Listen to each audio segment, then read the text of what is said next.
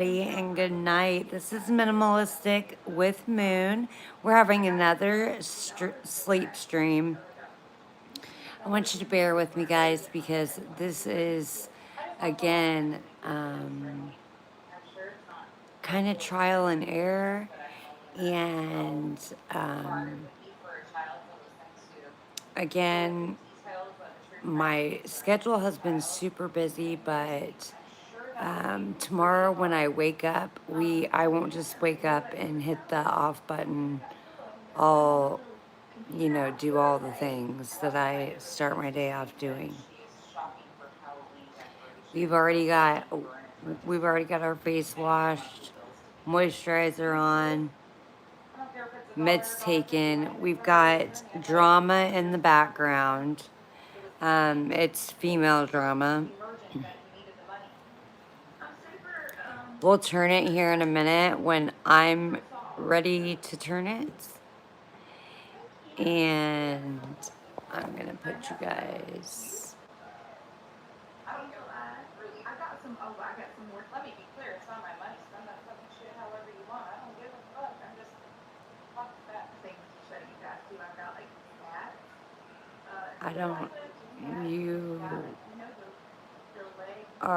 I don't know what you're talking about, boy.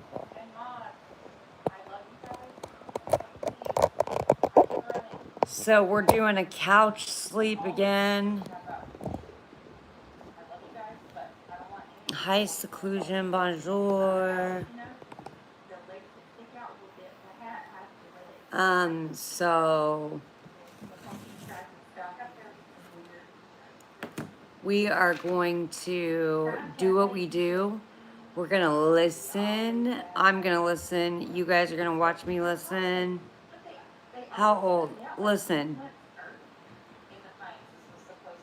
I am in my early 40s.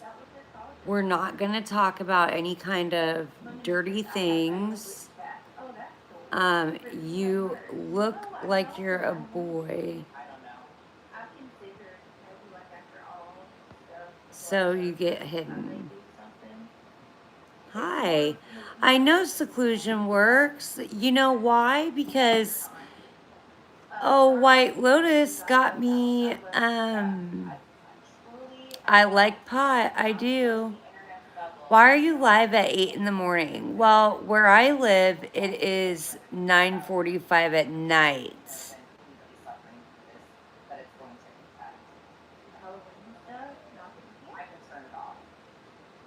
So,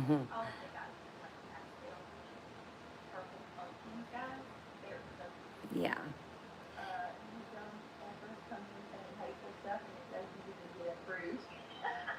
Hello, stay solid.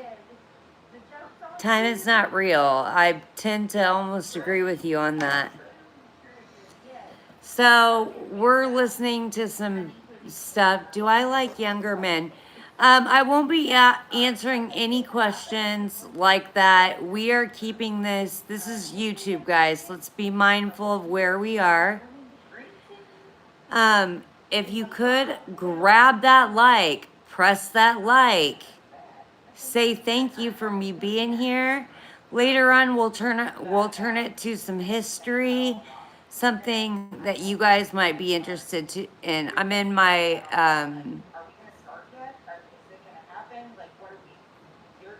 I look like Zebby. I don't know what that means. Can I sing? I'm not bad. Throw it back for $100 dono. This is the wrong app. We might move over to, let's see how it goes.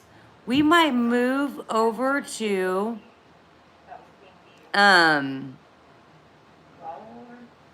I don't know, some other app.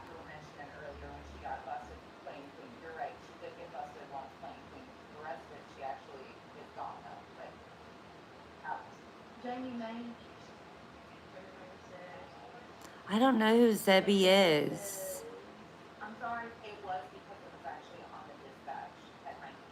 Hey Siri. Oh, I can't do No, I'm not drunk. I'm getting ready to smoke an infused, so let's chill. Uh, I'm gonna back this up. Pink Bow, this is a different channel. You found me on my different channel.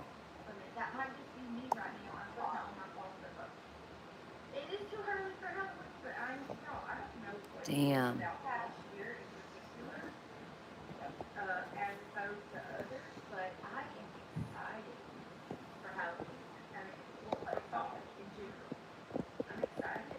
Hi, Riley. It's bad for my arms. You're just reminding me. Well, this stream is not for anybody that's 18 and younger. So if you're 18 and younger, I'm going to ask you to get. I haven't even smoked a cigarette. What are you talking about? This is Bleezy. So, okay. Chill, chill. So zebra is like the moon in the darkness. Oh, okay. So I have a dog, I have a cat. So when we're sleeping, we will see these dogs and these cats. Do you see this dog? His name is Ditto. Tell him I am the star of the show, all the shows.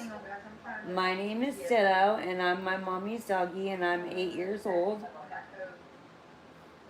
And then we have 11, which is a black cat that goes nuts. So if you start hearing a toy,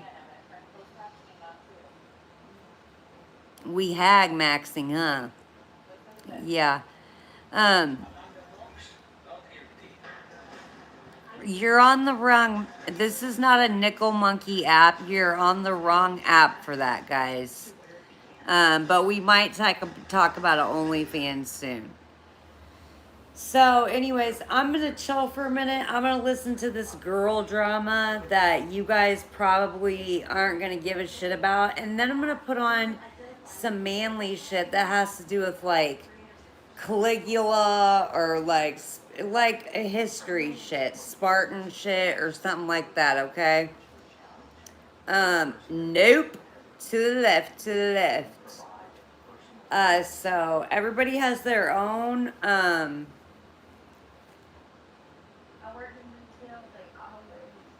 This is not a stream to provoke any kind of sexual provocativeness. This is a stream to create an ambient air that you're in a room with a fan going and there's a TV kind of in a different room. You see what I'm saying? So, but I'm gonna watch my little show for a minute and then I'm gonna turn it to a show that we're all gonna enjoy. It'll have something to do with the monarchies or something like that.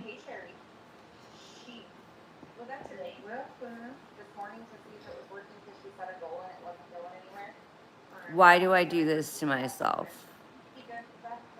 What? I'm not doing anything to myself. What this is called is, it's called supply and demand. There are a lot of people called voyeurs in this world that have nothing to do with being naked or anything. They like to watch people. They do. Lobotomy, lobotomy, lobotomy. Justifying what sin? I'm not sinning. I'm here by myself.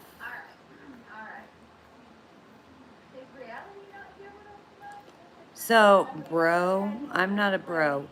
I'm a girl. Finish the joint. Let's light it first. Smoking a cigar. I know, he's so cute, isn't he?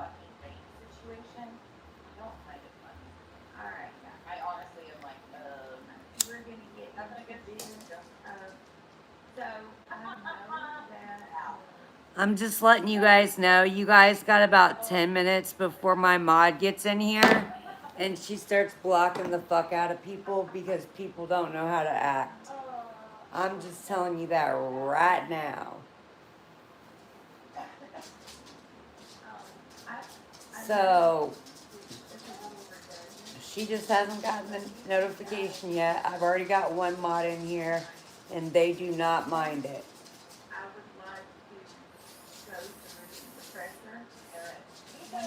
I'm not sitting any way provocatively or anything. I'm doing what the fuck I would do. And you are just watching me do what the fuck I do. Do you see what I'm saying? That's what you're doing. Like you're just sitting in a chair across the room, right?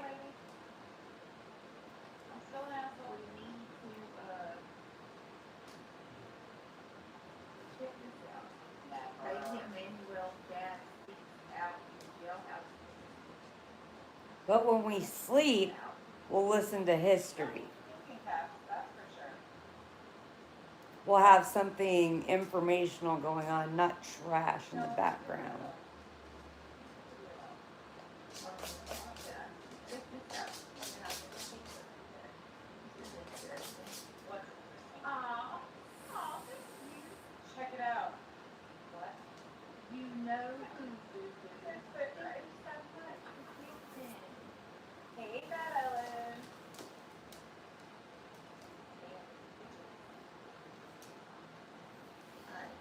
Seclusion.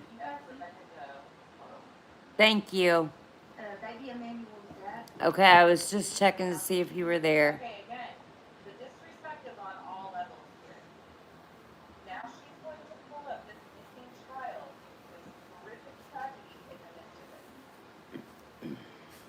We're keeping it PG. These shorts are not too short. We're doing a couch live because sometimes we go from couch to bed, stand up. Hit me with stand up. You want me to stand up? Go in the description and hit me with the Cash App. I'm not your nickel monkey.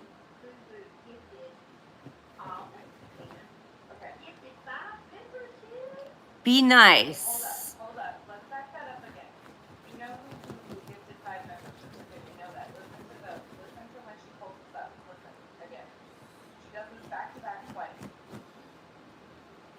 I will stand up when I want to.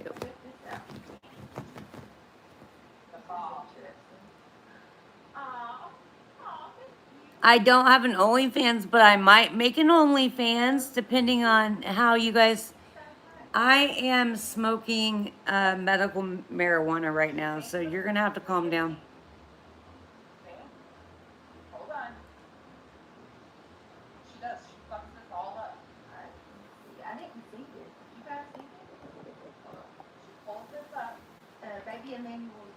Look at little ditto.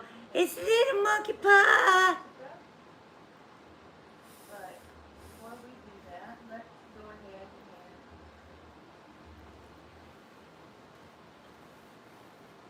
We even got a hello pillow.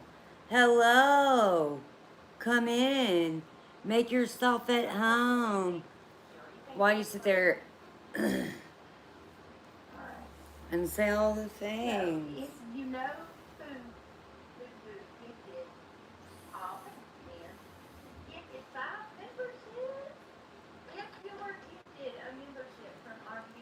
You guys, what? I need to know what lotion I should use. Should I use hemp lotion? I think I should use my hemp lotion. Because I already did my face stuff.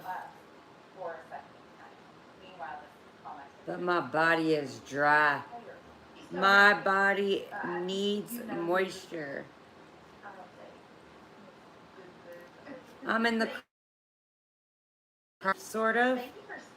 I'm like an opinion creator. So I'm watching drama from that.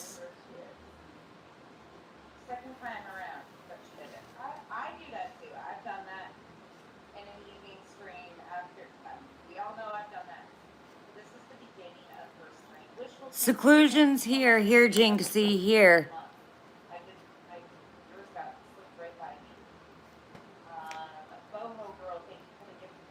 Here, Jinxie.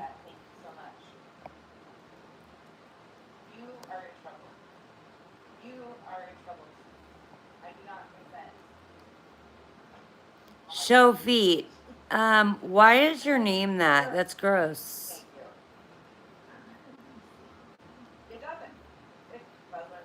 I'm from the middle of America. Show feet, show feet, show feet, show feet, show feet. Do you love Jesus? I do love Jesus.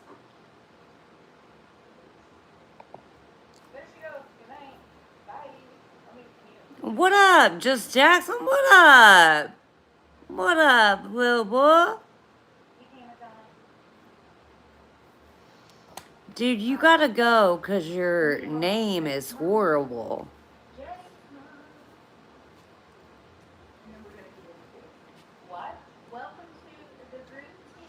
What color do I like for my lips? Well, my lips are really actually a darker color, so I normally have to go with a darker lip. I have never been to Russia. Show your foot fungus. I have no foot fungus.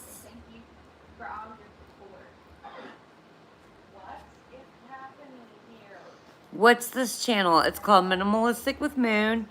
I talk about stuff, I do stuff, and what we're doing right now is we're having a little sleep stream. I'm actually doing you the courtesy of talking to you beforehand.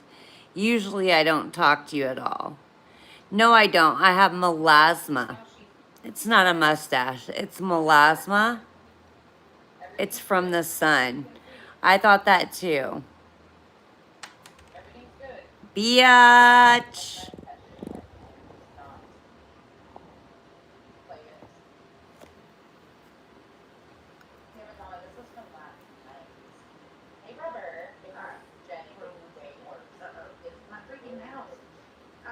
So I'm gonna chill. I don't know what y'all gonna do. You can sit there and bitch, ask a million questions. I don't know what y'all gonna do, but I'm gonna sit right here. I got mods working. I'm waiting for a specific person to come in and say the code word Indiana. So I can, the code word Indiana. I just told everybody the code word. That's funny. I need to mod somebody else though. What? No, you don't need to. You don't need to.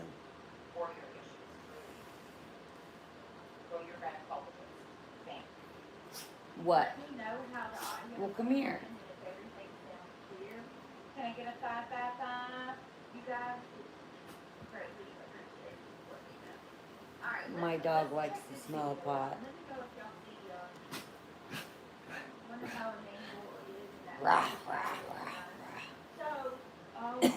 Do you want to smoke, girl? Hold on just a second.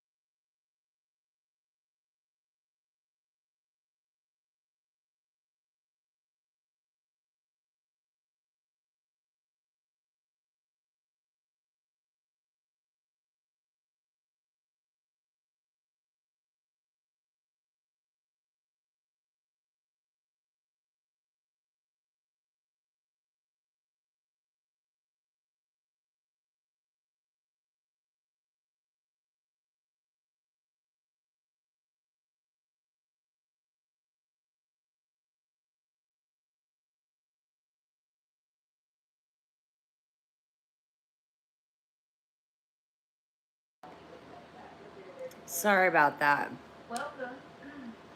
Sometimes we got to go off cam. Stop letting the dog. What? Listen, this is what I'm going to tell you. If anything gets mentioned, I'm about to go in there. If anybody mentions my dog, a cigarette, a smoke, or anything, I'm gonna kick you motherfuckers out of here. I'm already tired of it already. You guys are idiots. You can't even participate in any kind of natural. This is not a natural activity, I wouldn't say. This is not an activity that I like. All right? This is an activity that I'm doing for people who do like it. And people do like watching people. It's called being a voyeur. Oftentimes it has nothing to do with sex. It has everything to do with the companionship or whatever. Um, it's gonna be all right. You guys are gonna be okay. Hang in there.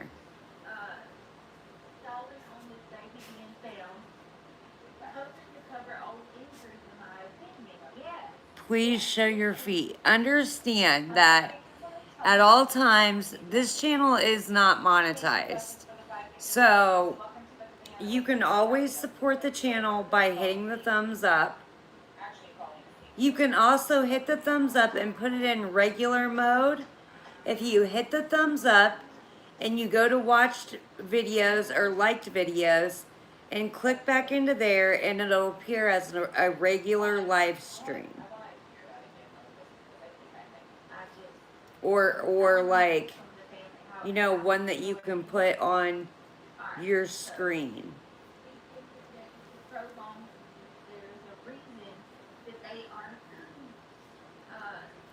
So, hi.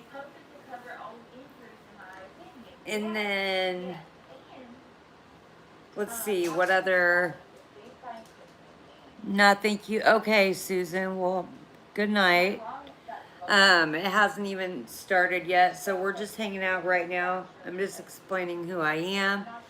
And then after this, I'm gonna lay down and we're gonna put on, what do you guys think we should watch? Do you guys wanna, or listen to, or watch and listen to? Do you guys wanna listen to something like warrior stuff from, should I call your friend? I don't know. Is this who wants $1 million? You love my clothes? It's just a t-shirt and shorts. I don't have Russian music, no. What we'll be learning you want to learn about the Russian Empire? We can do that.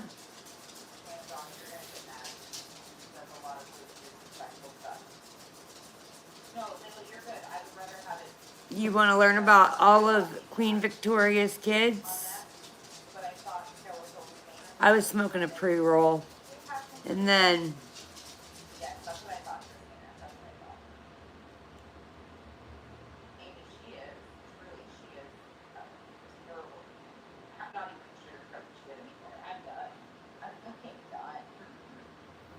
what?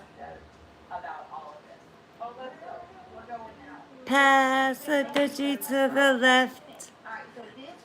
Pass the ditchy to the left.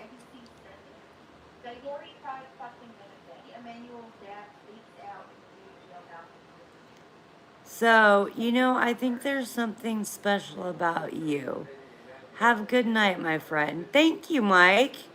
There is something special about me. I'm not like window licking special, but so,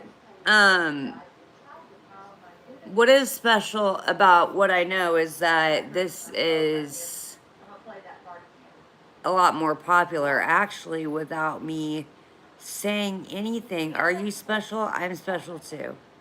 We're all special. We're all special to somebody, right?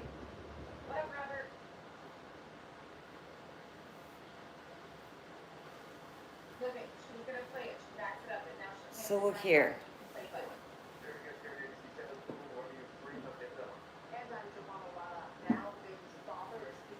I've talked to you enough.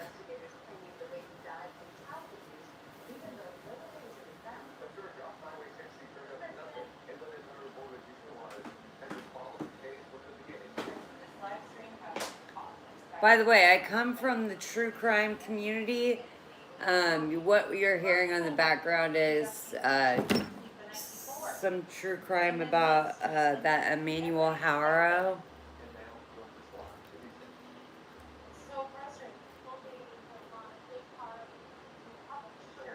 Seclusion is very sweet. I do. Uh, okay, good. I'm glad you pooped twice today. The hell?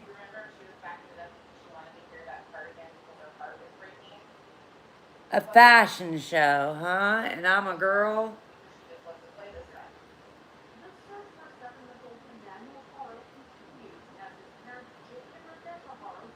Don't forget to hit the thumbs up, party people in the house.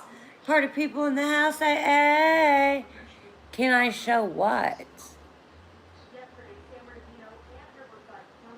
You make my day better. You do make my day better. Name a car for edit. If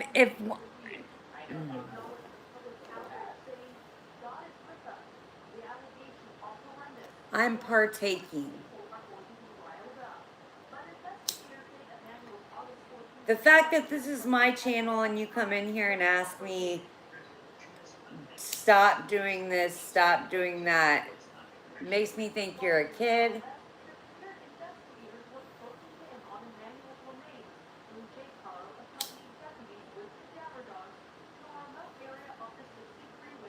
And you shouldn't be here or you have no couth. And I can do whatever the fuck I want. I'm smoking top of the line, top tier marijuana. I'm pretty sure that I'm good, yo. It's legal in my state. It helps. It's medicinal marijuana.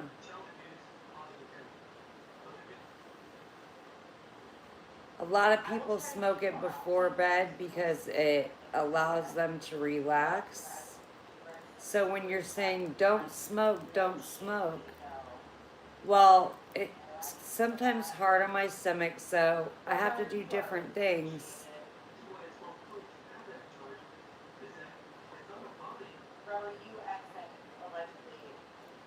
So we smoke. Wakey wacky.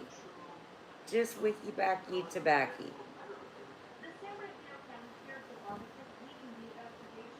You guys, I know I look like my legs are 10 feet tall, but I am 5'2", 120 pounds. My legs are just long. I have a short body. I should do that.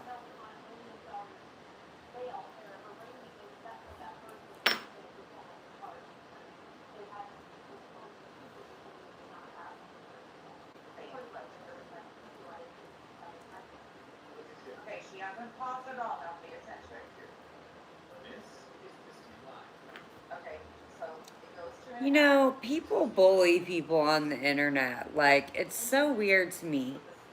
Like, why do you spend your time watching people, like, to bully them?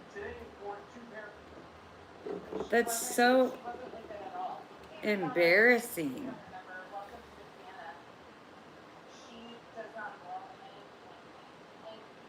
It's called insecurity, yeah. What you doing? Bullying is so stupid. Can I get 15 for some tissue?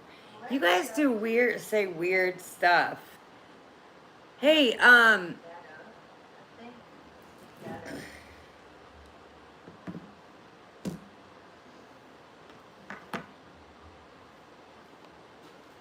Hold on just a second. Uh-oh. Sorry. Sorry, I'll fix it. I'm coming. Here. Sorry about that.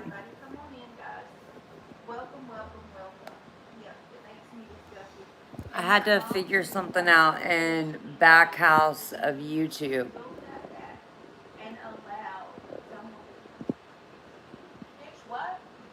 It's your birthday, and I'll cry if I want to, cry if I want to, party if I want to. I'd get stoned too if it was my birthday. Hey, what up, Anonymous?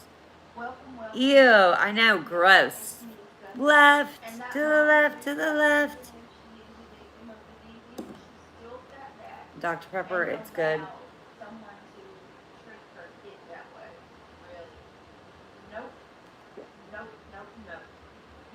So what are you guys thinking about watching while we sleep?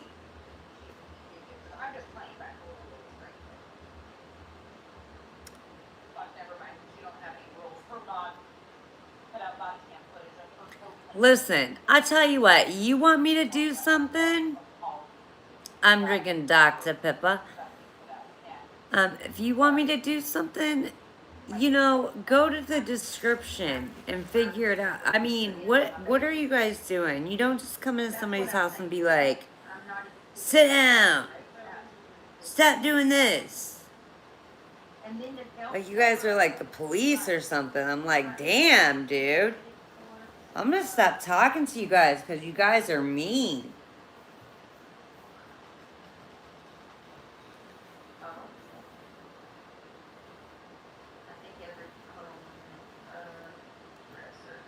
Trying to figure out how to please you. It was pretty good. Technical VR.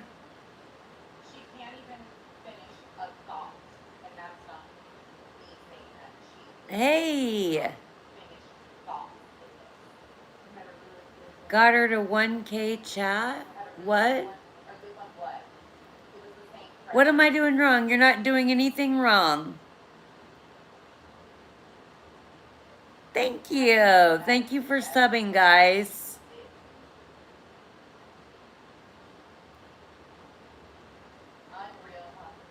See, you know, it's you'll find that in the middle of the night, my mods will go to sleep and stuff, but you'll find that the craziness dies down about what people say on here. Listen, our matches, our thumbs up are almost matching our views. We've got 135 in here. Let's get the thumbs up to 135. If you stop in here, hit the thumbs up. You're just going through your car. I am definitely a girl. I'm wasted. No, I'm not. I'm about to smoke a joint. I'm not wasted. I'm gonna smoke a joint. I'm gonna brush my teeth. And then I'm gonna put lip balm on. And then we're gonna find something to watch together. But you guys gotta figure it out, okay? Should I do a poll? Do I need to do a poll about what we're watching? Are we watching like...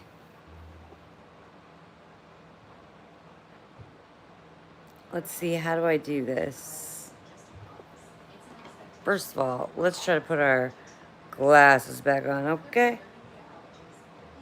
Start a poll. Ask a question.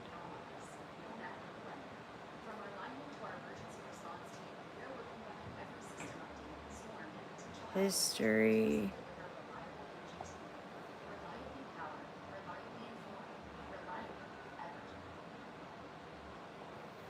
Wait a minute.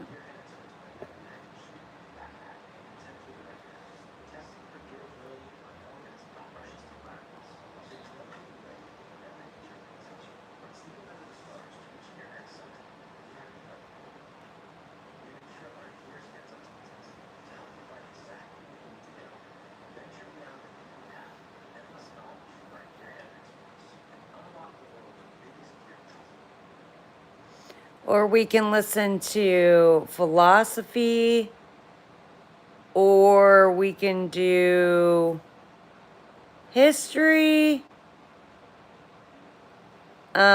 creation,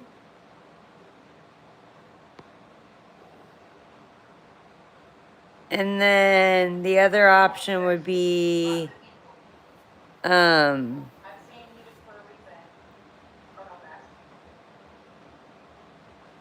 history, creation, and like monarchies.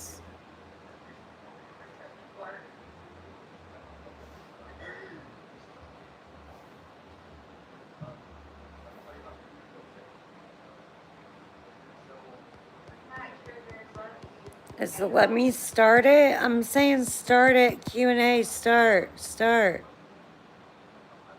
Oh. Start though.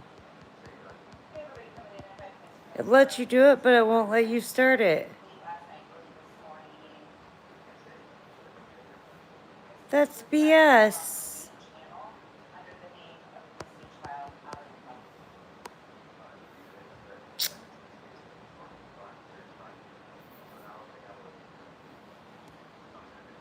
You can't even start it.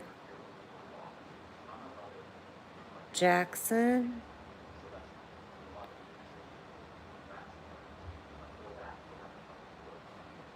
Oh, Javon. No, it's Jackson.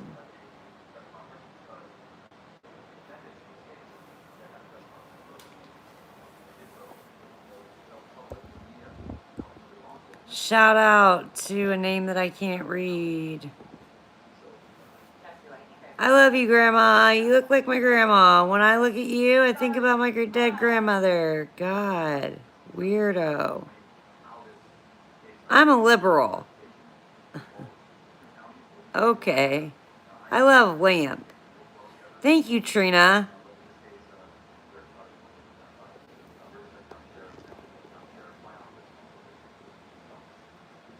Hi, showgirl.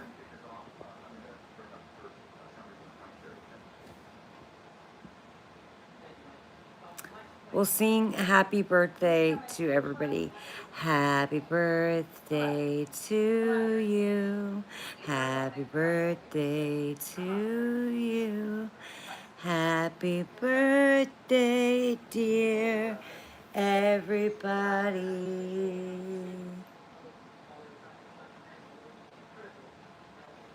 Happy birthday to you. Like that? I'm not being mean.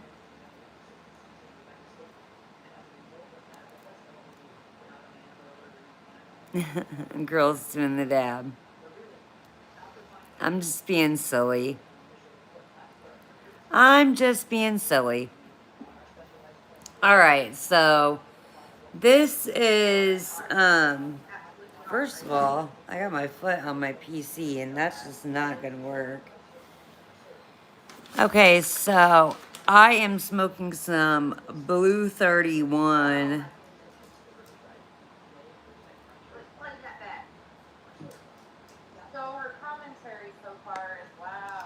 Times Joker's candy. Do the dab again.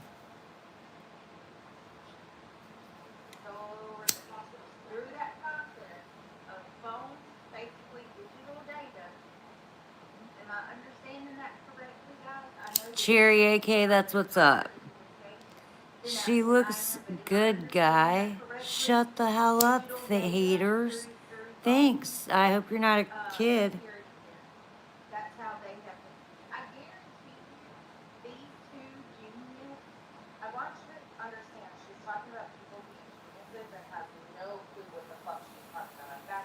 You're poor. Yes, I am. You're poor. I work, though. Are you poor, Jackson?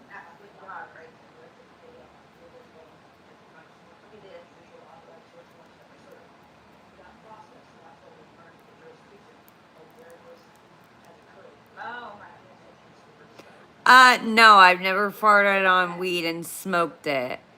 I know somebody said that I was poor.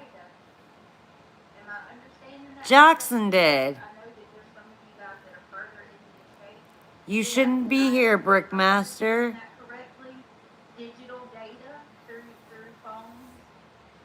You ever drop a tab? You seem cool as fuck. I have back in the day. I think 90% of the world is poor, okay?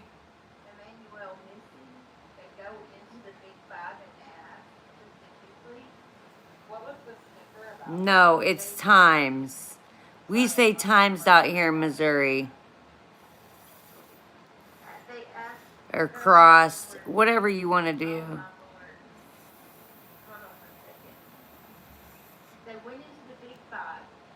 I know, Trina. Thank you. Stand up for us. I don't respond. Hey, blank screen. Are they thirsty Sims? I can't figure it out.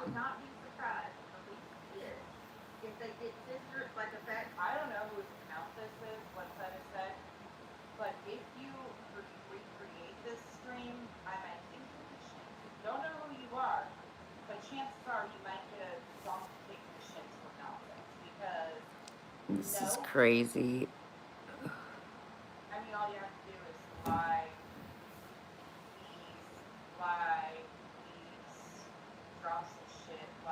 I am from Missouri. It's not a cigarette, you guys. I'm smoking weed.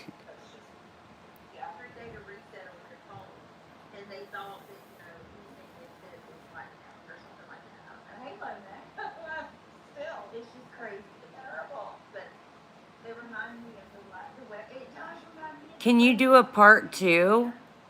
What do you mean? Can we see your feet? Can I see the money? All my links are attached to my bio and the description into this. So I don't know. Feel free to tip. I'm not going to worry about him. I'm just going to talk to him. Twerk. Like, do it again. You can tell the way she's holding it too. LOL. It's weed.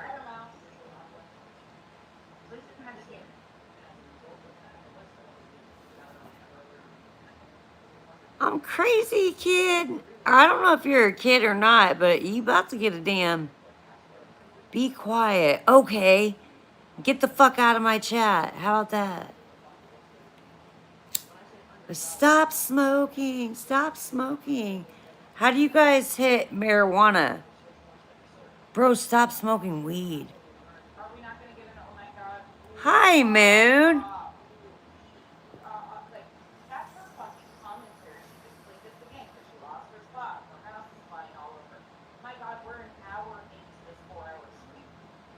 Look at the children. You nasty little children. You're not supposed to be in these streams. It says 18 and older.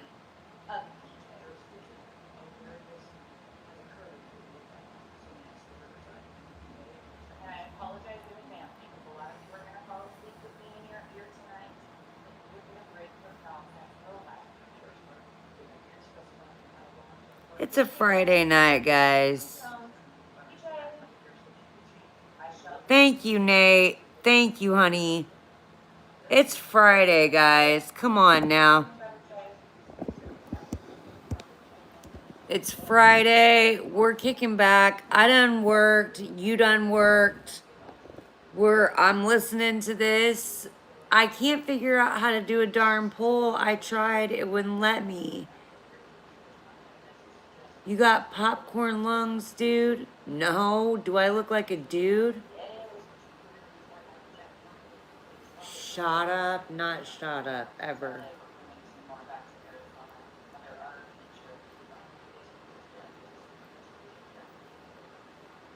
Imagine be like, you're poor. Like,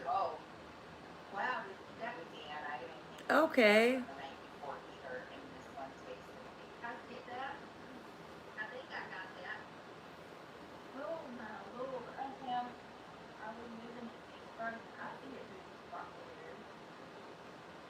I haven't tried a rose toy.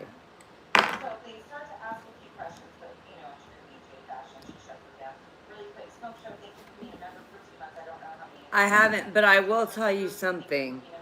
If I tell you, no, I'm not going to tell you.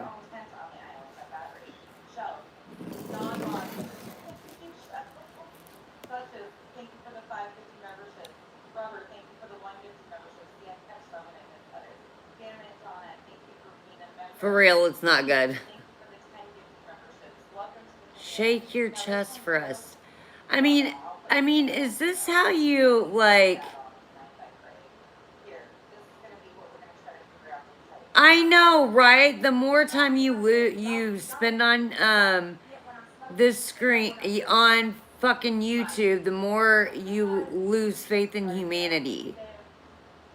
There are a lack of misinformed idiots in here. They'll slow down. They'll slow down as soon as I stop quiet. Be quiet. As soon as I start being quiet, they won't. Yeah, they're just people trolling. They have no better to do. It's Friday, too.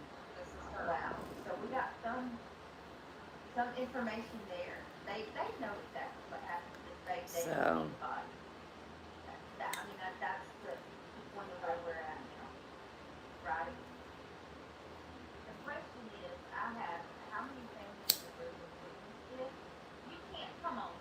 You guys, I'm going to tell you one thing.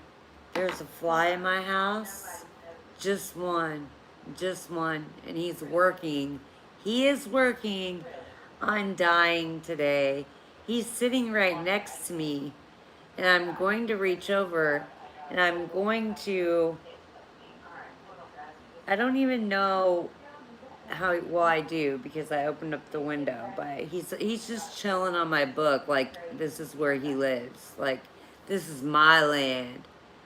I'm a fly, and I've came over to be a fly on the wall. Oh, no, you haven't. You keep sitting over there on that. Because I'm going to tear his ass up. He's sitting on here. A chunkla.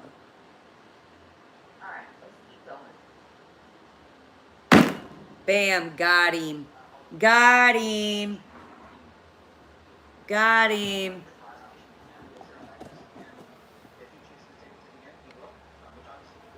Night, night, fly. Night, night. You got. You got, bruh. A fly's life just ended.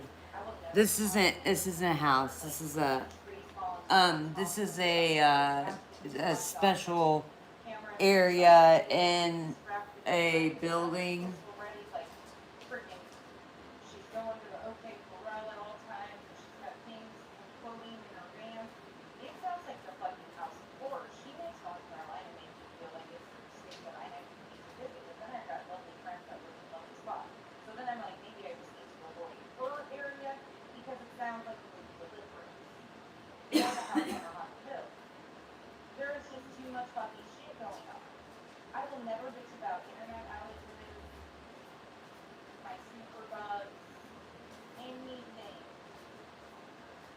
This lady on the screen, boy,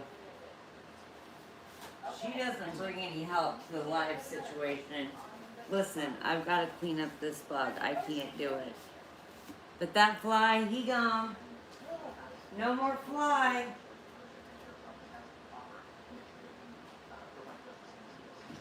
Let me feed my dog and my cat.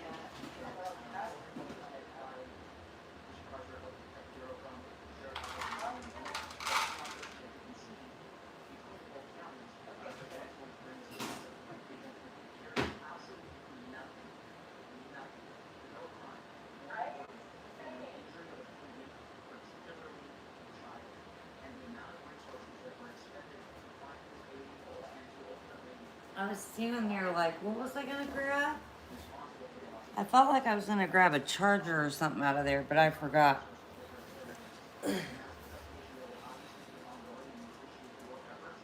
Uh, don't spam the chat.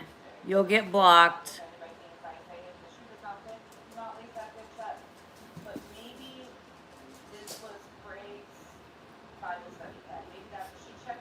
Just be cool. I forgot about what? What I forget about?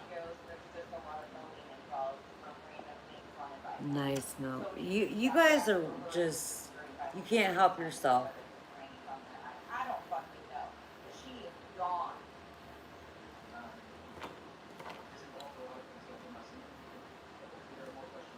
I need to hurry up and go to bed.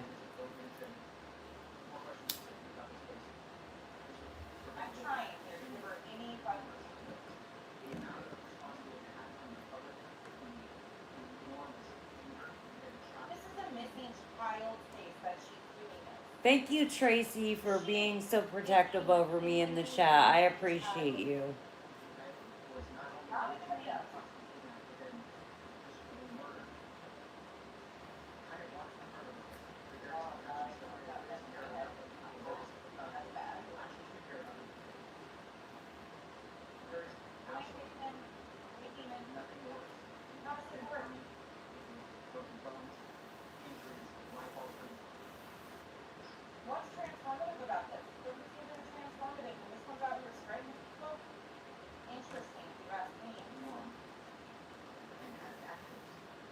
She does have a point. She does have a point of what she's saying on this show that she's talking about. And she's like an ops, you know what I mean? Like, so it's like, Dan, you made a good point.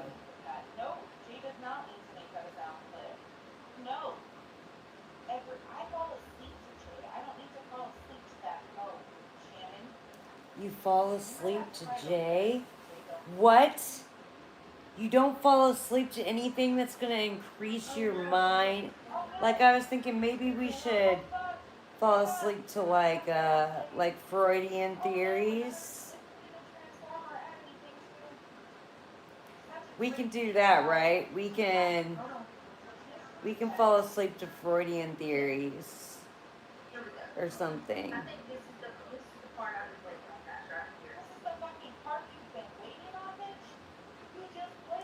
Do remember, it's a thumbs up the live.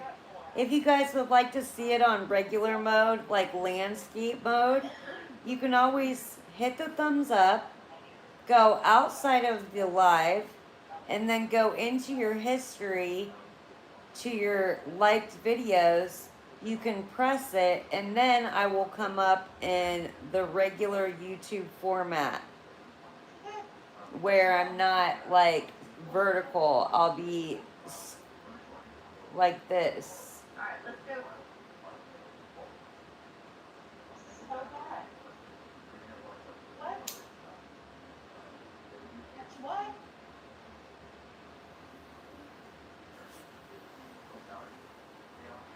All right, you guys.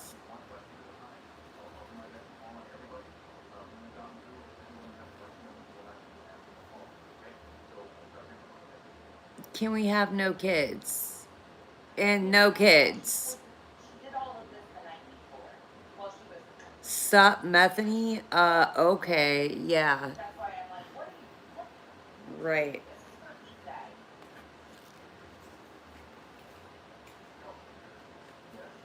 You know what? Americans have a huge problem now where they look at American women who are at weight, and they're perfectly at weight and they have their BMI is fine, and they believe that they are too skinny now because the trend was fat.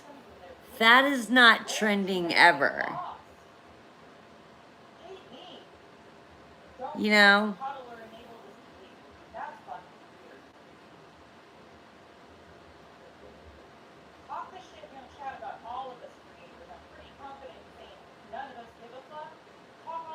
Hamburger. Are you high? I just smoked some Blue 31. Cross the Joker, yeah. Damn, y'all, what city was you born in? Blah, blah, blah. Thank you for that. I don't know what that means, but it doesn't look good.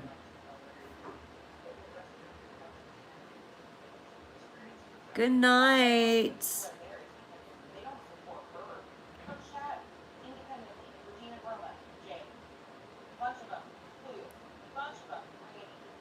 All right, so my day's been pretty good, Winter. We're going to sleep.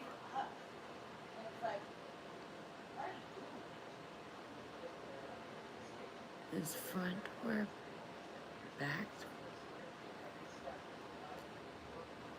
You guys are kind of weird. So I'm going to take this off of camera for a minute. I'm going to get our stuff together. I'm also getting naked. Yeah, it's super weird.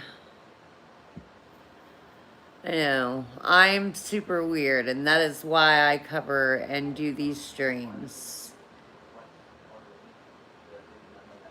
Did she, you know what? Seclusion's smart. Of course, brilliant.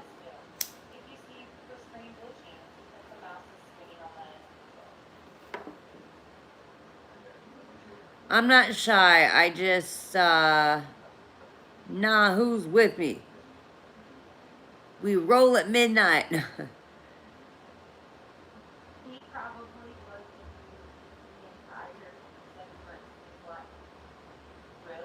I can turn on the camera. I just had it turned on.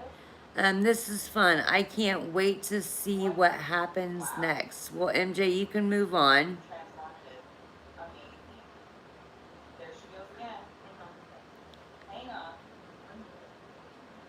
The CGI version, or oh my gosh. Take a picture of it and email it to me, because I don't get them.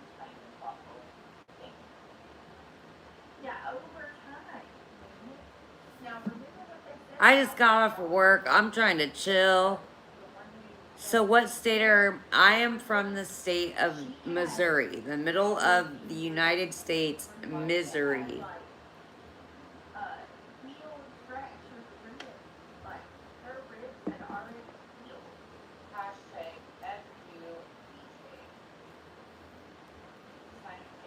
You know, did you know that bitches are crazy? Bitches are crazy over other bitches. They cannot stand it. They cannot stand to not. They just can't stand other bitches to see them do good. They hate it. They will go above and beyond to make sure that bitch is doing bad. Misery, that's right. Misery is right, Nate. The States, it's cold in the morning, and then it's damn hot in the afternoon. Well, I'm gonna tell you what, women are something else. They will fight over the dumbest stuff. Oh my God, you said I look like a dog. Oh my God.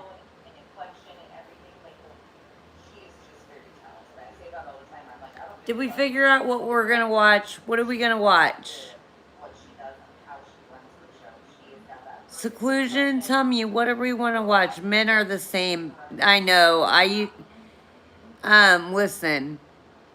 I used to literally manage 40 to 150 men at a time.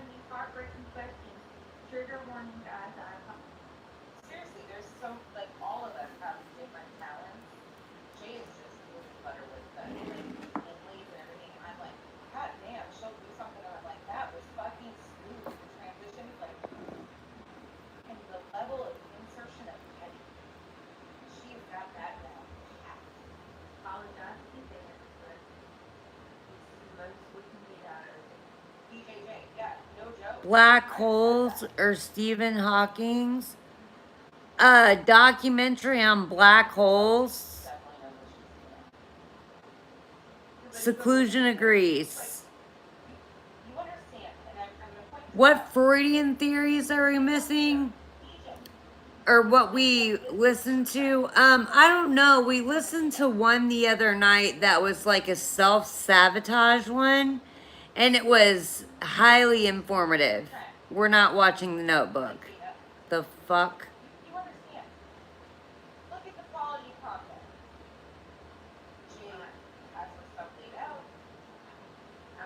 Okay. So Trina, just calm down, okay? This is called YouTube. There's nothing that's going on here that's not. I'm dressed. I'm fully clothed.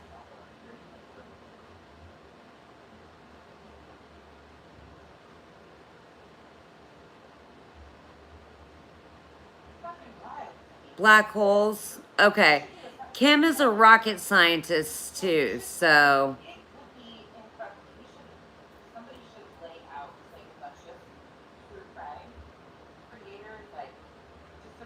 Yeah, Trina's more of a troll. Um, just missing some cute socks. You know what? Sometimes I sleep in some cute socks or I sleep in socks. And I'll probably go get socks when I get up and brush my teeth. And I'll have them sitting by me because it's not unlike me to get socks on.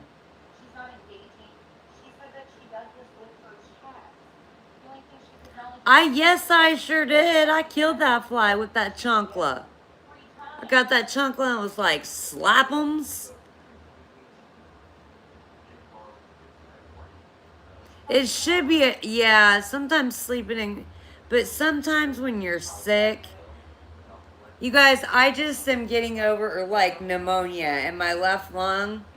And I know, right? I'm smoking. Okay. Uh, but supposedly it's clear because I had antibiotics. We're all good. Whatever, whatever. But it was due to a sinus surgery.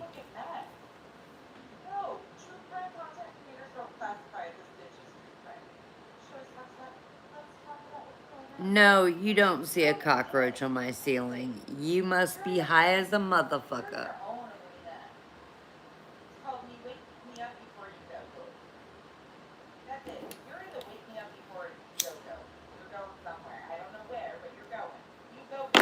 That's probably the funniest thing I've ever seen.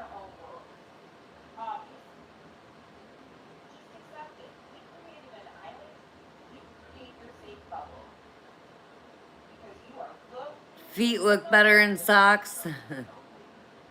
A cockroach is wild. There's no cockroaches. You don't see a cockroach. I don't have cockroaches. They they just troll, you know, like some of you guys are doing. But eventually you guys will just keep coming through here. Just keep liking hit the like button. Um,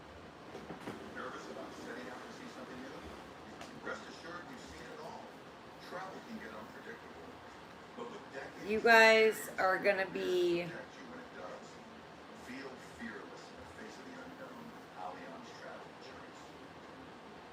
just blown away by my performance tonight.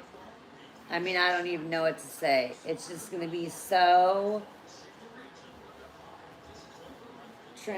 Ditto doesn't want to be in the scene anymore. Cut scene. Ditto was like, peace, biatch. I'm out. You know what I say to Ditto? He got all the way out of camera, guys. Look at him. He's like, I'm out of camera.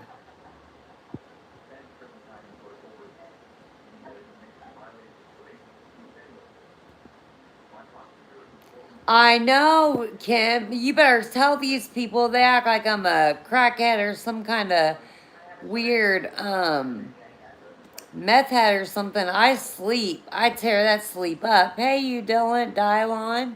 Are you a Dylon or a Dylan?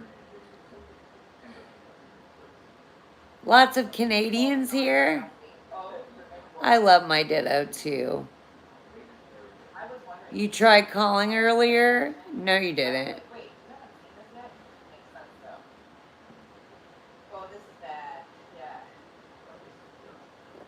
What? Dylan's acting like he knows me. So, Dylan, now stop that. Stop acting like you know me. We don't do that. Like,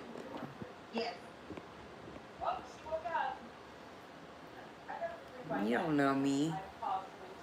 Talk to you. You just talked to me on the phone. You got me. Okay, when? I've been live for an hour.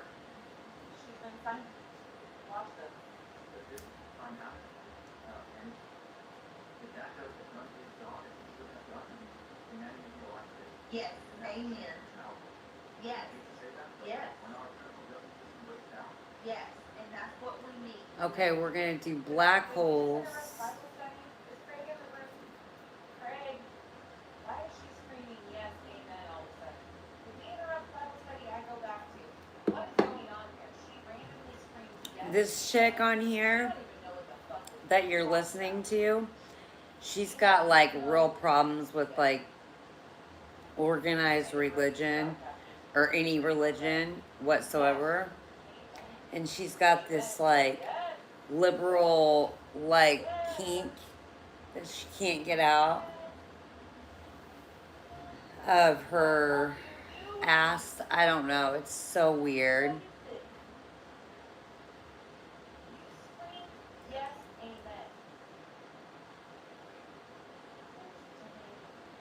I am 100% always been a big fan. Absolutely. Fangirl. Sure fan. Carry on. What you drinking? I'm just drinking Dr. Pepper. I don't drink weak whack whack. Call it fangirl.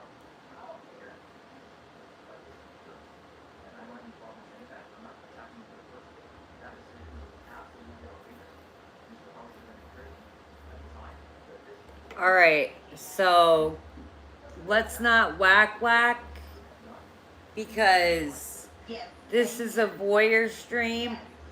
You guys, I'm gonna block words so you guys mods don't have to worry about this shit.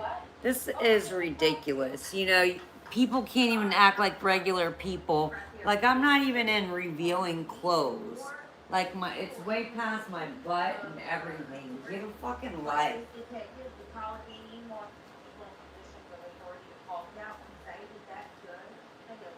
Let me brush my teeth and I'll be right back.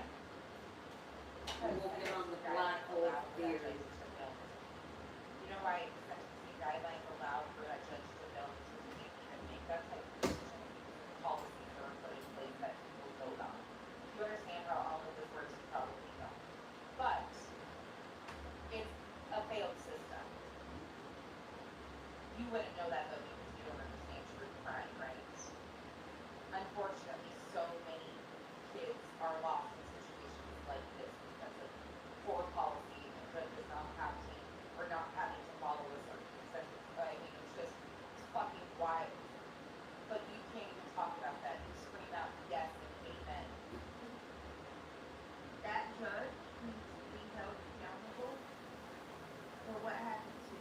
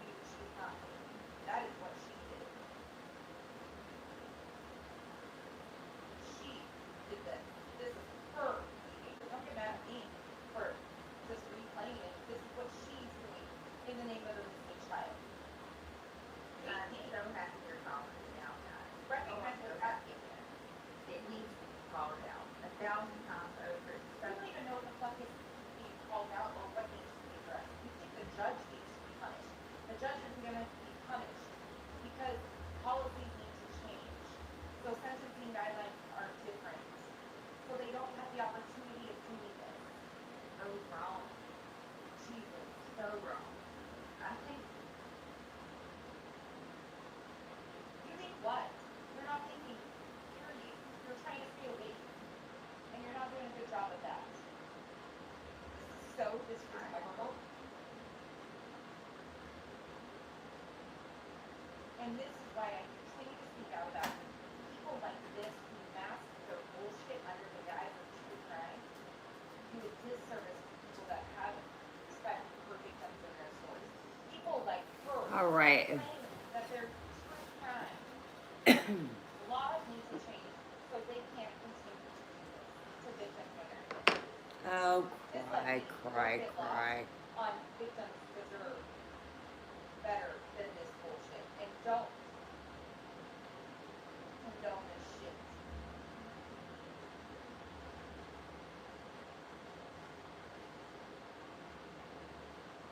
We can't normalize it as true crime and acceptable to happen to victims and their stories. That is not okay.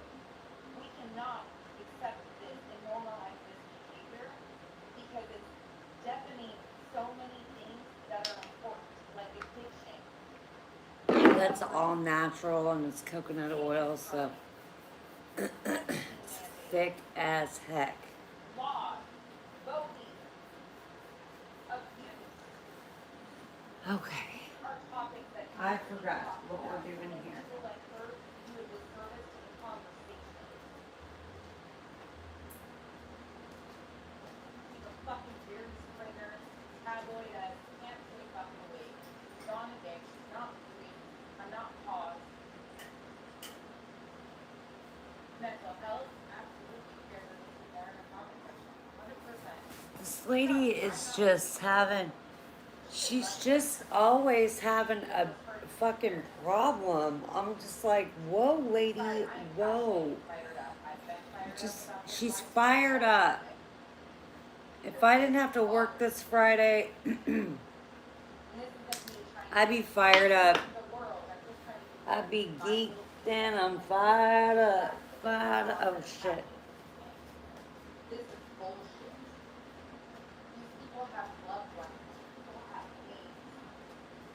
BJ shouldn't be allowed to do this to victims and their families and call it a career while threatening to sue others because her feces are hurt, because we're pointing out the fucking shit that she's doing to families and others. You want to live in a society where this shit's normalized? Not me. Sorry. Alright. Okay, hold on. 1 second. You wait. This girl, her name's Nonsense on the Web. She supports this chick that says, send all, Switch over to a revival with Tammy Faye fucking Baker? What the fuck is going on? send all black people back to Africa. And like, she's up here just making excuses for another girl. It's probably pretty racist too. I don't know. Who knows? But let's look. Let's start the search.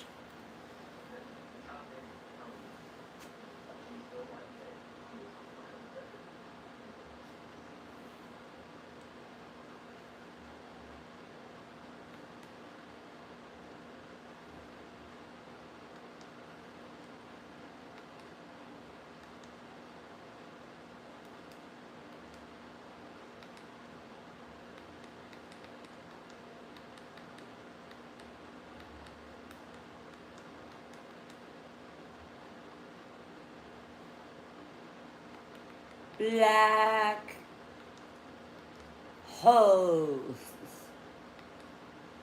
Hoes.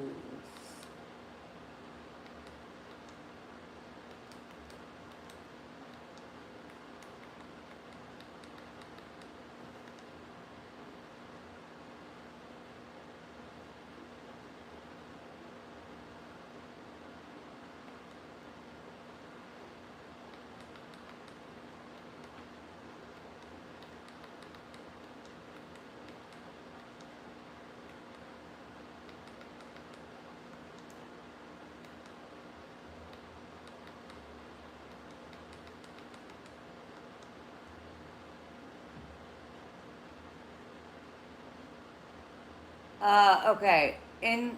Black hole apocalypse. What's inside of a black hole? Why black holes could hold the secret to time? The weird physics surrounding black holes that will make you something or other. Which one do you want?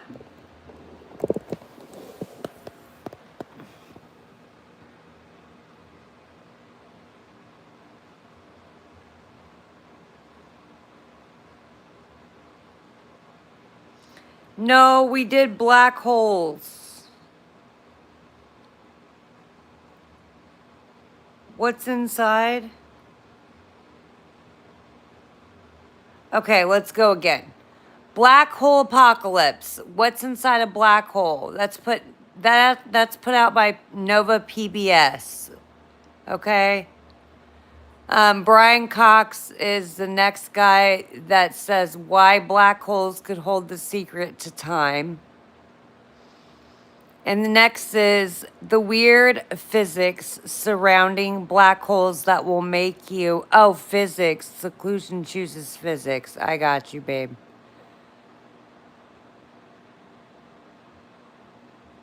Number 2.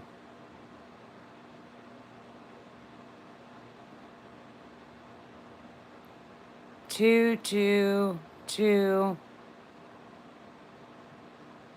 You like time travel? Okay, I'm seeing a lot of 2s. So let's go with 2.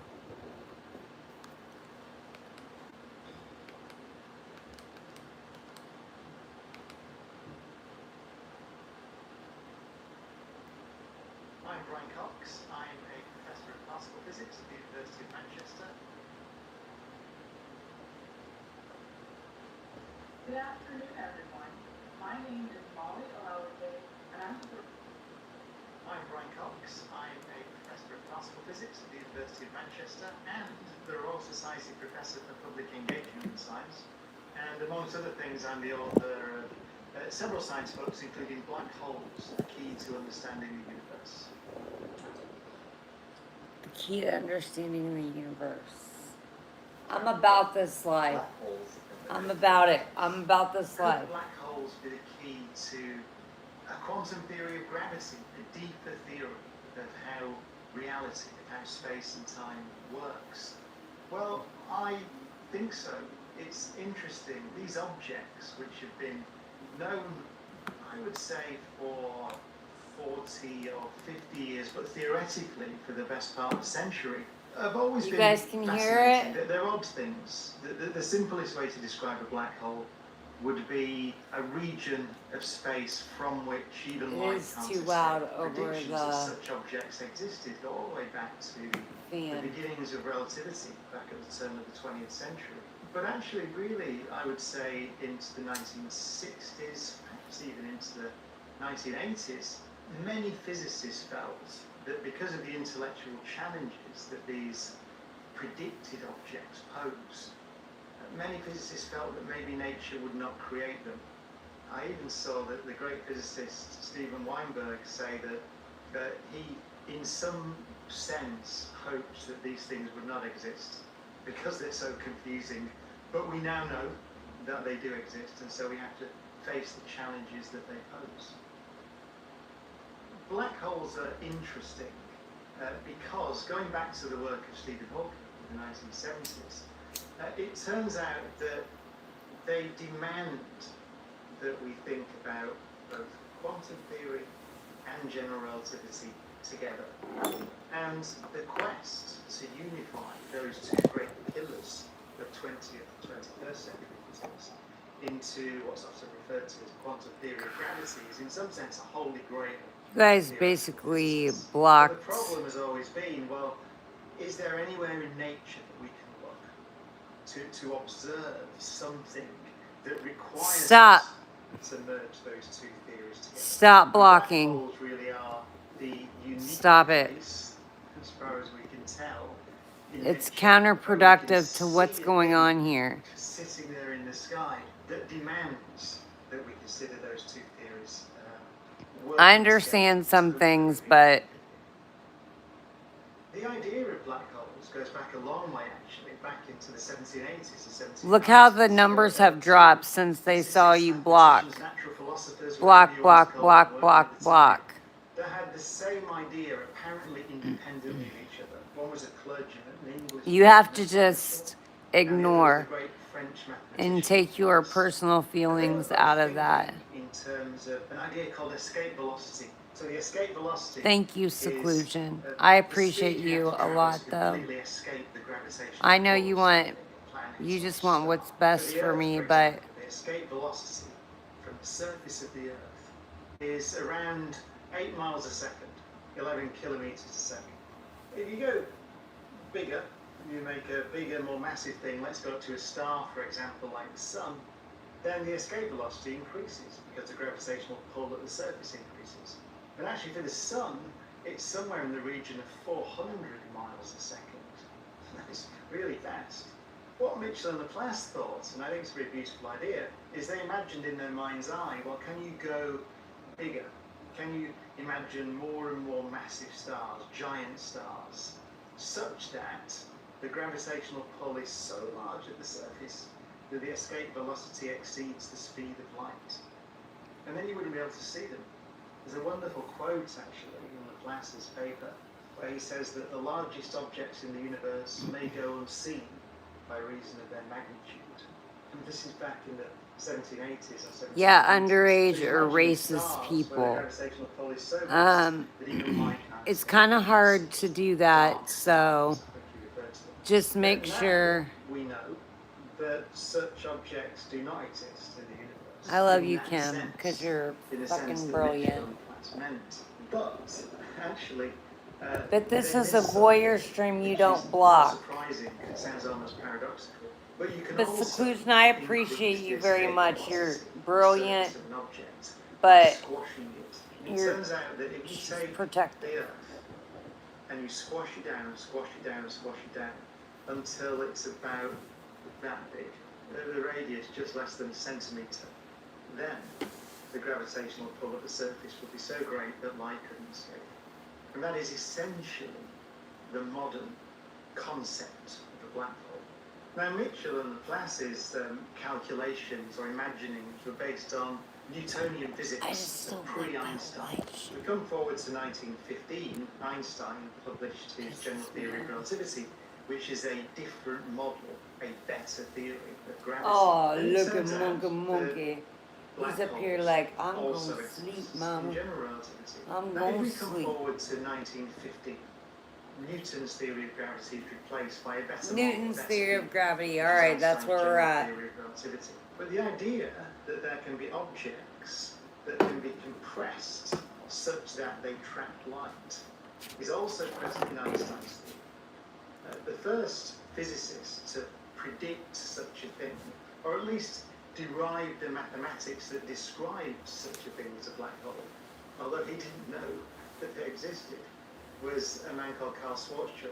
What Schwarzschild did was provide an exact solution to Einstein's equations that describes space and time, the distortion of space and time in the region of a star, or at least an idealized star, which is a perfectly spherical, It's better non-spinning not give me ball. nightmares, It's a Kimberly, simple model. about how big the world is Schwarzschild and how small we are in the described or world. discovered the solutions to Einstein's You know I like to equations think I'm that important. describes what happens to space-time outside such a thing way back, actually 1916, just after the theory was published. What Schwarzschild's solution also describes, though, although he didn't think No. in these terms at No, the time, ditto. was what that space looks like if you completely remove the star, but leave its imprint in the fabric of the universe behind. And that is essentially the theoretical description or the model of a modern relativistic black hole. Now, while Schwarzschild's solution, and by solution I mean we're to picture a distortion in space and time, a distortion in the fabric of the universe. While Schwarzschild's solution does indeed describe the simplest possible black hole that we can model in the universe, people didn't really think in those terms at all until No, later. You it's see in the 1930s, Einstein, a colleague of his Rosen, for example, exploring that space-time and building models of what that space-time might look like. But I think it's true to say that really, certainly until the late 1930s, and actually arguably post-war until the 1960s, most physicists thought that such things would not exist in nature, so they were theoretically interesting, perhaps not practically interesting. The reason is that you have to create such a thing. So it's one thing to have a model of space and time that describes this object called a black hole, from which not even light can escape. But it's another thing for nature to actually make it. So if you go through the 1930s, there's a lot of papers. Actually, Robert Oppenheimer and a student, Liz Snyder, wrote a very famous paper just before the war, which explored whether a real star in the universe, at the end of its life, could collapse and collapse without limit to form this geometry, this thing that we call a black hole. Just before the war, Oppenheimer and Snyder showed that under certain assumptions, a star could behave in such a way. But it wasn't really until the work of people like Roger Penrose and Stephen Hawking and several others in the 1960s that it really began to look as if nature would build these things. There's this great quote I remember with some fondness, actually, Arthur Eddington, a colleague of Einstein's, who was very English, very proper physicist, and he said, "Nature will prevent such absurdities from existing." That's it. Nature will prevent it. Good night, Well, everybody. it turns out nature doesn't prevent it. We now know, and we've observed them, that stars do Goodbye collapse to you. from black holes. And then, For theoretical Saturday physics morning, moves wake on. up. So people accept that these things should exist. Good night, Although Ditto. it's true to say Say they night. didn't actually imaged one Night. until the 21st century. But in any case, people accepted these things should exist. More and more evidence mounted that they do exist at the centres of galaxies and at the sites of collapsed stars. Make sure these But then you have to shorts face the won't consequences. show my What does it mean buttocks. for our understanding of the YouTube will universe eat you. if there are these objects where space and time behave in a very strange way, where light is trapped, and where it would seem that anything that falls in is at the very least locked away from the universe forever. Oh. Razor bumps? Get a shave with a touch of aloe. Penis, extra smooth sensitive. Incoming dishes! Stone Power Wash applies to 99% of grease in half the time. The better grease getter. Fresh shower. Meets Hello Kitty and Friends. Step inside a super cute squish along to work. I had a car accident. And I lost 8 years of my memory. 8 years just gone. So to understand the conceptual problems that are faced if these things exist, then it might be worth just describing very briefly the Einsteinian description, the pure description of general relativity. A black hole, what do you see from the outside? Well, there's an event horizon surrounding the black hole. In some sense, it defines the boundary between the external universe and the interior of the black hole. The event horizon is very simply, and a bit hand-wavingly, but it's a reasonable description. It's just, if you can imagine a sphere in space, and if you go across the boundary into the interior of this sphere, then even if you can travel as fast as the speed of light, you can't escape. So the event horizon separates the interior of the black hole from the external universe. We'll see a bit later why that's a bit of a hand-wavy description. But another description of the event horizon, which confused people all the way through the history of black hole research, actually, certainly to the early papers in the 1930s and perhaps even post-war, was the idea that the event horizon, when viewed from the outside, is a place in space where time stops. And that's a direct prediction of Einstein's theory of relativity from the external perspective. If you Does time watch, for exist? example, an astronaut falling in towards a black hole, then from your external perspective, you'd see their time pass more slowly. Slower and slower and slower as the astronaut approached the black hole, until on the horizon you would see their time stop.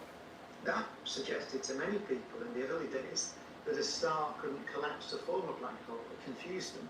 They felt like a star's collapsing, and does it not freeze forever in some sense on the horizon?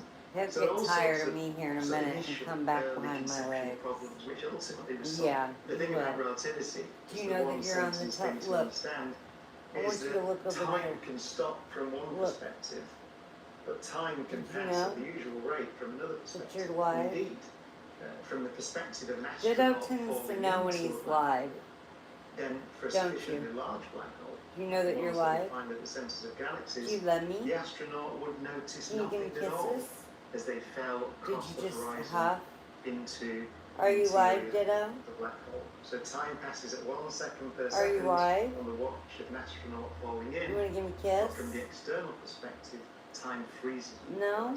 So black Okay. holes are full of these apparent conceptual challenges, which are actually Well, not everything's conceptual fine. challenges at all. They're just a central You part can of wait here Einstein's for a general minute theory and then of you can go relativity. to your So that spot. confusion was eventually dealt with and solved, and people understood, certainly by the 1960s, what these things are and how general relativity models them. We'll be There is a watching central another problem one of there, those too. which is still not solved, which is, you put it this way, what lies at the centre, Of the three. and I'll be careful with my language, what lies at the centre of a black hole.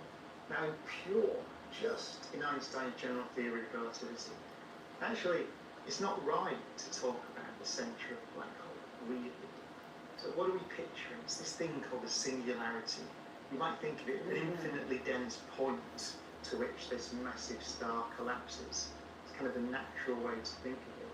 But actually, just even in pure general relativity, when you look at a nice map of a black hole, the so-called Penrose diagram named after Roger Penrose, what you see is that the singularity is not really a place in space at all. It's a moment in time. And actually, it's the end of time. So one way of picturing what's happened when a star collapses to form a black hole is that space and time is so He doesn't like distorted foreign objects that, on in me. a sense, they're all swapped. Leave it there. And so what we thought of as an infinitely dense point, So I had to place take in my space, bracelet off. He the doesn't centre- like at any the foreign centre of the objects on me collapse of there. the Now he's star, fine. Stop. actually Stop it. becomes Stop a it. moment in time and the end of time. Stop it. I have Singularity. peppermint on But my the feet nature of too. that thing A was peppermint not struck. and is still not understood. So that's a great mystery. And it's been Chill, long bruh. accepted Chill. that we will need a so-called quantum theory of gravity, a deeper theory of gravity, in order to explain the singularity.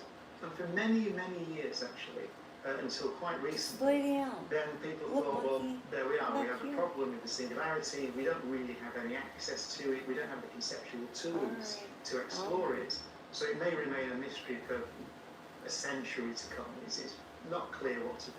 The great He's revolution like, this is where I'm in going, black hole bitch. research was to notice, my and it began house. with Stephen Hawking's work in the I'll in pay the mid- bills here, 1970s, he said. was to notice that actually there are conceptual problems at the event horizon of a black hole. Not in this extreme place, not only in this extreme place, of the singularity, whatever it might be, but at the horizon. Now that was a real challenge and extremely interesting, because we strongly expect the This laws is the of one nature you that guys we picked, by understand the now, way. laws of nature that we have full mathematical and conceptual control of to apply at the event horizon. And so that's why black holes have become so interesting.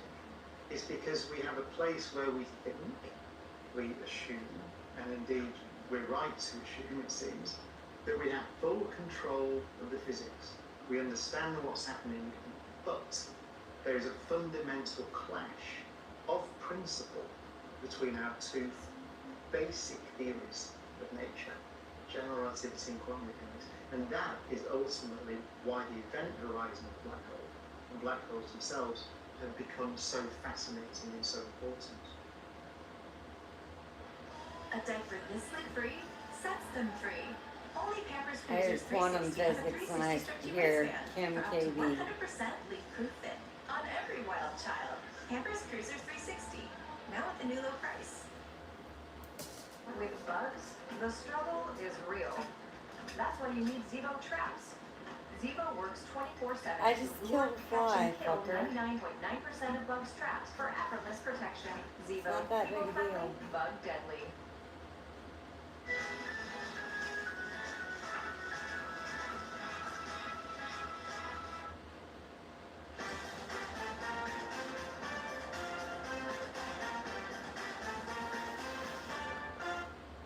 Bored with your current job? Need These help people making a have change? ad after ad Then after check out ad rolling. sheepdog2.org. Rolling Right now, ads, there's tons guys. of work in the KC area. Rolling No matter what ads. amount of experience you have, Think about we it. want to talk to you. Training is at no Just cost think to you, about it. and good wages and benefits to start. It's never too late to make a change. Turn your life around with a click and start your new career today. Help me by spending time with me so we The can modern have revolution romance. in our thought, which is still ongoing, by the way, in understanding black holes and quantum gravity, really does begin with work that Stephen Hawking did in the mid-1970s. Stephen Hawking, in his own words, showed that black holes ain't so black. So he described them as prisms, in a sense. We're picturing them as a region of space from which nothing can escape.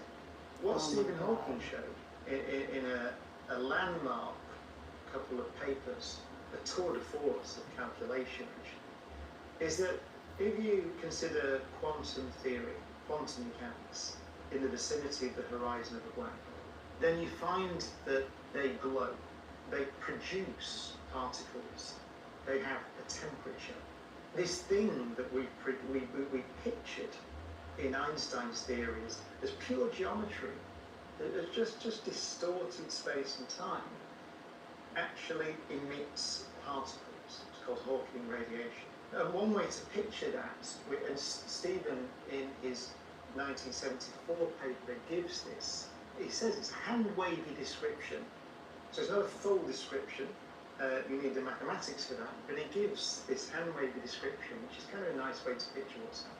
The idea is to imagine, to zoom in on space in the vicinity of the event horizon of a black hole. If you zoom in on any piece of space, the piece of space in front of your nose right now, if you could zoom in and slow time down with a big microscope, you can picture what's happening as a series of particles coming in and out of existence all the time, so-called entangled particles.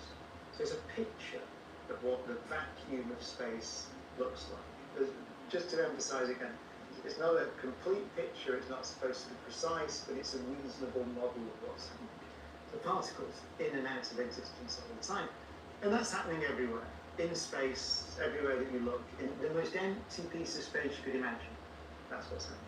In the vicinity of the horizon of a black hole, you can have the situation where one of those particles, or pairs of particles, is on the inside of the event horizon and one is on the outside. And then it can happen that the one on the outside, instead of merging back with its partner again, can escape into the universe. It's essentially made real by the presence of the black hole. So the other partner is interior to the black hole, and this particle heads off into the universe, removing energy from the black hole as it goes. This rain of particles, this glow of particles, is called Hawking radiation. That has profound implications. So it's kind of a simple picture of what's happening. But the upshot is, imagine this thing. It's a black hole. It's glowing. It's just space-time geometry. But it's emitting particles. Losing energy, therefore it's shrinking. Which means that one day it will be gone. So black holes are not eternal prisms. They have a lifetime. One day, whatever's in there is returned to the universe. The question was, the central question that was immediately raised by those calculations is this. What happened to all the stuff that fell in?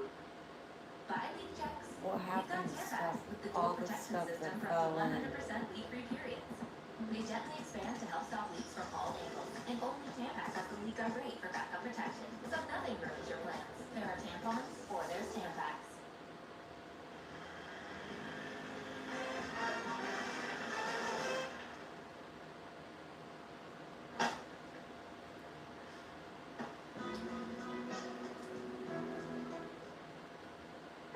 Amazon's value means more than just a low price. That's why we offer a full line of Whirlpool appliances built to last. With riots and violent looting going on all over the country, I don't feel safe leaving the house without this banana.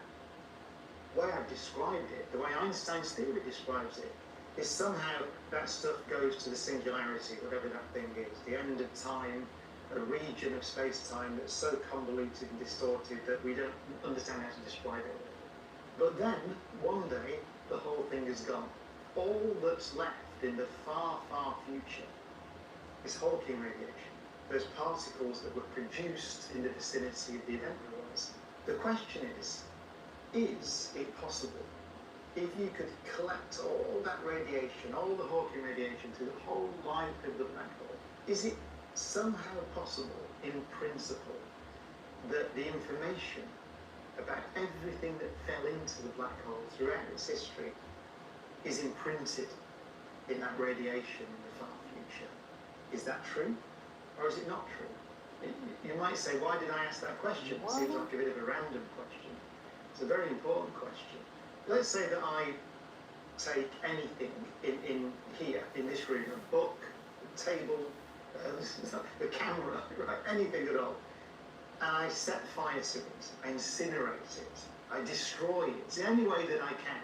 I could throw it into a furnace, I could put it in the heart of a nuclear bomb and explode it, or whatever, just completely incinerate it. In physics, in basic fundamental physics, then it turns out that if you could collect every piece of that thing that I detonated or incinerated, every quantum of radiation, every photon, every particle, everything, in principle, if I could just collect it all, and I was clever enough, then I could reconstruct the thing that I had destroyed. Information is conserved in the universe, as far as we know. So every law of nature that we have says that information is conserved. The problem was that Stephen Hawking's initial calculation of the way those black holes evaporate away said that information is not conserved. Said that black holes are erasers of information. To put it very bluntly, the calculation said that once that black hole had gone, then even in principle, there is absolutely no way you could learn anything, reconstruct anything about the things that fell in, including the star that collapsed to form it. So information erasers, the only information erasers that we know of in nature. That was the initial picture of black holes as Stephen Hawking understood them back in the 1970s and 1980s. This became known as the black hole information paradox.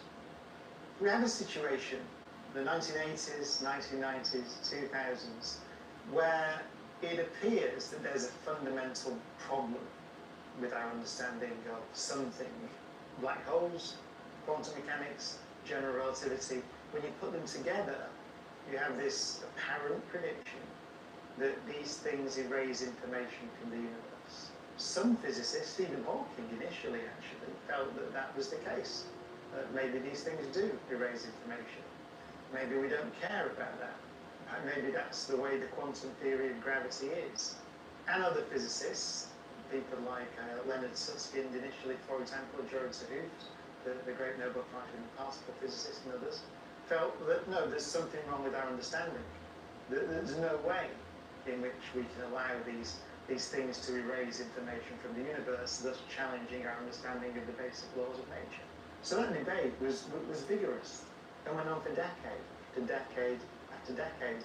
The reason it's interesting is because there's a very precise problem posed. So it's not some kind of thing like trying to understand the singularity or understand the Big Bang, or where you can just say, well, we're miles away from understanding.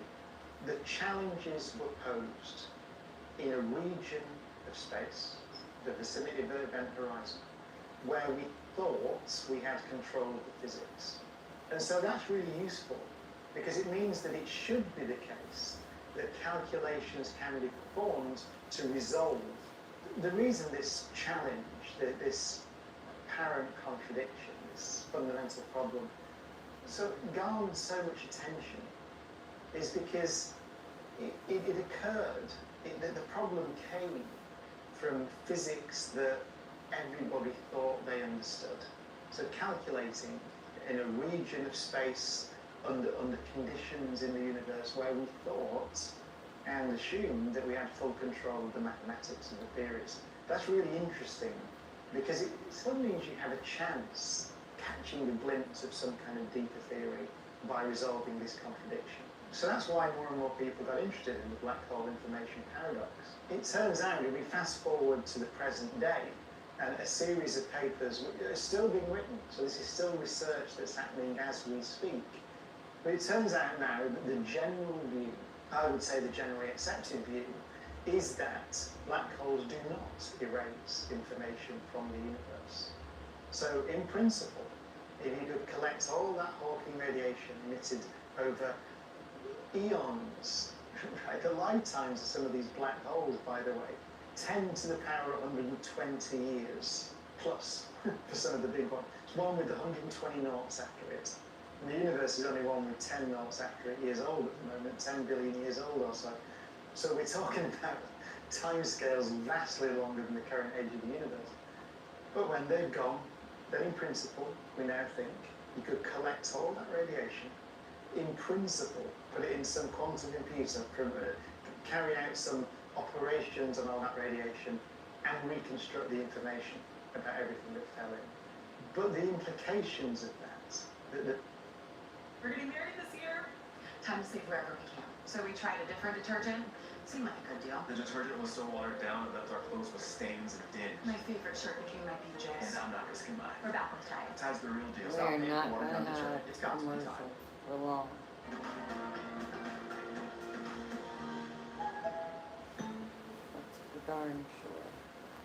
Mucinex Children's Mighty Tooth. Symptom relief for cough or cold and flu. Ready to dose.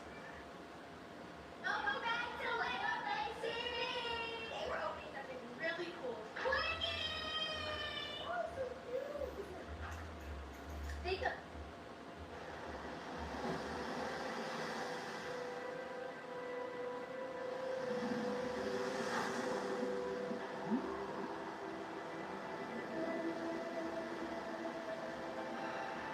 Urology, I need that. the mechanism I by need which that. that happens, I would say it's Dude, profoundly that's something I exciting. need. Because it really does seem to be giving us a glimpse of a deeper theory of gravity. The simple way to say it seems that space and time are not fundamental. So one view, and I emphasise that there are other views, we're at the cutting edge of research now, but one view is a field which has become known as emergent space-time. So what does that mean? It means that space and time themselves are not fundamental. In Einstein's picture, we assume there is such a thing as space-time.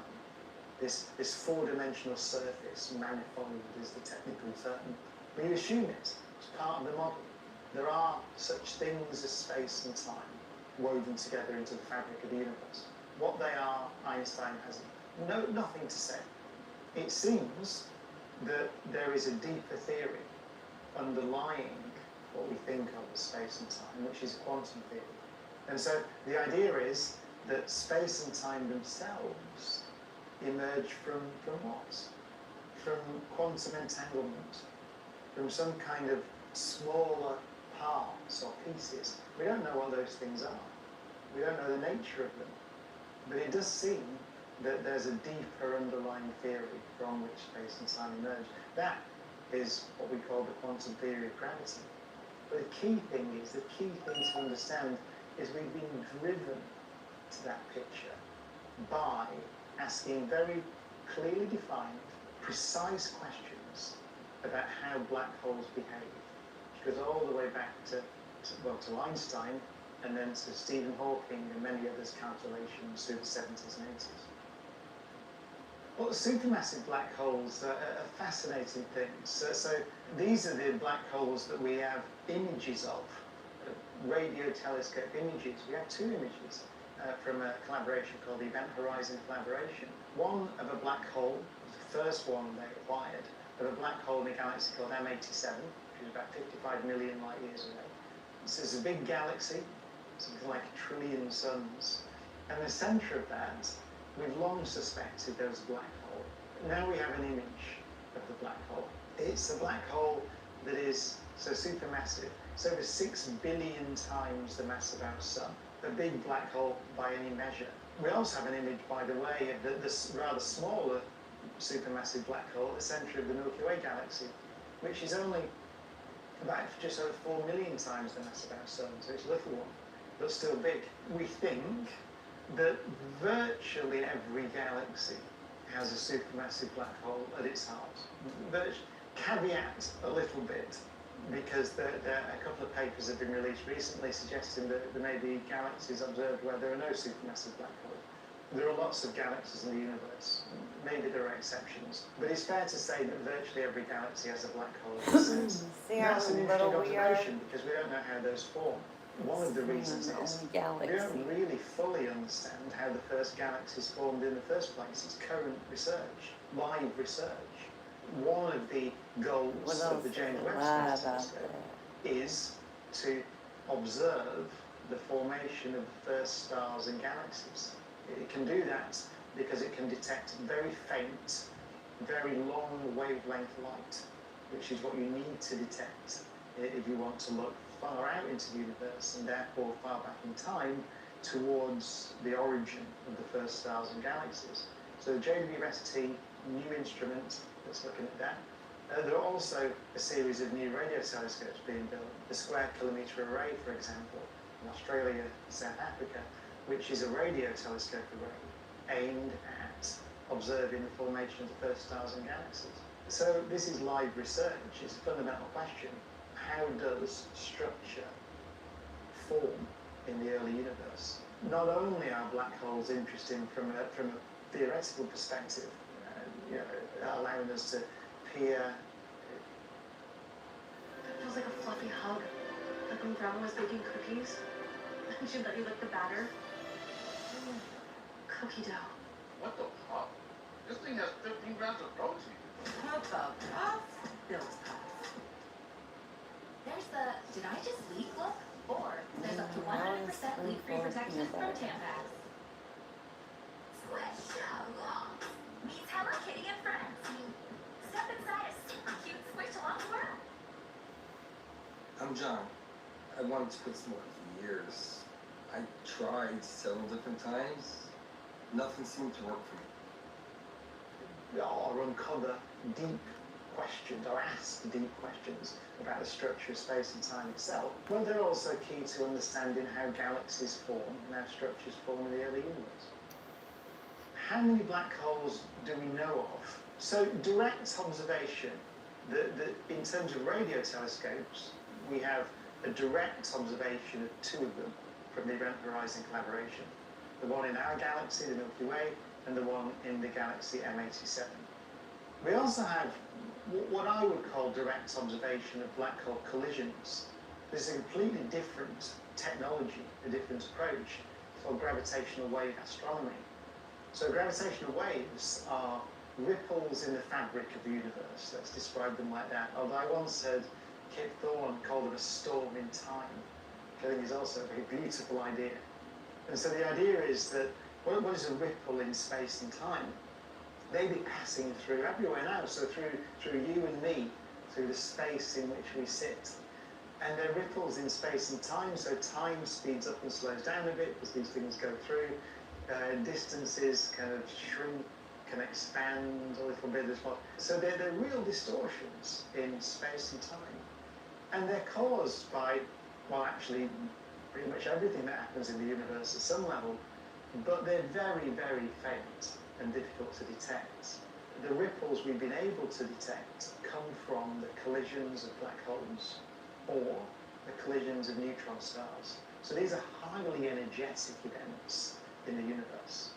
And the observatory is called LIGO and Virgo. These are essentially laser beams, so-called laser interferometers, about 2.5 miles actually long, 4 kilometers long, at right angles to each other. And they can detect little shifts in the distance between the mirrors between which the laser beams bounce, far, far smaller than the diameter of the nucleus of an atom.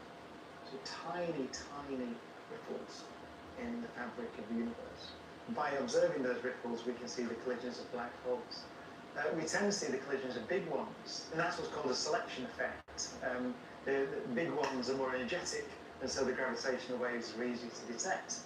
But the collisions we're seeing are between black holes that are, for example, around 30 times the mass of our sun. And the number of those collisions is, I think it's fair to say, larger than anyone would have imagined before the observations were made. So it seems there are quite a lot I say of something, these it's black 'cause I'm holes half floating asleep. around that are very massive indeed, 30, 40 times the mass of our sun and upwards. And I think it's fair to say the formation of those things is a mystery as well. It's presumably that they're formed from the collapse of very massive stars, but the number of them, I think it's fair to say, took everybody by surprise. So we've detected, I don't know what the current number is actually, I'm speaking now in June 2023, there are collisions being detected reasonably often, but it's tens of collisions, maybe more actually. But we have multiple observations of collisions of black holes with black holes, and indeed black holes and neutron stars as well. So it's quite a few. So we're very certain now, as certain as we can be, that these things really exist. Instead, we have images and we have these wonderful observations of the collisions of them. Now, how many black holes might there be out there? There'll be billions of them, billions. So all massive stars that are, 3, 4, 5, 6, 7, 10 times the mass of the sun. There are lots of stars that are above the limit, beyond which we understand that at the end of their lives, when they run out of nuclear fuel, they will collapse without limit. Nothing will stop the gravitational collapse, and they will inexorably form black holes. So black holes are the natural, we used to say, end point in the lives of stars above, 3, 4 times the mass of our sun. We now know, of course, that ultimately those black holes will evaporate away again, but, that really is an in-principle statement in the far future. So the way to think about black holes is that any star more than, let's say, 3 or 4 times the mass of our sun and upwards will form a black hole when it runs out of nuclear fuel at the end of its life. The numbers are kind of debated, but let's say something like 2 trillion galaxies. Large galaxies and smaller galaxies in the observable universe. So 2,000 billion galaxies. Pretty much every one of those will have a supermassive black hole at its centre as well. So we're talking about, not to steal Carl Sagan's phrase, but billions and billions of black holes. Carl Sagan said, I never said that. So I'm not stealing Carl Sagan's phrase actually, because he says that he never said billions and billions.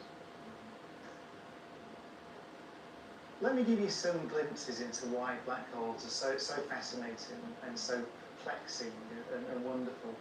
So if we go back right to the beginning of the work on black holes in the 1970s, Jacob Bekenstein, a colleague of Stephen Hawking's, actually, one of the first researchers to really begin working on black holes alongside greats like John Wheeler, for example. Bekenstein noticed in a simple calculation, which was initially pretty much a back-of-the-envelope calculation, actually, noticed that you can ask the question, you can answer the question, how much information can a black hole store? That's a strange thing to say, because the model of a black hole is pure geometry, pure space-time. So you might think, well, it's not capable of storing any information. Now, how does something store information? You need some structure, you need atoms, or something that can store bits of information. Well, it turns out that you can calculate that a black hole stores information and how much. Breeze. Have you tried these Febreze cardamom clips? The intensity now gives you total control. I can turn it up. That smells good. Or turn it down. Nice and light. Enjoy 40 days of freshness your way.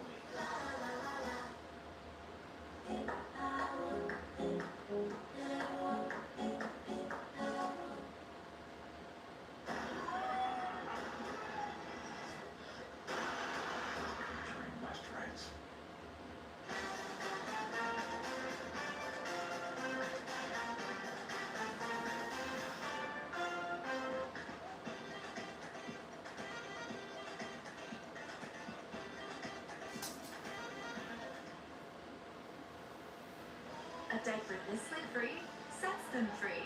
Only Pampers Cruisers 360 have a 360 stretchy waistband for up to 100% leak-proof fit on every wild child. Pampers Cruisers 360, now at the new low price. This is the fascinating thing. So it stores in bits. The information content is equal to the surface area of the event horizon in square Planck units. What's a Planck unit? It's a fundamental distance in the universe that you can calculate by putting together things like the strength of gravity, Planck's constant, the speed of light. It's the smallest distance often described as the smallest distance that we can talk about sensibly in physics as we understand it, the Planck length. This is a bizarre result. There's so many things that are bizarre about that. The questions it raises. So what's storing the information? How is the information stored? Why is the information content of a region of space equal to, or why does that have anything at all to do with the surface area surrounding that region rather than the volume? If I ask you how much information can you store in your room, the room that you're sitting in now, let's say it's a library, then you would say, well, it's to do with how many books I can fit in the room, or hard drives, or whatever it is, right? It's to do with the volume of the room, the space. But black holes seem to be telling us that there's something about the surface surrounding a region which is fundamental. This is the first glimpse, I think, of an idea called holography, which now seems to be correct in a sense. So holography, what is that? It's the idea that there are different descriptions of our reality. There's one description which is the description that we're all comfortable with and familiar with, I would say, which is that we live in this space, the 3 dimensions of space, and time is a thing that ticks. And Einstein told us that they're kind of mixed up, but still you have this picture of space being this, right, the thing in which we exist. There's an equivalent description, it seems. It's been proved, by the way, for a very specific model called ADS-CFT by a physicist called Maldacena. And there's an equivalent description which is of a theory that lives purely on the boundary of the space. And it's absolutely equivalent. It's an absolute perfect description, a dual theory of the description of the space itself in the interior of this region. That's called holography because that's, if you think about what a hologram is, and at the very simplest level, it's a piece of film, but that piece of film contains all the information to make a 3-dimensional image.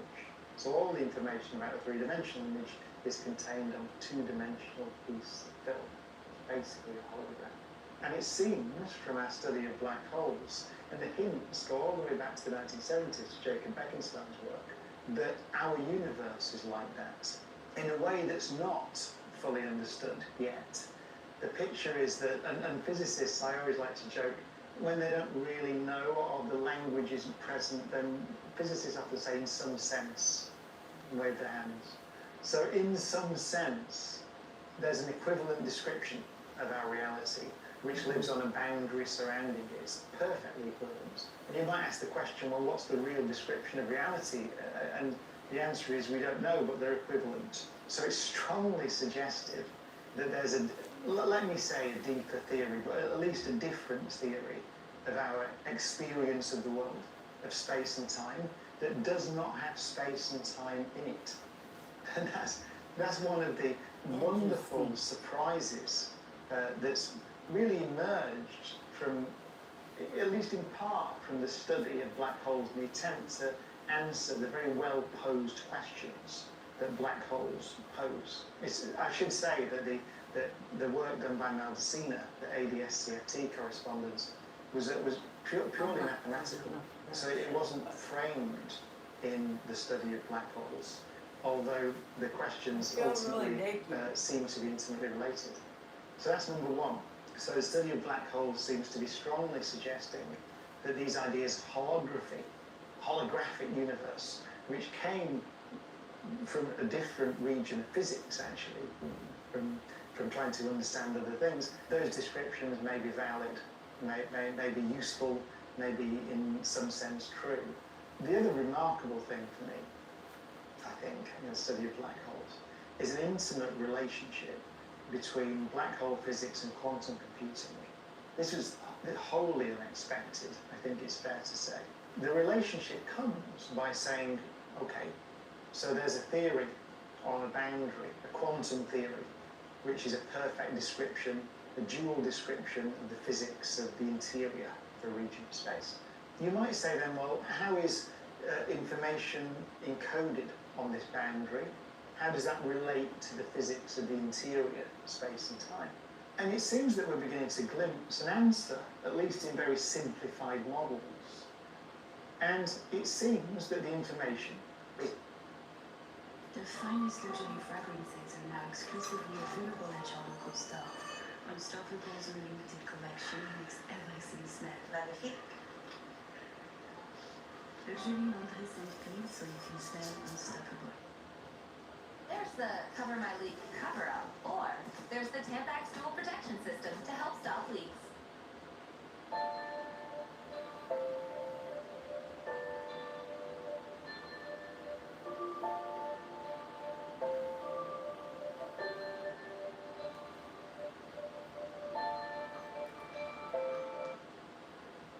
is stored on the I'm not boundary thrilled with this, redundantly, guys. which means that you can Your lose a bit fault, of it not mine. and still fully specify the physics of the interior.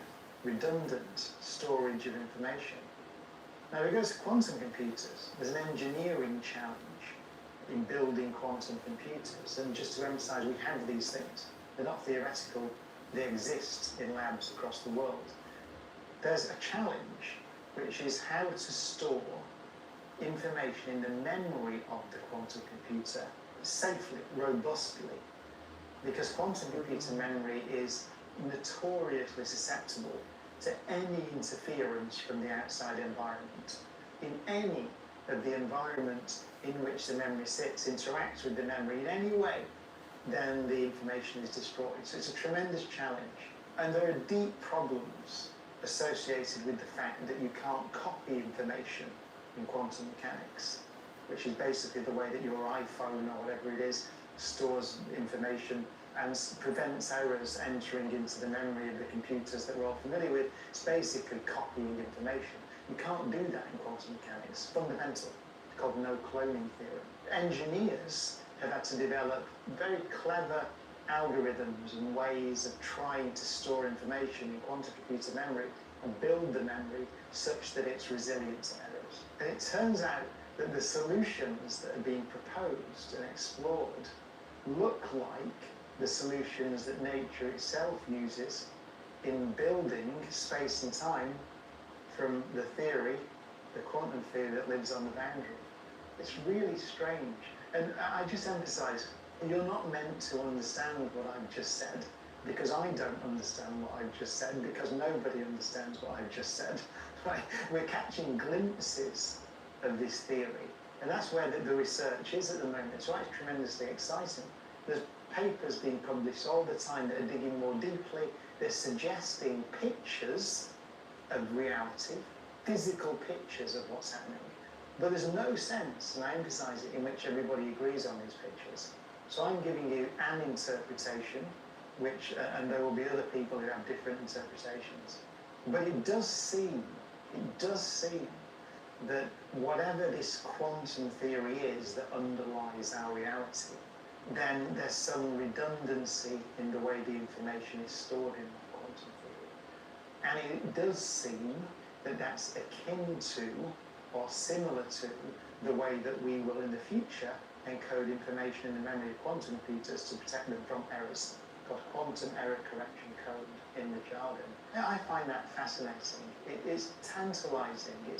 It's a glimpse of something Einstein said. It's a beautiful phrase, which actually the physicist Sean Carroll used as a title of one of his books on this. Einstein said that if you look at nature really carefully and keep pulling at the intellectual threads and keep going and just keep delving down into what nature seems to be trying to tell us, then if you're lucky and persistent, you can catch a glimpse of something deeply hidden.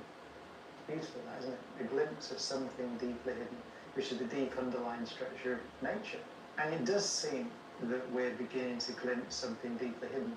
From the study of black holes, the related, surprisingly, field of quantum computing and quantum information, we're glimpsing something deeply hidden, the deep underlying structure of reality itself.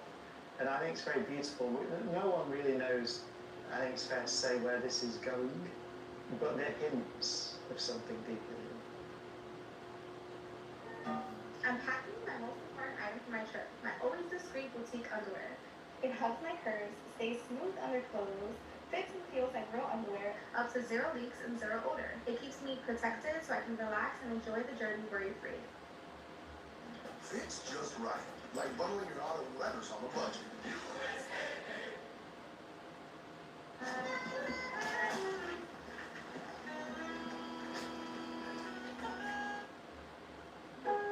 Lowe's knows that no matter the paint project, saving is at the top of the to-do list. So to help you refresh your space, this Labor Day, select one coat coverage interior paints or buy one, get one free.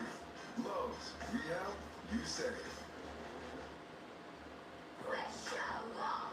Meet Hello Kitty and friends. Step inside a super cute squish-along world. So many you can collect. So neat. So fun. Let's show off. Clip alongs wherever you go. You can create your own boba adventure. Your favorite characters now in the palm of your hand. Show off your Hello Kitty and friends style, mixing and matching accessories. Squish show off. Hello Kitty and friends squish-along by original Squishmallows from Jaspers. Each sold separately.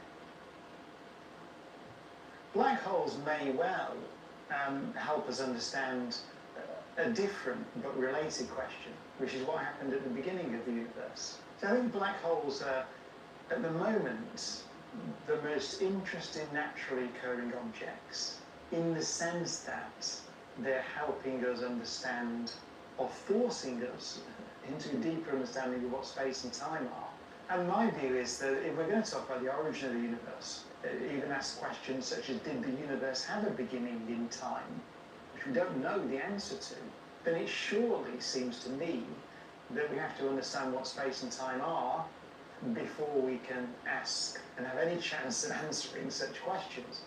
And black holes, it turns out, are the objects that we can see, that we can observe, that actually exist in nature, that force us down that route to ask questions, sharp, well-defined questions, actually, about the nature of space and time themselves. It surely must be the case that as we get a deeper understanding of what the, let's call it, the fabric of the universe is, then we can begin to get a rather deeper understanding or more insight into questions about the origin of the universe itself, should it have one. I mean, why do I keep saying should it have one, by the way? Because you might be watching this saying, well, it's a Big Bang. We know there's a Big Bang. That's true, we do know there was a thing called a Big Bang. What do we mean by that, though? We mean that 13.8 billion years ago, the universe was very hot and very dense everywhere.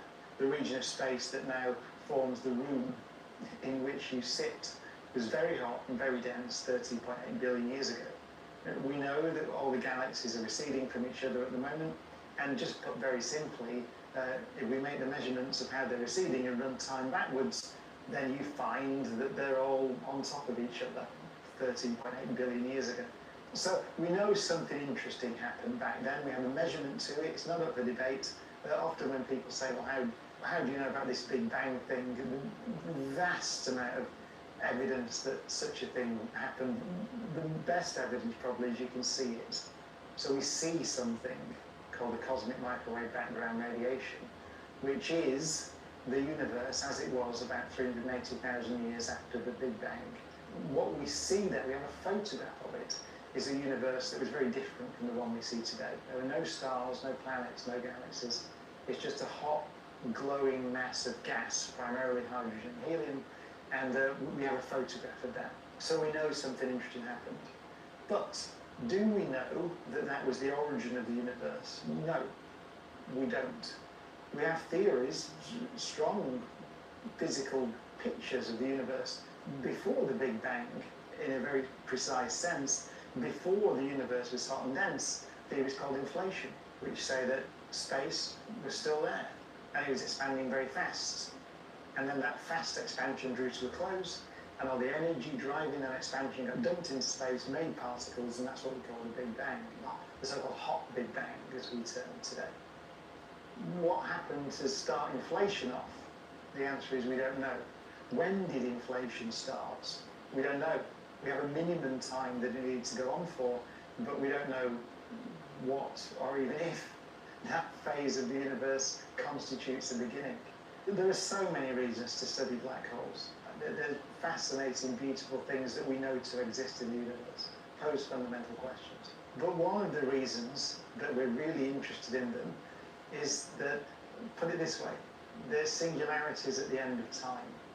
Right? The Einstein description says that inside a black hole there's a singularity, and locally, at least in that region of the universe, that constitutes the end of time. There's a singularity, maybe, at the beginning of time, the other end of time, if you like, that we're also interested in. Might be you might call it the Big Bang singularity, the origin of the universe. And it seems to me to understand that singularity at the beginning of time, the Big Bang singularity, then we need to understand the singularities at the end of time. And the great benefit is we can see those, so we can watch them bump into each other. We can see them at the centers of galaxies, we can make observations of them, and we can do calculations.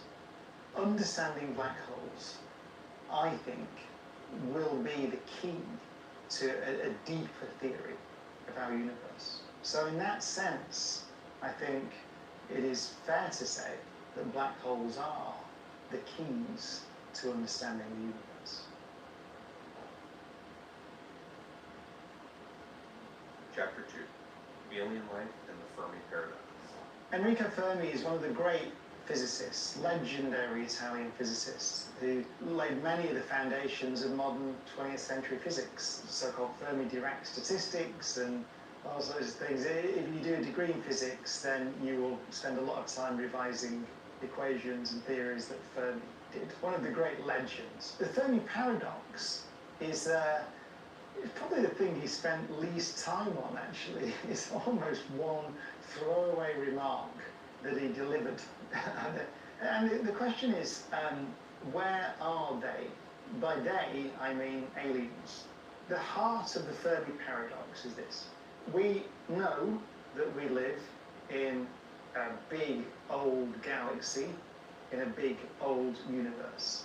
And let's, for the purposes of this discussion, confine ourselves to the Milky Way galaxy.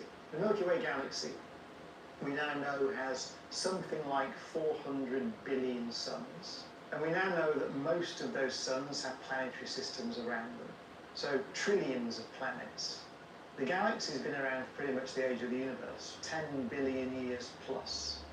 And so there's a lot of real estate, and there's been plenty of time for civilizations to develop in the galaxy.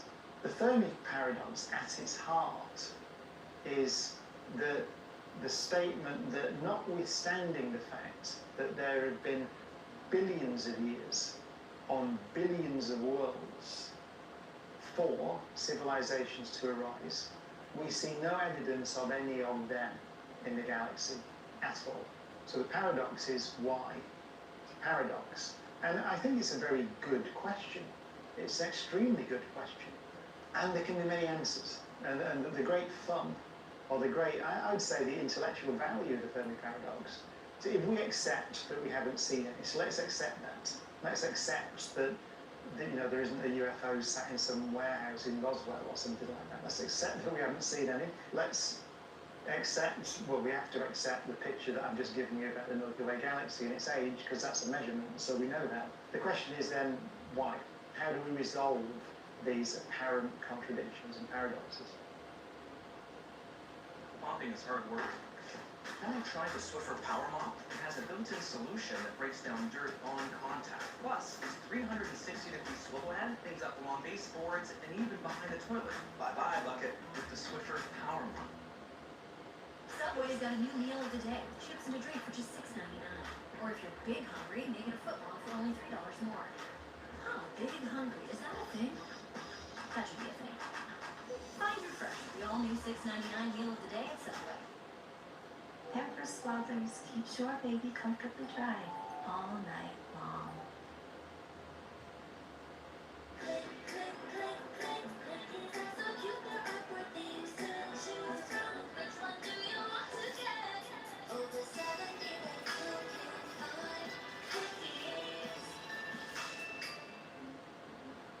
You want what I have? Yes, sir. I wish with you growing up. It's insane. If you want to be the GOAT, they don't give it to you. You gotta take it from them. My training methods could be a little unorthodox. What are you doing? Something's off. You want this? I say no. Rated R. So one answer to the Fermi paradox, so the idea that we don't seem to see anyone, is that no one ever evolved. Right? So life didn't get complex. Why might we think that? Well, what did we need to produce our civilization on this planet? Well, on this planet, one thing we needed was time.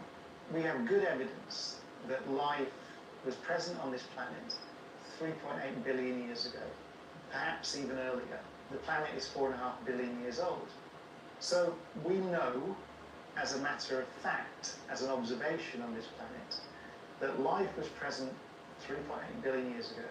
But it took 3.8 billion years, give or take a few tens of thousands of years, to go from the origin of life to civilization. Let's say from cell to civilization. 4 billion years. That's 1/3 of the age of the universe. So a possible answer to the Fermi paradox, the question of why there are no civilizations, is because the Earth is pretty much unique in the Milky Way galaxy in that it was stable enough, the climate, the conditions on Earth were stable enough for long enough for life to go from cell to civilization. If you think about it, that's a big ask. What I'm saying is, on this planet, an unbroken chain of life existed for almost 4 billion years, notwithstanding the fact that we live in a violent universe. The sun must have been stable enough for long enough. We know the output of the sun has changed over those billions of years, but it's not changed so radically that it managed to erase, destroy life on Earth. We know that we live in a violent universe. We know there are supernova explosions all over the place. It turns out that there have been no stars massive enough to explode as a supernova in a way that would damage life on Earth or erase life on Earth in this vicinity for 4 billion years. We know that nothing has happened. We know that there have been impacts on the Earth. Right? We know that the famous impact that wipes out the large dinosaurs, there's been no impact big enough to destroy the unbroken chain or break the unbroken chain of life for 4 billion years. So maybe it's the case that whilst there are billions of planets which may have liquid water on the surface, may have oceans that can support life, it may be that none of those planets in the Milky Way galaxy have been stable enough for long enough to produce a civilization. So that would be a property of the planet itself, the so-called rare Earth hypothesis. Actually, I should say, it's a property of the solar system. It's not really just a property of the planet. It's a property of the parent star. You could ask the question, well, if it was a binary system, for example, a binary star system, many stars are binary star systems.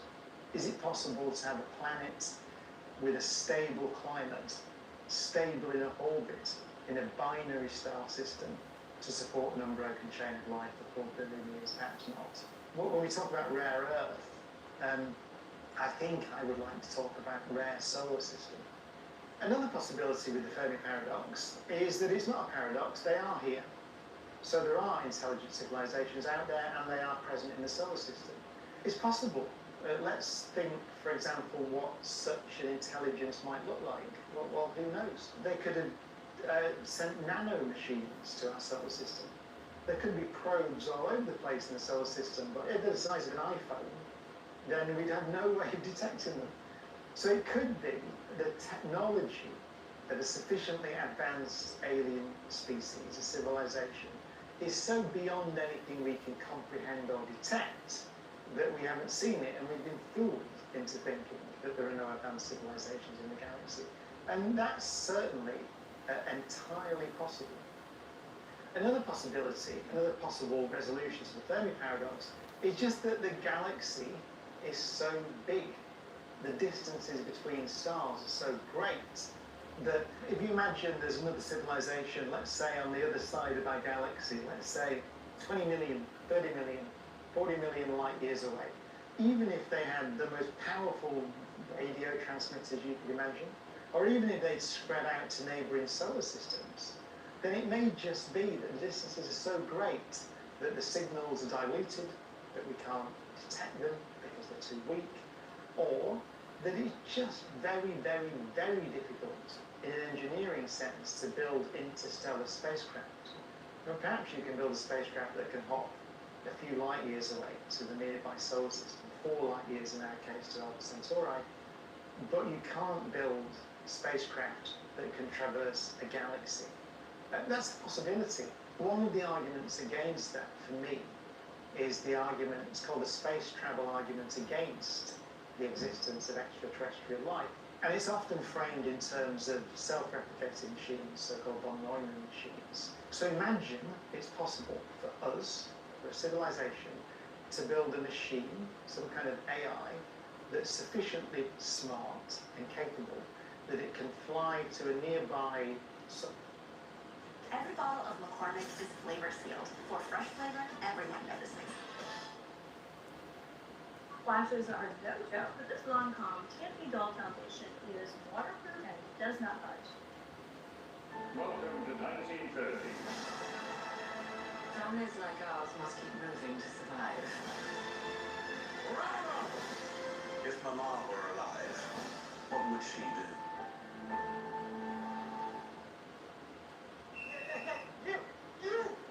You're one of those people that saves money by watching the ads. You must be kind of like kayak.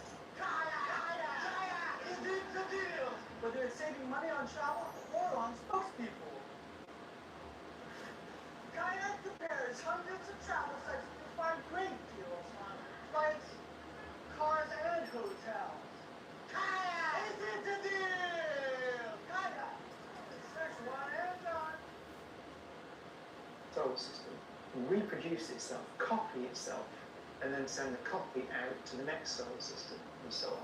So you have, if you build a one successful replicator, you have an exponentiation of replicators. You have 1, and then 2, and then 4, and then 8, and so on, exponential growth.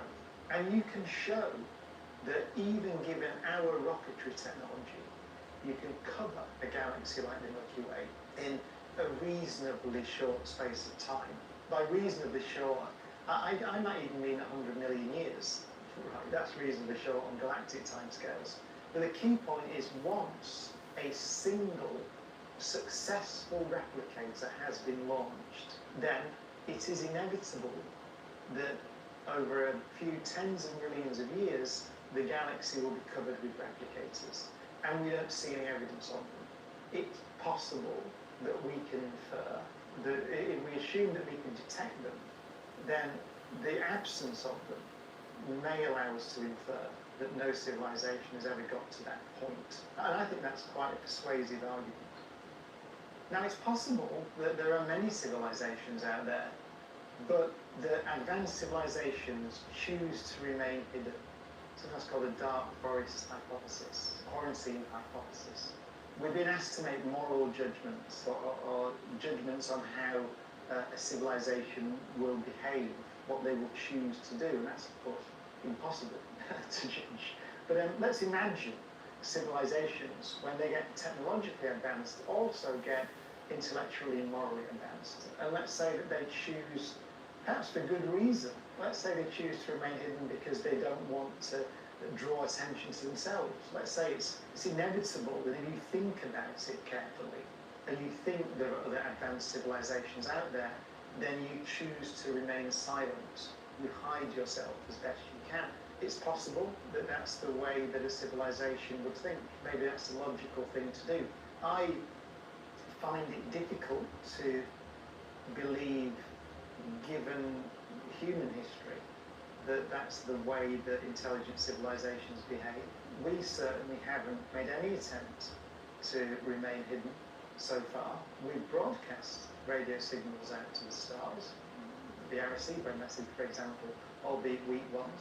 We've launched on our space probes, like Voyager, maps, pulsar maps in that case, which shows the location of our solar system should any other civilization find it.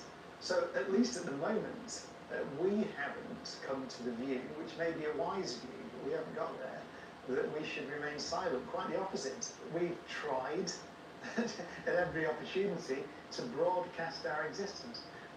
Maybe that's because Carl Sagan argued, I think, that a sufficiently advanced civilization, a civilization that can build interstellar spacecraft, that communicates across interstellar distances, perhaps is wise enough to have overcome those primitive instincts, the instinct to cause trouble, to fight wars, to colonize, to walk over other civilizations. Perhaps it's inevitable that with technological advance ultimately comes wisdom. But it's a hypothesis. Maybe it is. Maybe it's just anybody sufficiently clever to build an interstellar spaceship will be also sufficiently clever to hide it and not draw attention to themselves. Maybe it's immoral. Maybe it's like Star Trek. Maybe it's the prime directive. Maybe it's morally certain that if you're sufficiently advanced, you decide to take the position that you will never introduce yourself or interfere with another civilization. Maybe that becomes a kind of law of nature for sufficiently intelligent beings. Maybe that's conceivable as well. Another explanation for the Fermi paradox might be that civilizations live and die. They rise and then they fall. And because of the sheer timescales involved and the sheer size of the galaxy, no two civilizations ever overlap. I once had the great pleasure of meeting Frank Drake, the Drake equation legend, in his house. And he also grows orchids. And I arrived at his house just coincidentally on the day that this rare orchid flowers. And it flowers for, I think, 1 or 2 days and then goes away again for a year and then flowers again the next year for 1 or 2 days. And he used it as an analogy. He said, well, maybe civilizations are like that. So maybe civilizations are like rare orchids. And so they flower and die, flower and die. And just because of the sheer timescales involved, none of them ever overlap. And so there could be the wreckage, the ashes, the fossils of civilizations out there. But of course, we have no way of knowing until we explore the galaxy and maybe find the ruins of these other civilizations. Who knows? I mean, it's quite plausible if you think about it. Are we going to exist in 10,000 years' time? It's, to a large extent, in our hands. Maybe we're sufficiently stupid that we won't exist beyond the next century.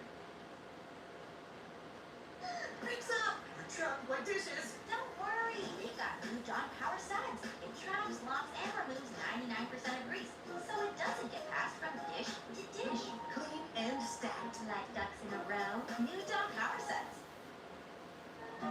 I'm packing my most important item for my trip, my always discreet boutique underwear.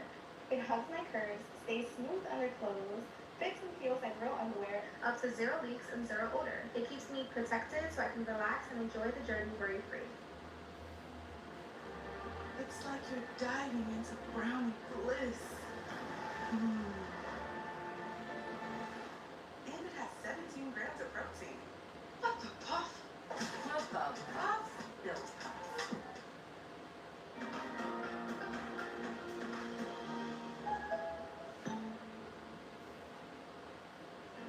Turn it up.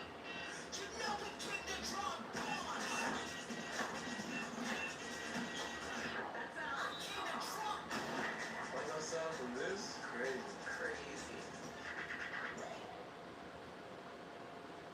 There's an idea in this field trying to explain the Fermi paradox called the great filter.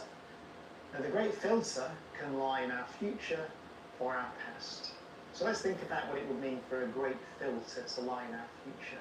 That would mean that civilizations do arise in the Milky Way galaxy.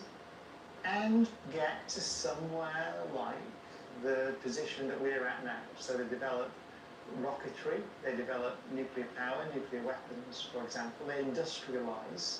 But then there's a filter in the future that stops them becoming true spacefaring civilizations.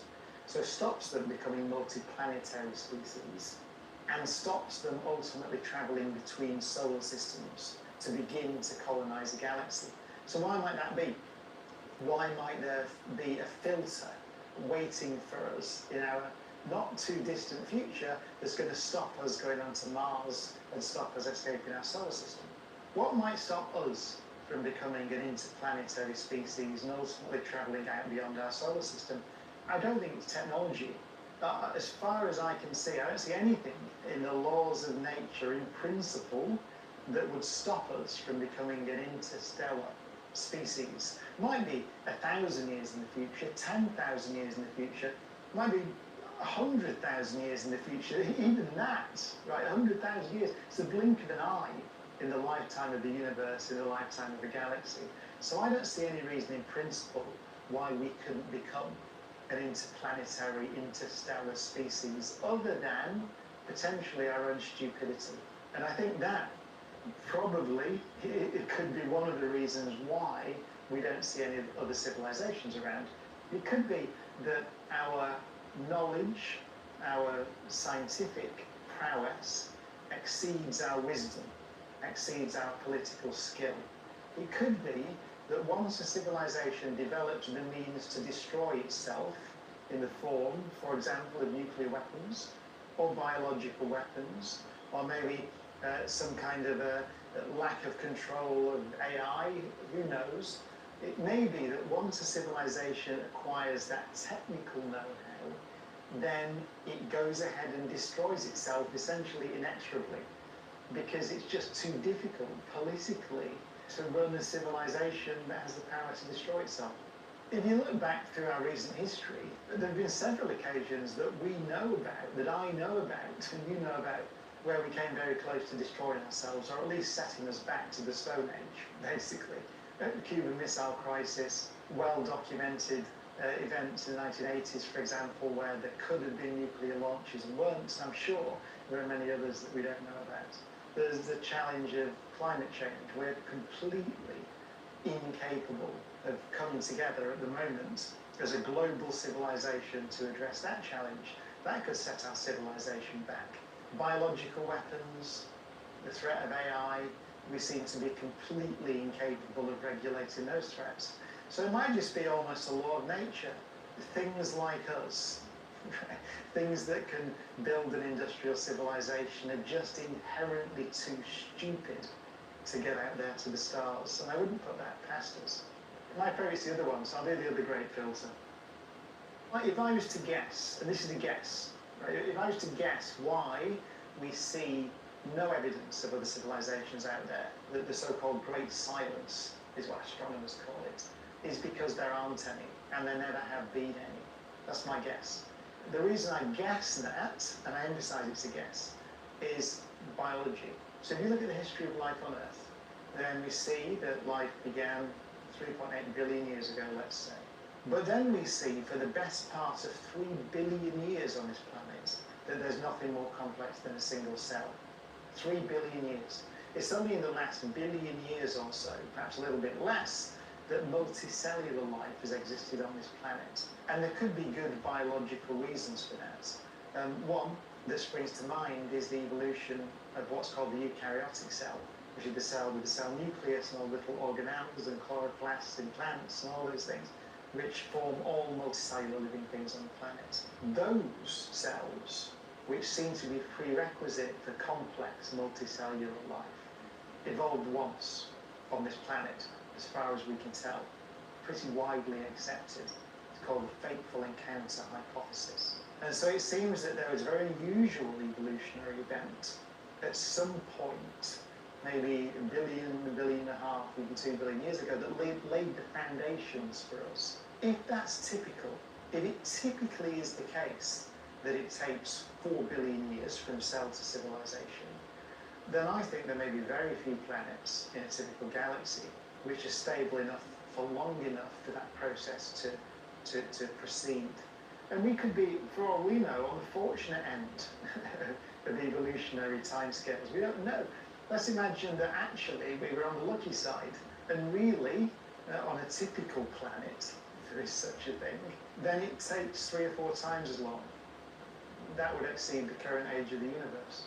My guess is that whilst I think there might be microbes all over the place, I wouldn't be surprised, I'd be delighted, but I wouldn't be surprised if we found evidence of microbes on Mars, Europa, Enceladus, even in the subsurface oceans of places potentially even as far out as Pluto, by subsurface lakes, if there exists liquid water below the surface, who knows? I wouldn't be surprised if we find microbes all over the place. But a galaxy full of complex living things, other planets with not only complex life, but sentient life, things as smart as us, things smart enough to build rockets and head out to the stars. My guess is that a typical galaxy may...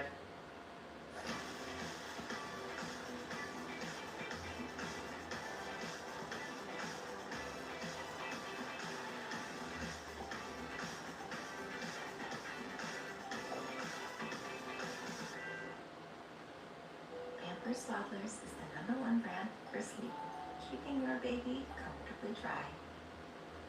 With bugs, the struggle is real. That's why you need Zevo traps. Zevo works 24/7 to lure, catch, and kill 99.9% of bugs traps for effortless protection. Zevo, people friendly, bug deadly.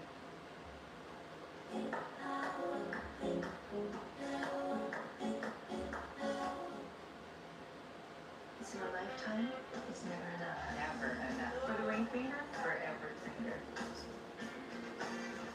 When I wear diamonds, I feel powerful, fabulous. The warmth, the brilliance, for all that is beautiful in life. For all the precious moments, For anywhere, and everywhere. for all the right reasons, or just because. diamonds, diamonds, diamonds. For all who love. Pandora, lab-grown diamonds. They have less than, on average, less than one civilization per galaxy. Let's put it that way. But actually, just to say, there's a very famous book I strongly recommend, Barrow and Tippler, called The Anthropic Cosmological Principle. It's a great book, one of the books I grew up with. And in that book, Barrow and Tippler say that in their view, there might be one civilization in the observable universe, which would be us, right? So who knows whether we should go that far. But I think civilizations are very rare. And I think it's the biology. So I'm guessing, I'm giving you a guess. I'm saying that in my opinion, I think there's one civilization in the Milky Way galaxy, and there only has ever been one, and there might only ever be one, and that's us. Which, by the way, means that we have a tremendous responsibility not to mess this up. Because as I said I was asked to give a video introduction to the climate summit, the COP26 climate summit in Glasgow recently. Give the world leaders 1 minute. They said, you've got a video, say something to them. And I said, I think, let's assume that we're the only civilization currently in the Milky Way galaxy. Perhaps the only civilization there will ever be. That means the Earth is the only island of meaning in a sea of 400 billion suns. And so if we destroy this, we might destroy meaning in a galaxy forever. Discuss. So that's my guess. However, that's a hypothesis. I will be delighted if it turns out that's not true. And that's not just because it removes some responsibility from me and you and everybody else to preserve intelligence in a galaxy of 400 billion suns. The weight of responsibility is heavy. But also, every scientist should be delighted if they are shown to be wrong. Because the moment you're shown to be wrong, it means you've learned something. And that's the way that knowledge progresses. So nobody should be worried about making a guess, advancing a hypothesis, an educated guess, or even an uneducated guess. Don't worry about doing that. As long as the moment it turns out you're wrong, and me being wrong, by the way, would constitute a flying saucer landing and some aliens coming out like E.T. and saying hello, so that would be brilliant. But it would be doubly brilliant because it would turn out that I'd learned something about the universe, which is that complex civilizations are not as rare as I think they are, or civilizations are. So that would be a good thing. So there's a lesson.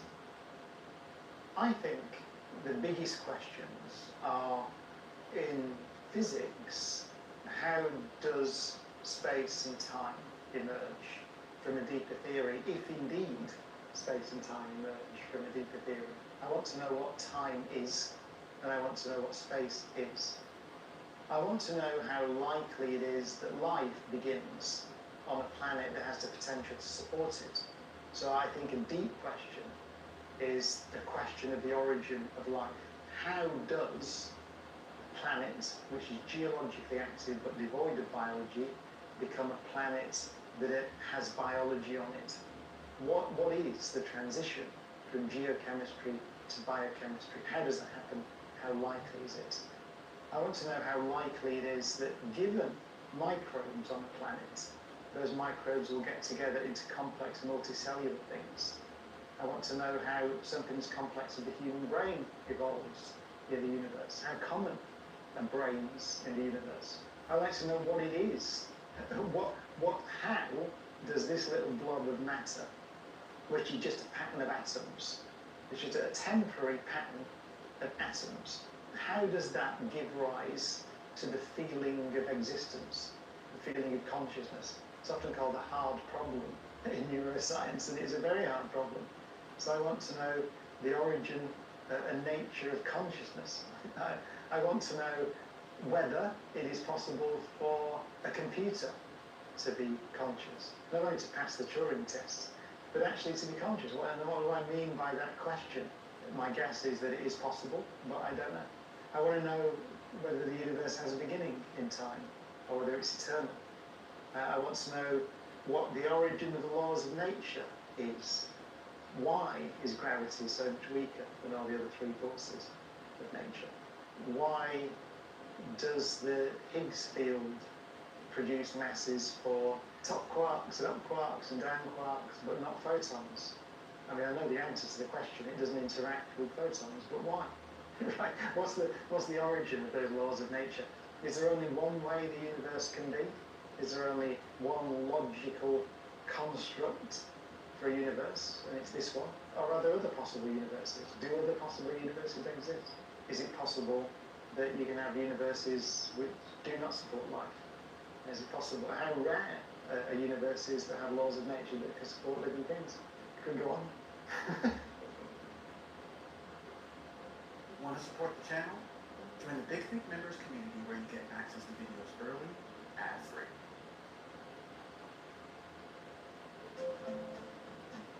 This is like the best flavor because it has strawberry ice cream in the middle and it has like breadcrumbs on top. It's sweet, crunchy, and strawberry. It's awesome. I found the strawberry inside of it. Amazing. When next saw my straight away video and decided to challenge my thoughts, it's not dripping at all. It's like one wipe and it's clean. Got enough space on this one? Windex, Goodman. S.C. Johnson.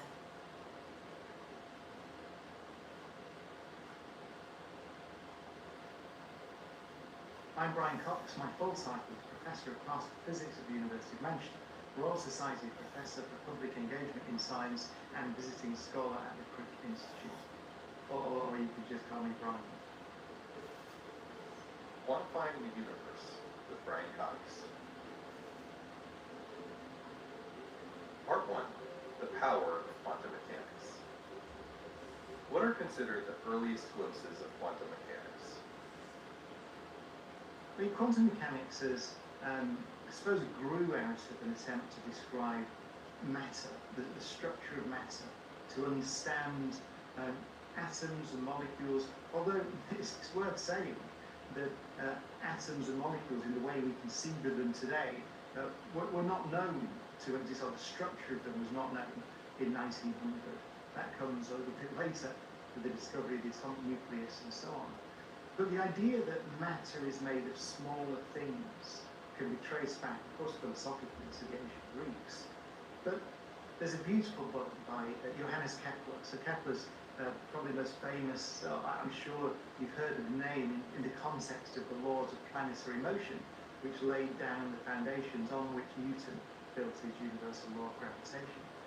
But there's a beautiful book that Kepler wrote in 1610 on the six-cornered snowflake, which to me really illustrates the genius of Kepler. And it's a sort of meditation on patterns in nature. So the story, as Kepler told it, he was walking across the Charles Bridge in Prague in a snowstorm, going to a party at his benefactor's house in the castle. And he realised that he hadn't brought him a present, he hadn't brought him a gift, a New Year's gift. And so he noticed, he started thinking about the snowflakes landing on his arm. And of course, when you look at a snowflake in some detail, you notice that whilst they're all different, there is a similarity to them. There's something, there's a sameness, a sixness to them, some kind of symmetry that they all exhibit. And so that got Kepler thinking, why would it be that these things, these snowflakes that fall from the sky, all share this similar structure? And I find it wonderful that in that book, he essentially says that it must be something to do with the building blocks, that there must be some underlying reason why nature has this symmetry. And then he goes on to think about pomegranate seeds and beehives and all sorts of things and hexagons in nature. But it really, what you're glimpsing there, and Kepler said in the translation of the book, in the English translation, there's this wonderful line at the end where he says, I'm knocking on the doors of chemistry. So I'm not sure where that translation comes from, but it's correct. What he's noticed is that symmetry is, he saw it was something to do with building blocks. We now know it's to do with the water molecule. So the shape of the water molecule, H2O, two hydrogens bonded to an oxygen in a very famous shape. And it goes like that, which you can calculate now from quantum mechanics and the way the electrons are arranged around the oxygen and the hydrogen and so on. Of course, he didn't know any of that, but I think it's genius. You see in that book, I strongly recommend it, the genius of Kepler. Quantum mechanics it grew out of an attempt to understand some curious experimental findings, which actually at the time weren't considered to be so problematic. There were questions about the colour of light or the nature of light emitted by atoms. So very famously, for example, sodium vapour. You remember old sodium vapour streetlights, and they glow kind of yellowy orange, and the question was why? So there's a colour of light from atoms. The origin of quantum mechanics, though, probably can be traced to Planck's explanation of the way that hot objects radiate. So, 1900, late 1890s, 1900, there was a problem with the calculation of how a hot object radiates in terms of the wavelengths of light that it emits and the calculation. Essentially, the calculations of the wavelength of the light from hot things are just wrong. And in 1900, Max Planck made a revolutionary proposal. It was, I've read in some biographies of Planck that it was essentially a leap of genius, almost inexplicable. But he famously came up with the idea that a hot object only emits light in little packets, which subsequently we came to know as photons following Einstein, but that was much later. So it's this idea that a glowing thing doesn't just emit light at all wavelengths and radiate all sorts of light, but it somehow, for some reason that was not known to him at the time, emits wavelengths, radiation in little packets. And so that was a huge leap. And actually, we didn't really at the time think that he thought it was a calculational device. But what's important is that the fundamental constant of nature that we associate with quantum mechanics, now known as Planck's constant, appears in the calculation. And so very specifically, Planck found he was able to describe the experimental data if he assumed that light is emitted in little packets, and the relationship of the energy of the little packets, the photons we would now call it, to the frequency of the light is E equals H frequency of light, E is the energy of the packet, and H is this new constant of nature that we now know as Planck's constant. So I would say that's the beginning of modern quantum mechanics. How did Einstein's work on the photoelectric effect impact science? So when Planck introduced photons, as we would now call them, well, you get the sense that he certainly didn't believe that this was real, that light, the electromagnetic field, really came in little packets. And he thought it was something to do with perhaps the way matter oscillates, that little oscillators, we call them harmonic oscillators in the stuff that emits the light. It was something to do with that, kind of a mathematical trick. He didn't certainly at the time think that what was being implied was that light really can be pictured as a stream of particles with an energy proportional to their frequency. He didn't think that at all. Einstein, in 1905, wrote a very beautiful paper for which he subsequently got the Nobel Prize. This is the same year that he wrote the special theory of relativity and a very famous paper on Brownian motion. But it's the theory for which he was most, I suppose, well known at the time.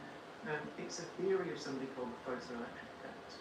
So the photoelectric effect is, again, it's an experimental observation that if you shine light on a piece of metal, let's say, some substance, then the light can hit the substance and cause electrons to be emitted from the substance, from the metal.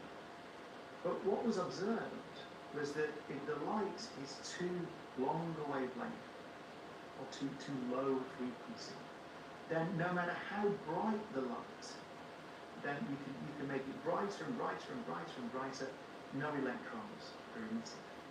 This is a mystery. If you think of light as just delivering energy to something and just a not like a stream of little particles, then it would seem that if you turn the intensity up, brighter light, then you'd supply enough energy to knock the electrons out of the metal. That's not what happens. So you find that there's a minimum frequency. Remember, the frequency is the colour.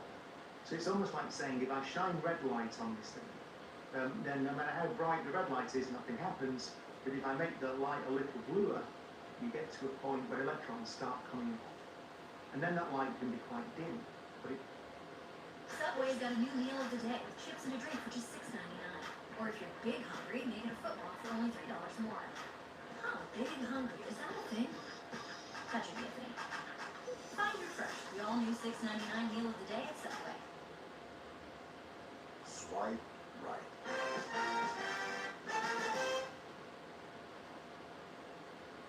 L tampons are gentle and powerful, made without synthetic pesticides or fragrances, and powerful all-day leak protection.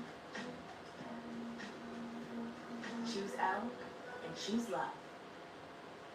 First Splatters keeps your baby 3 times drier all night long. Calling all aging millennials with back pain. Here are 3 reasons you need the Temper-Adapt mattress. Number 1, the special pressure-relieving material conforms to your body.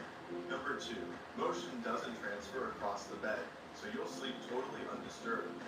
Number 3, legendary Temper material combined with premium springs provides even more all-night support. To help ease your aches and pains and start sleeping through the night, Temper-Adapt. it was still emitting electrons. So this was a mystery of the photoelectric effect. Einstein explained it following Planck by saying that actually you can think of light as a stream of particles, photons. And then if the photons don't have enough energy to knock the electrons out of the material, then no electrons will emerge.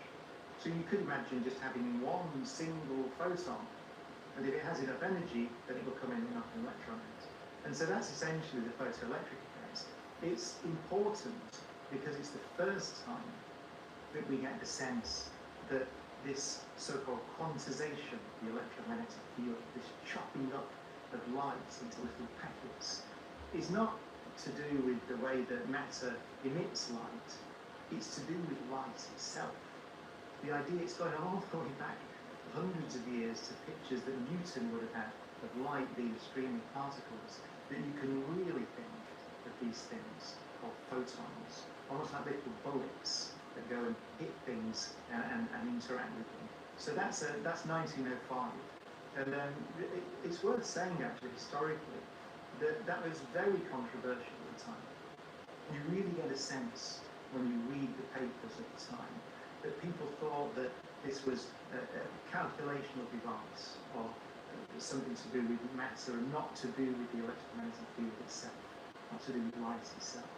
And actually there's a very famous letter of reference that Planck wrote for Einstein years later, in the 1910s, I think, so 6, 7, 8 years later, recommending him for a position, for an award. And Planck said that Einstein's belief in the reality of photons should not be held against him. And this is years after the 1905 paper.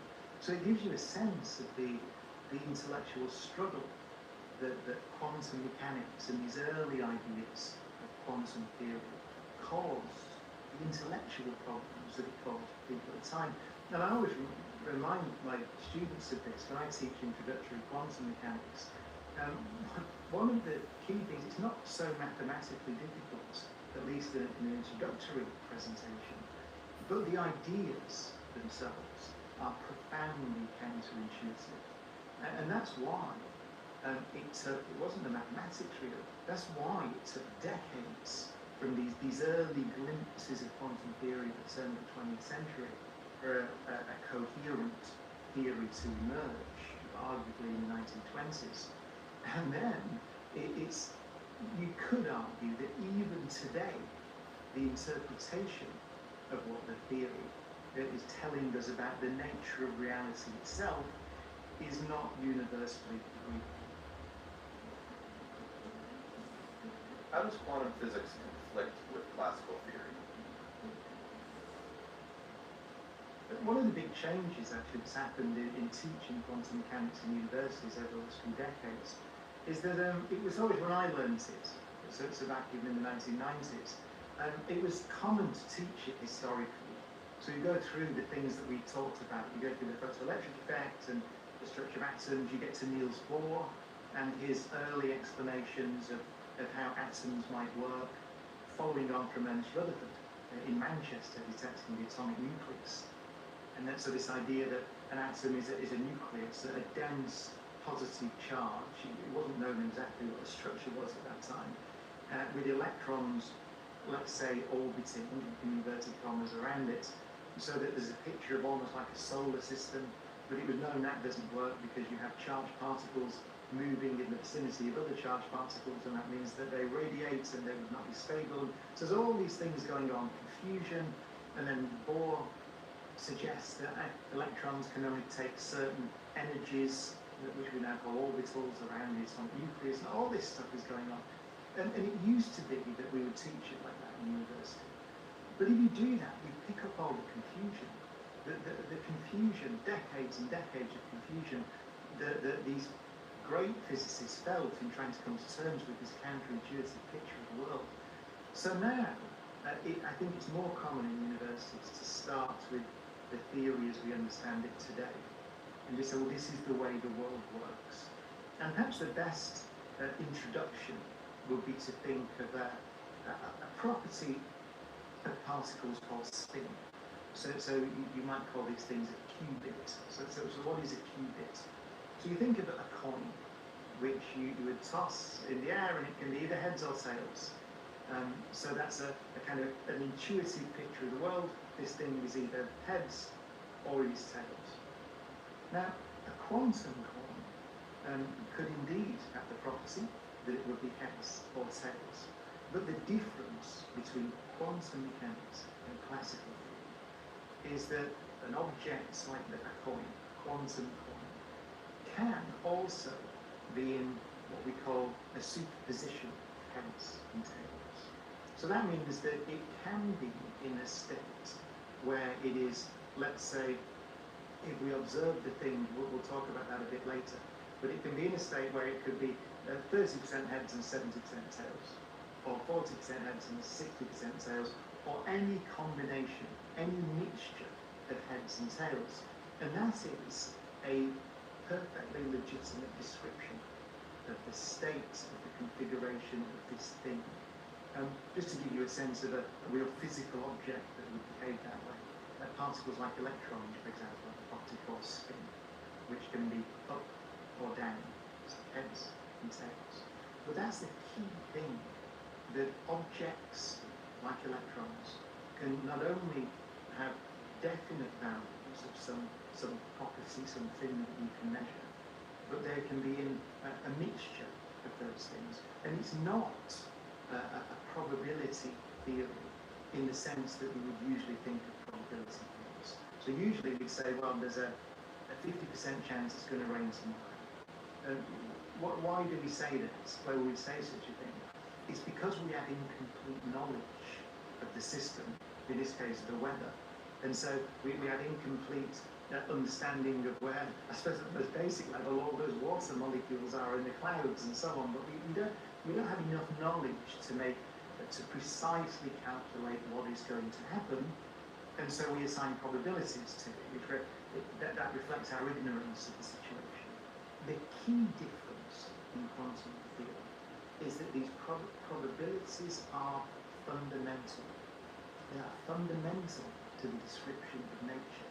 So it is not the case that if we have an electron in some kind of configuration, then our theory predicts probabilities because we don't quite know exactly how this thing is configured. The probabilities are intrinsic to the theory itself. And pretty much all of the intellectual challenges and the confusion around quantum mechanics comes from that very simple concept. What is the double slit experiment? If you look at pretty much any book on quantum mechanics, there is one experiment which you can describe. It's a very simple experiment which encapsulates all the, I was going to say weirdness, but it's all, let's say all the properties of the quantum world. It's called the double slit experiment. And by the way, I'd strongly recommend, I think it's almost universally accepted, the best description of the double slit experiment is freely available. It's in the Feynman Lectures, Volume 3, first chapter, and I've read quantum mechanics textbooks that say, go away and read the first two chapters of Feynman Lectures on Physics Volume 3, because it's all in there, can't be done any better. So I could recommend that if you find this interesting. The double slit experiment is essentially, let's say you have something that will emit, let's say electrons, so particles, electrons, electron gun that emits particles. And then you have a barrier that has two slits cut in it and a screen. So that's the setup of the experiment. So we have something that emits electrons, two slits cut in a screen, and a detector, another screen that the electrons will hit. So you fire the electrons. So what will that look like? Well, if you think of the electrons as just little particles, little bullets, let's say, that are emitted from this gun, then you would imagine that the electrons can go through one slit or the other one, depending on how they come out. And you can imagine that they might get deflected around a little bit when they go through the slits, but basically, on the screen, you would expect most of the electrons to appear opposite one or the other of the slits, with maybe a bit of a spread because they rattle around when they go through. So you get lots here, and pretty much none in the middle. But that's not what you see. What you see is a very clear pattern on the screen. You see sort of stripes, a stripe on the screen where you get lots of electrons, and then a stripe where you get very few or none, and then another stripe where you get lots, and then a stripe where you get very few or none, and then another stripe, and then very few or none. So you get this stripy pattern. That pattern is exactly the same pattern that you would get if you sent waves through the slits. Let's say water waves, any kind of waves. Then it's easy to understand. Because what's happening then, and this followed, physicists knew this back in the 1700s, right, is that you can consider each slit as a source of new waves. And the waves come out And waves have the property that they can interfere with each other. So you can get the peak of one wave arriving at the screen from one slit, and a trough of a wave arriving at the screen from another slit. And if everything's lined up correctly, the peak and the trough cancel out and you get nothing. So you get this property where something from each slit, it's very easy to understand it, it's a big extended wavy thing, lines up in such a way that it cancels out. And then it could line up in such a way that it reinforces. You can get a big disturbance there. And then it cancels out again, and then it reinforces again. So you can imagine this striker pattern on the screen. That's what you get with waves. The fact that you get it from particles is interesting. But here's another interesting thing. You still get that pattern if you send one particle at a time through the slits. With bugs, the struggle is real. That's why you need Zevo traps. Zevo works 24/7 to lure, catch, and kill 99.9% of bugs' traps for effortless protection. Zevo, people-friendly, bug-deadly. Meets Hello Kitty and Friends. So many you can collect. Hello Kitty and Friends Space Lodge sold separately. Travel can be a nightmare. Luckily, you rented your car on Turo. Skip the rental counter with Turo. Rent just about any car, just about anywhere. Well, this is all about vibrational ratios.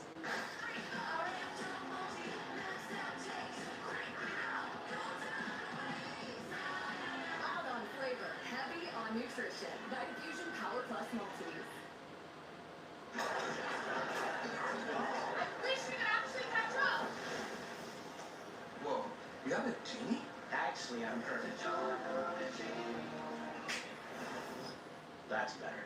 Now you can actually conversate over this new mad tasty DiGiorno. Perfectly crispy and airy wood-fired style crust. This is pizza you thought you could only get at a restaurant. And you want to chase down that triangle while always says a payback later. No, it's not delivery. It's DiGiorno. So it is, and let me use my language carefully. I was going to say it is as if the electron can somehow explore both paths, just like a wave can, and then interfere with itself to control where it lands on the screen. As if is something that people might object to. Many physicists would say, no, it does. So the statement is that the electron explores both routes at the same time, at once, let's say, on its route from the electron gun through the slits to the screen. So that's a very strange picture of reality. We surely think of particles as following definite paths. And it might be that you don't know quite which path it's going to take, but surely you would say, in reality, it will go one route or the other route. But that experiment, which I emphasize has been done now many times, tells us that nature is not like that. It tells us that the electron must, in some sense, explore all routes on the way from the gun to the screen. And so the question then becomes, well, what do I mean by in some sense? What you see in the Feynman lectures is he gives you two pictures of how to think about physics. One is, it gives you the way that you would calculate what you're going to see on the screen. And that's really simple, as Feynman points out. So what you can do is you can assign, calculate what's called a complex number for every route of the particle the electron can take from gun through the slits to the screen. So every route, every path you can possibly take. A complex number, for those that don't know about complex numbers, can be pictured as a little clock face. So a complex number has a clock hand, there's a length of the clock hand, and there's the time on the clock face. And you can calculate how those clock faces kind of evolve and change and spin around from the moment the electron is emitted to the moment it hits the screen. And the prescription is very simple. You can calculate what those clock faces look like, what the complex numbers are, and at every point on the screen, you have to take them all, every possible path to that point, and just add them up. And the length of the clock hand gives you the probability to find the electron there. Actually, the square of the clock hand, but whatever, it's the length of the hand. That's it. So you can see that you have this property, you can have interference, you can have one clock arriving at 12 o'clock and one clock arriving at 6 o'clock and they cancel out and so on. You just do that, you calculate it, and you get the right answer. So it's a very, very simple prescription. But I suppose the problem comes when you say, well, what does it mean? Does it really mean? Is it just calculation? Or is it just mathematics? Or does it really mean that the electron explores every possible route? And by that, I mean every possible route. You might consider it going to the Andromeda Galaxy and back. Every possible route on its journey from when it's emitted to when it's detected. And I think many physicists now would say that that is a correct description of reality. The particle does. But I just want to emphasize that the mathematics, the way that you make the calculation, is pretty simple. It's a prescription for making a calculation and you get the right answer to the experiment. The problem with quantum mechanics, I suppose, is what when you try to interpret what the calculation means for the nature of reality. I think it's important to say that there aren't different rules of the game in the subatomic world and the world that we observe, this world of common sense, let's say, that we perceive. There aren't different rules.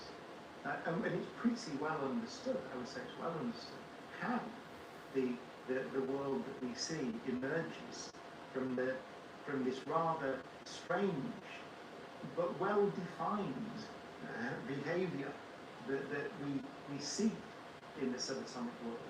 And it's not only the subatomic world, by the way. This is now, maybe you could have argued 50 years ago that this is just all philosophy, it doesn't really matter, whatever. But now we have an increasing number of quantum technologies that are really based on this behaviour. The quantum computers being a good example.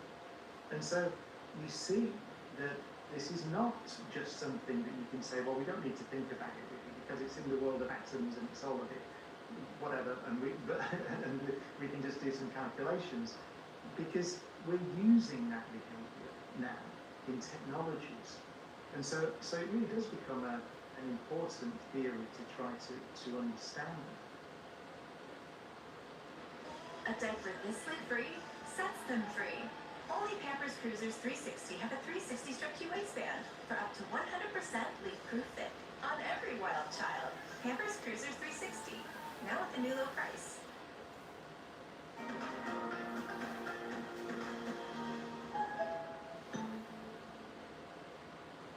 When next saw my spray away video and decided to challenge my thoughts, it's not dripping at all.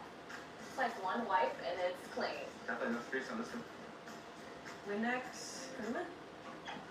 S.C. Johnson. If the peanut butter in a Reese's could talk to the chocolate, what would it say? You complete me.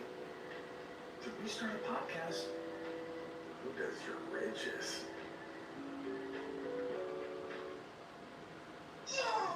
Litterback. When cat litters are so heavy it hurts. If you suffer from litterback, try Tiny Cats Lightweight. Now with astounding 21-day odor control. At the Tiny Cats Innovation Lab, we've got your back. Tiny Cats Lightweight.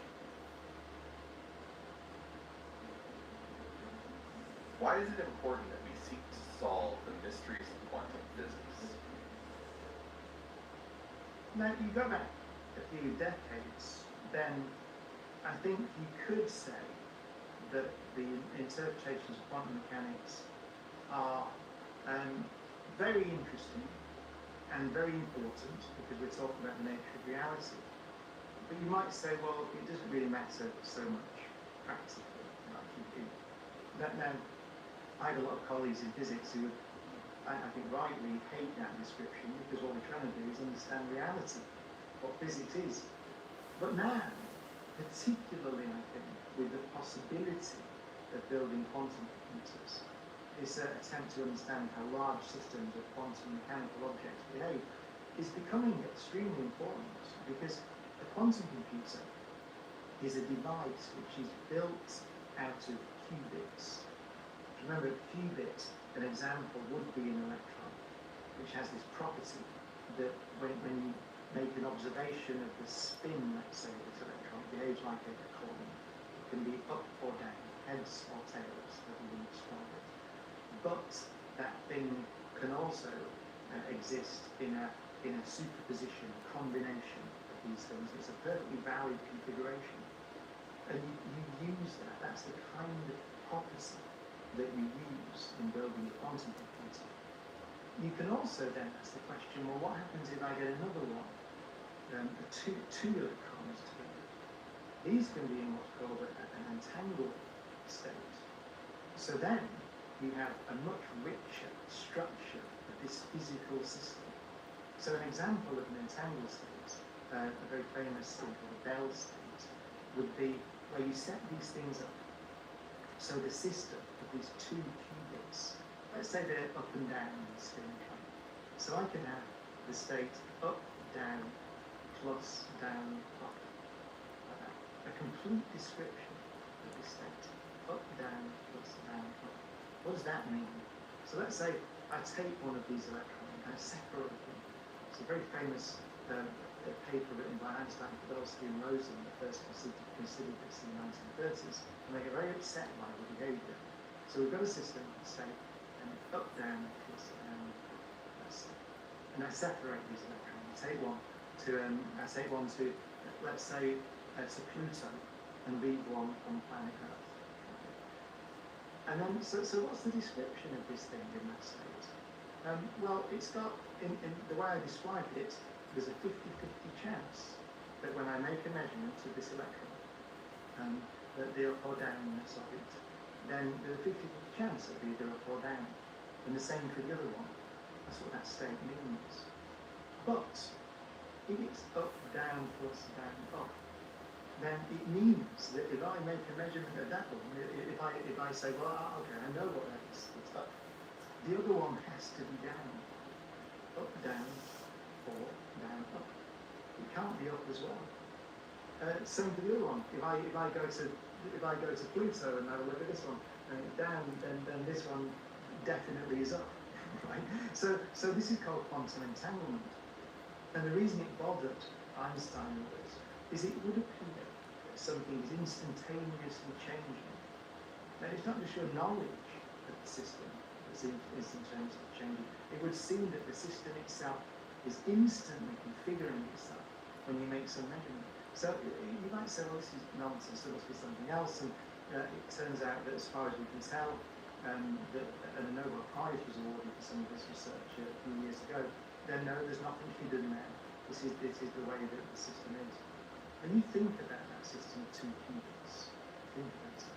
So you've got these two things which can be up or down. There are four possible combinations of that system. You can have up, down, down, up, or down, down, or the two qubit system. For a three qubit system, you think about it, ups and downs, you'll find out there are 8 possible combinations, and all mixtures of them.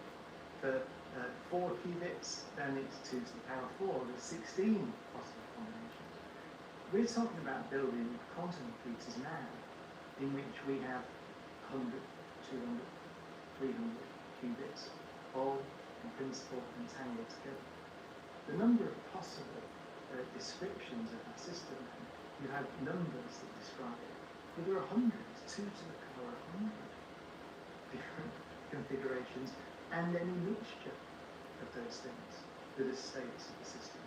So pretty soon, 2 to the power 100 for 100 qubits. What's the number of atoms in the universe?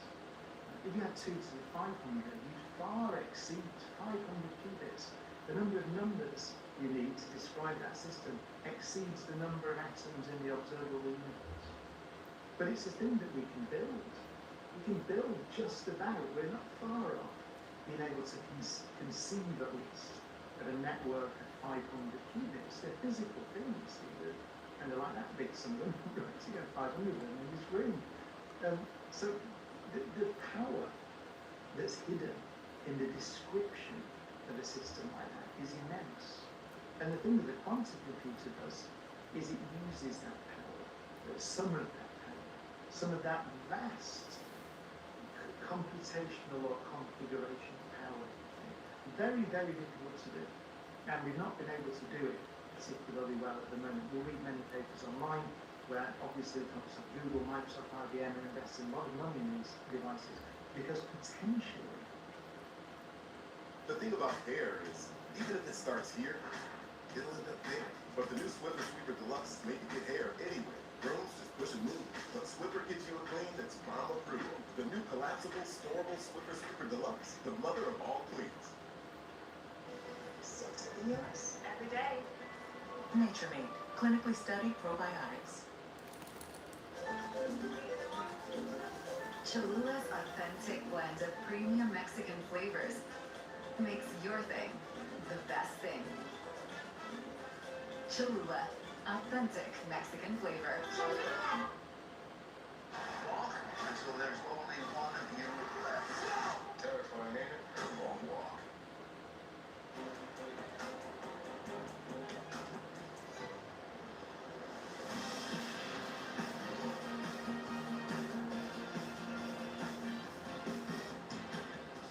Kia, movement that inspires.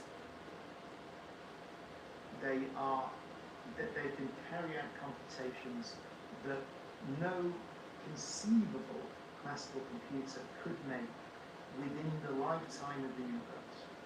Because of this tremendous freedom in the description of the structure of the system. So quantum mechanics and quantum entanglement, these properties of matter, nature, are becoming very real because we're beginning to be able to access this tremendously complicated configuration space to do useful things, to make calculations that are useful to us. Part 2, the fundamental measurements of nature. What are the properties of nature that define how the universe works? When we think about the size of things, of course we tend to think of the size of things with reference to ourselves. And even the units of measurement that we're familiar with. So, the foot or the meter, like those things, or the inch or the centimetre, what are those things? Ultimately, historically, they're based on properties of the human body. So they're based on biology, really. So a meter might be, the length of this kind of length, and the foot is kind of that kind of length, and that's what we did historically, because why would you do anything else? But of course, the history of physics tells us, as we go into the 17th century, 18th century, 19th century, 20th century, we then begin to understand that there are things that are much bigger than us and much smaller than us. And so, is the meter, for example, which is based on a property of the length of my arm or the length of my foot or whatever it is that fundamental? Is that something that tells us something deep about the structure of nature? Well, the answer is no. It tells us about biology on Earth and how we've evolved on this planet and how big cells are ultimately, I suppose, and how many cells you need to make an intelligent multicellular being like a human, based on the fact that we live on this planet with this particular gravitational force and all those things. So it tells you about all that stuff. But it doesn't tell you anything profound or deep about the deep structure of the universe.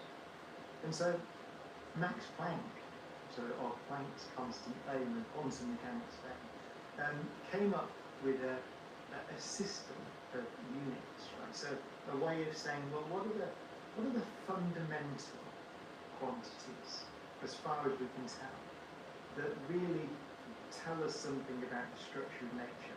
We're looking, I suppose, for the units of measurement that you could imagine if we met some aliens from some different civilization.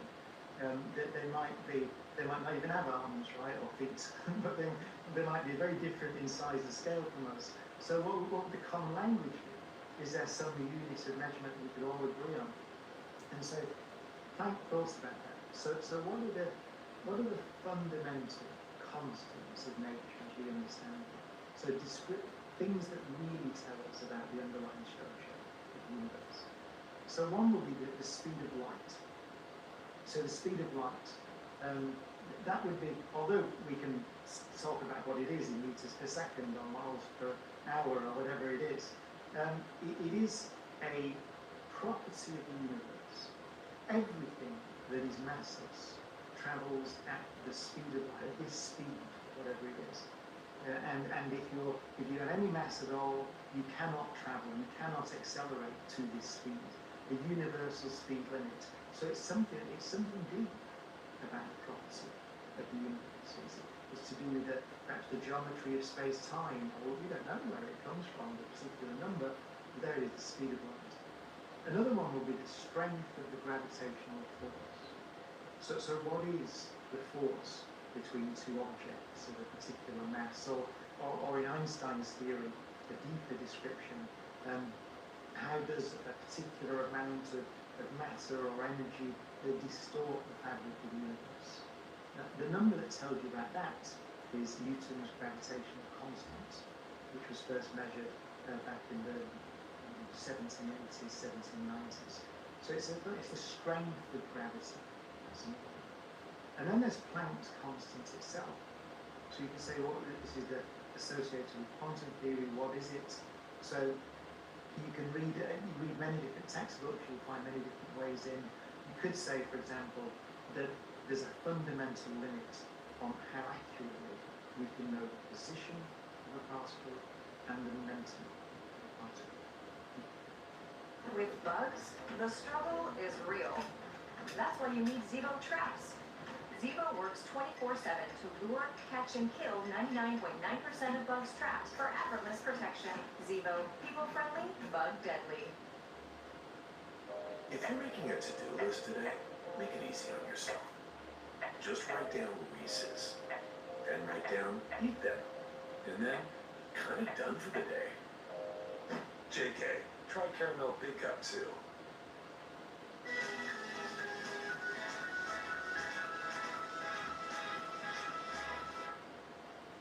Olive Garden's never-ending pasta bowl is back. So first round, get your go-to. Second, have what she's having. What he's having. Go on, try that new spicy green meat sauce. Starting at $13.99 and back for a limited time.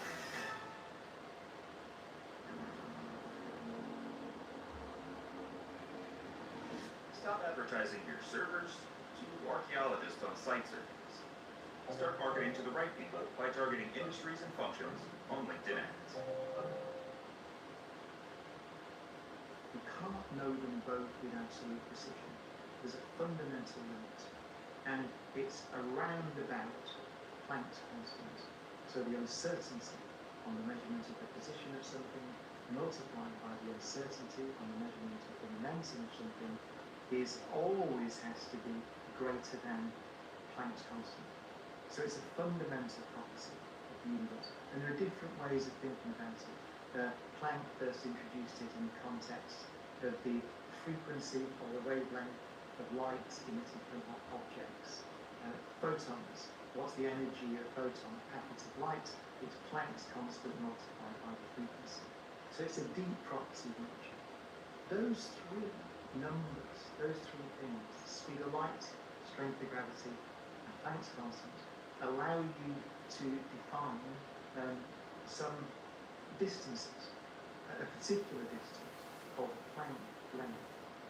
I want to do it by reading it off something, because I don't carry all these numbers around in my head.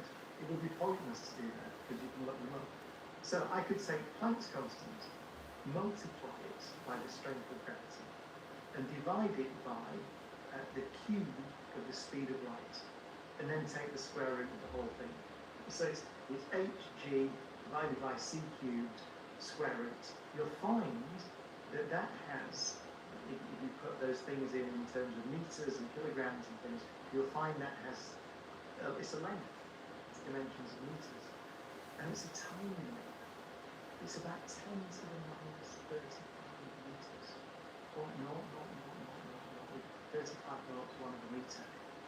But that is a length that we've calculated by measuring the strength of gravity, the speed of light, and Planck's constant. So it would seem that it should have something to do with the deep structure of the universe. And indeed, it does. How important is it? Well, let me give you some examples of the planet length. So it turns out that if you ask the question, how much information in bits is stored inside a black hole? That would seem to, what's that got to do with all this? Right? How much? It turns out, in a calculation that was done by Jacob Bekenstein in the 1970s, it turns out that the entropy of a black hole, which is the amount of information hidden within it, is equal to the surface area of the event horizon of the black hole in square planet lengths. That's astonishing result. But just think about that for a moment. It's telling us that the amount of information stored in a region of space, in this case a black hole, is equal to the surface area surrounding that region in square planet lengths. That's a bizarre result. So it does seem that the planet length is fundamentally important. And here's another property of the planet. So let's say we want to make an observation of some very small thing. So how do you observe something that's very small? Well, one way to do it is shine the light on it to see where it is. That's the way that we observe things with our eyes. So you might say, well, it's tiny, so I have to shine light with a very small wavelength onto this thing to see the tiny thing. The wavelength can't be bigger than the tiny thing, otherwise you won't see it. So the smaller the thing is, the smaller the wavelength of the light that I've got to shine on it. But remember, quantum mechanics tells us that the smaller the wavelength of the light, the higher the energy of the photons. So I have to start bombarding this thing with higher energy photons to see it. What happens if you try to approach something that's the planet length? You get so much energy in there that what you do is you form a black hole. And then you put more energy in, you try to see what's going on, and the black hole grows. And so you get to a point, which is around the planet length in size, where you can't, in principle, try to resolve the structure of this thing. It starts to go bigger again, because you make a bigger and bigger black hole. And it grows. So the planet length does seem to be, I would say it's, a fundamental property of the universe. And now, the nature of that thing, so if we talk in terms of black holes, then you have these kind of Planck-sized pixels, in some sense, tiling the event horizon. Does that mean that these are building blocks of space that are that size? It would seem so, but this is where we get to, we're at the edge of our current understanding.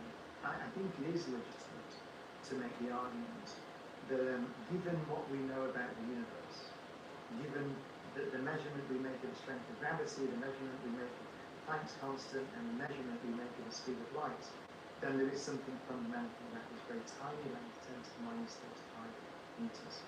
Just one caveat. Is it important, that number? 10 to the minus 35 meters. There are theories, and we test these theories at places like the Large Hadron Collider, for example. There are theories where, as an example, there are extra dimensions in the universe. So not only the four-dimensional space-time of Einstein's theory, but more dimensions. And the dimensions can be curled up at little places in points, or they can be extended sheets, and all different configurations.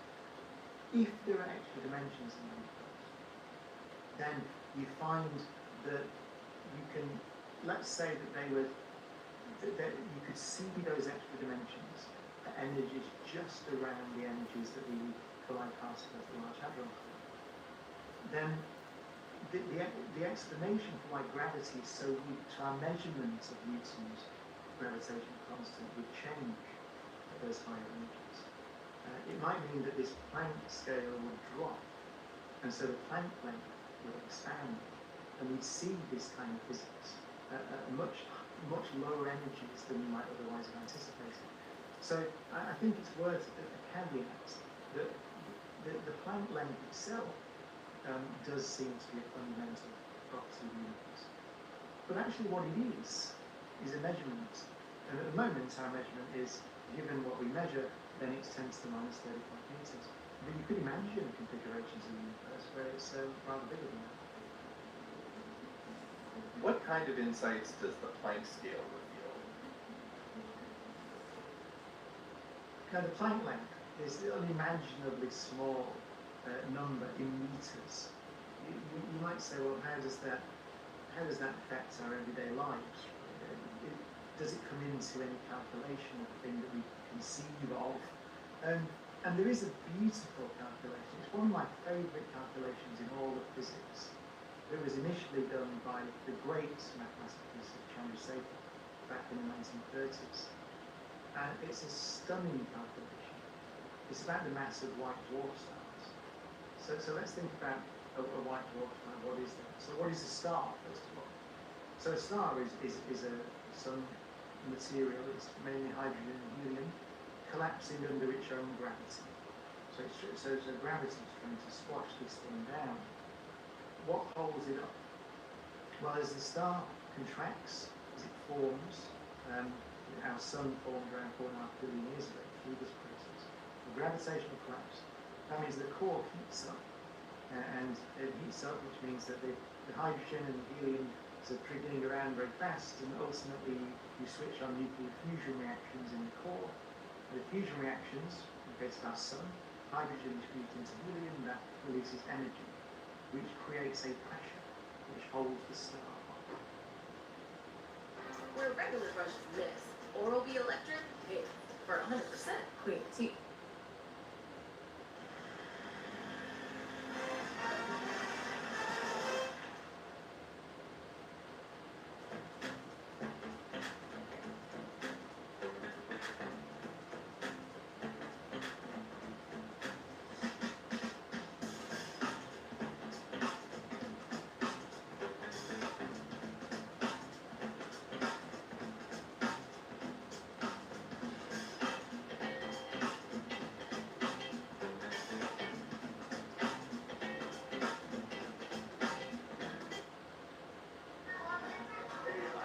Sometimes you just need a moment.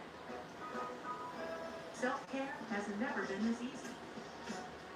Gummy vitamins from Nature Made, the #1 pharmacist recommended vitamin and supplement brand. So the stars are balancing out. Gravity is trying to squash it, heats the core up, fusion reactions, release energy, creates pressure, holds it up. But of course that doesn't exist, it can't carry on forever, because the star doesn't have an infinite amount of fuel in its core. And so ultimately, when it runs out of fuel, that will begin to collapse again. And then stars will start to fuse heavy elements and so on. But ultimately, you could ask the question, well, when there's no more nuclear fusion can occur in the core, what happens to the star? Does it just collapse without limit, which would be a black hole, as we now understand it? Or is there something else that can hold it up? Some other property of matter? This wonderful calculation is a calculation about what happens to electrons in a collapsing star. So it's a genuine quantum mechanical calculation. So what happens? One of the properties of the universe, one of the fundamental ideas in quantum mechanics, is called the uncertainty principle, Heisenberg's uncertainty principle. So it says that if you try to confine an electron to a smaller and smaller box, which means you're trying to measure its position, you're trying to confine it and squash it down, then the product of the size of the box, the uncertainty in the position, multiplied by the uncertainty in the momentum of this thing, has to be greater than Planck's constant. Fundamental property of the universe. So as you try to, this star's collapsing and all the electrons are getting pushed together and closer together, they try to avoid each other, which is another fundamental property of quantum mechanics called the exclusion principle. Roughly speaking, says they don't like to be in the same place, roughly. And so you start to squash it. They try to get away from each other. They go into little boxes in the star, and the boxes are shrinking, and so the electrons are getting confined, and so they jiggle faster. The uncertainty on their momentum is faster and faster, and so they start to jiggle around because they're getting squashed into each other and trying to stay away from each other. So this is pure quantum mechanics. The uncertainty principle, Pauli exclusion principle, jiggling around. That jiggling is like a temperature in the sense it creates a pressure which can hold the star up. So you could do the calculation. Well, what happens? I squash this down and the electrons start to jiggle more, they make the pressure that holds the star up. What happens if that jiggling starts to bump into relativity? What happens if it starts to go towards the speed of light? They can't jiggle any faster. And so ultimately there must be a limit on the pressure that these electrons in this quantum mechanical process can exert to hold this thing up. So you can do the calculation, and it's done. I did it in a book called The Quantum Universe. There's a gratuitous bit of advertising. It's in the appendix. So you can do it. It's not a hard calculation. It's some details are difficult. And Chandrasekhar did this magnificent calculation. If you do that calculation, you find that the maximum mass of a star, which is just a lump of matter held up by this process, is 1.4 times the mass of our Sun. So it's astonishing calculation. How does that relate to the fundamental properties of the universe? Because all we've used there, we've used quantum mechanics, and we've used the strength of gravity. Those are the things. These are the things. Planck's constant, the speed of light, Newton's gravitational constant. Those are the things we used when we looked at the Planck units, Planck length. So you can use those things. Strength of gravity, speed of light, Planck's constant, to construct a mass called Planck mass. And it's rather big actually. So whereas the Planck length is very, very tiny, the Planck mass is about the mass of a grain of dust, a mote of dust. It's quite a large thing. But you can calculate it. Fundamental property of the universe, using Newton's gravitational constant, speed of light, Planck's constant, comes into that calculation. Turns out, when we do the calculation, that roughly speaking, that number, the Chandrasekhar limit, is the Planck mass cubed divided by the proton mass squared. That's what it is. You do that calculation, put the numbers in, it's about 1.4 times the mass of the Sun. But I find it profoundly important. It's a beautiful, beautiful result. Because what we're saying is that you can calculate the maximum mass of a load of stuff that can hold itself up through this quantum mechanical process. And it just depends on these fundamental properties of the universe. Strength of gravity, Planck's constant, speed of light. That's it. So it's a very, very beautiful calculation. But it's the best example I know of the relationship between these rather abstract quantities, perhaps, and something that you can look at in a telescope. It's a beautiful piece of science. With bugs, the struggle is real. That's why you need Zevo traps. Zevo works 24/7 to lure, catch, and kill 99.9% of bugs trapped for effortless protection. Zevo, people-friendly, bug-deadly. If the peanut butter in a Reese's could talk to the chocolate, what would it say? You complete me. Should we start a podcast? Who does your riches? Get new Zyrtec 5 mg, a flexible low dose of 24-hour allergy relief. Booking.com has all kinds of stays for those who love family resorts and for those who do not. There we go.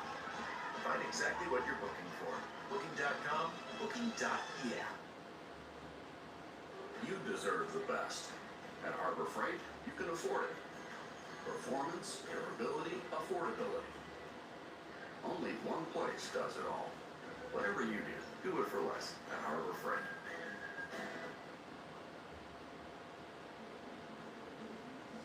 How does our comprehension of scale break down? So we have this fundamental, it appears, length scale in the universe, 10 to the minus 30 meters of Planck length, unimaginably small. How do we picture it? Well, take a proton. So a proton is pretty unimaginably small, I think, to most people, although it's pretty big in particle physics terms. We have maps of the interior of the proton, the constituents of the proton that we use in particle physics experiments. So it's kind of a big world of proton. But if you take a proton and expand it to the size of our solar system, so imagine that, the nucleus of a hydrogen atom, and you imagine expanding that to the size of our solar system out to the orbit of Neptune, then something that's the Planck length would extend or expand to, let's say, a virus or a living cell.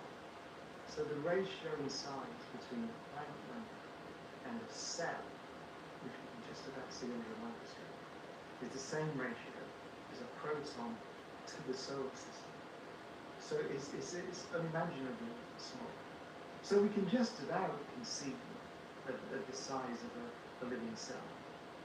And then where does our picture of the universe start to break down? Of course, the things we can really get a feel for are things that are around, let's say, a few inches, a few centimetres to a few metres, or maybe if you're a runner, you get a sense of what a few miles means.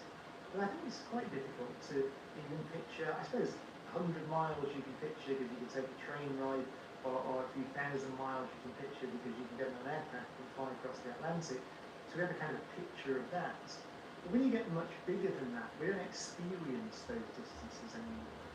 So I would say that when we start to talk about distances that are much larger than distances that we might travel on the surface of the Earth, then I think our feel for those distances begins to break down. Maybe if you spoke to Buzz Aldrin, then he would have a feel for the distance 250,000 miles because he's flown to the moon. So maybe the Earth to the moon. But then when you start to talk about the distance to the planets, or the distance to the sun, the so-called astronomical unit, 93 million miles. What does 93 million miles mean? I suppose you get a feel for that by looking at the sun in the sky. Not directly, I'll say, you don't look at the sun, but you know what I mean? You know kind of at sunset, let's say, when you see that disk of the sun. And so you can see it's the same size, very easy to do safely actually, because it's the same size on the sky as the moon. So look at the moon. The moon is the same radius on the sky as the sun. You know that because of total solar eclipses. It is a coincidence based on the way that our solar system has evolved, but it's a nice coincidence. So we can perhaps conceive of what the sun looks like on the sky. 93 million miles of it.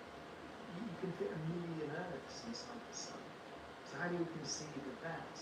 The radius is something like 100 times the radius of the Earth. That means that if you got a passenger aircraft, and so we have a feel for that. You can fly from London to New York, you know how long that is, a few thousand miles. What is that diameter of the sun mean? Well, it'd take something like months, maybe something like a year to fly around the sun in a passenger aircraft. It becomes inconceivable. And the sun's quite a small star.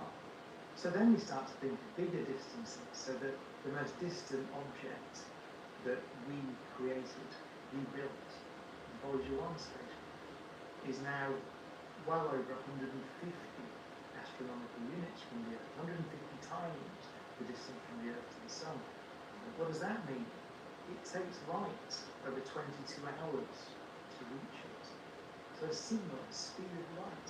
And that's just about, by some definition, the edge of our solar system.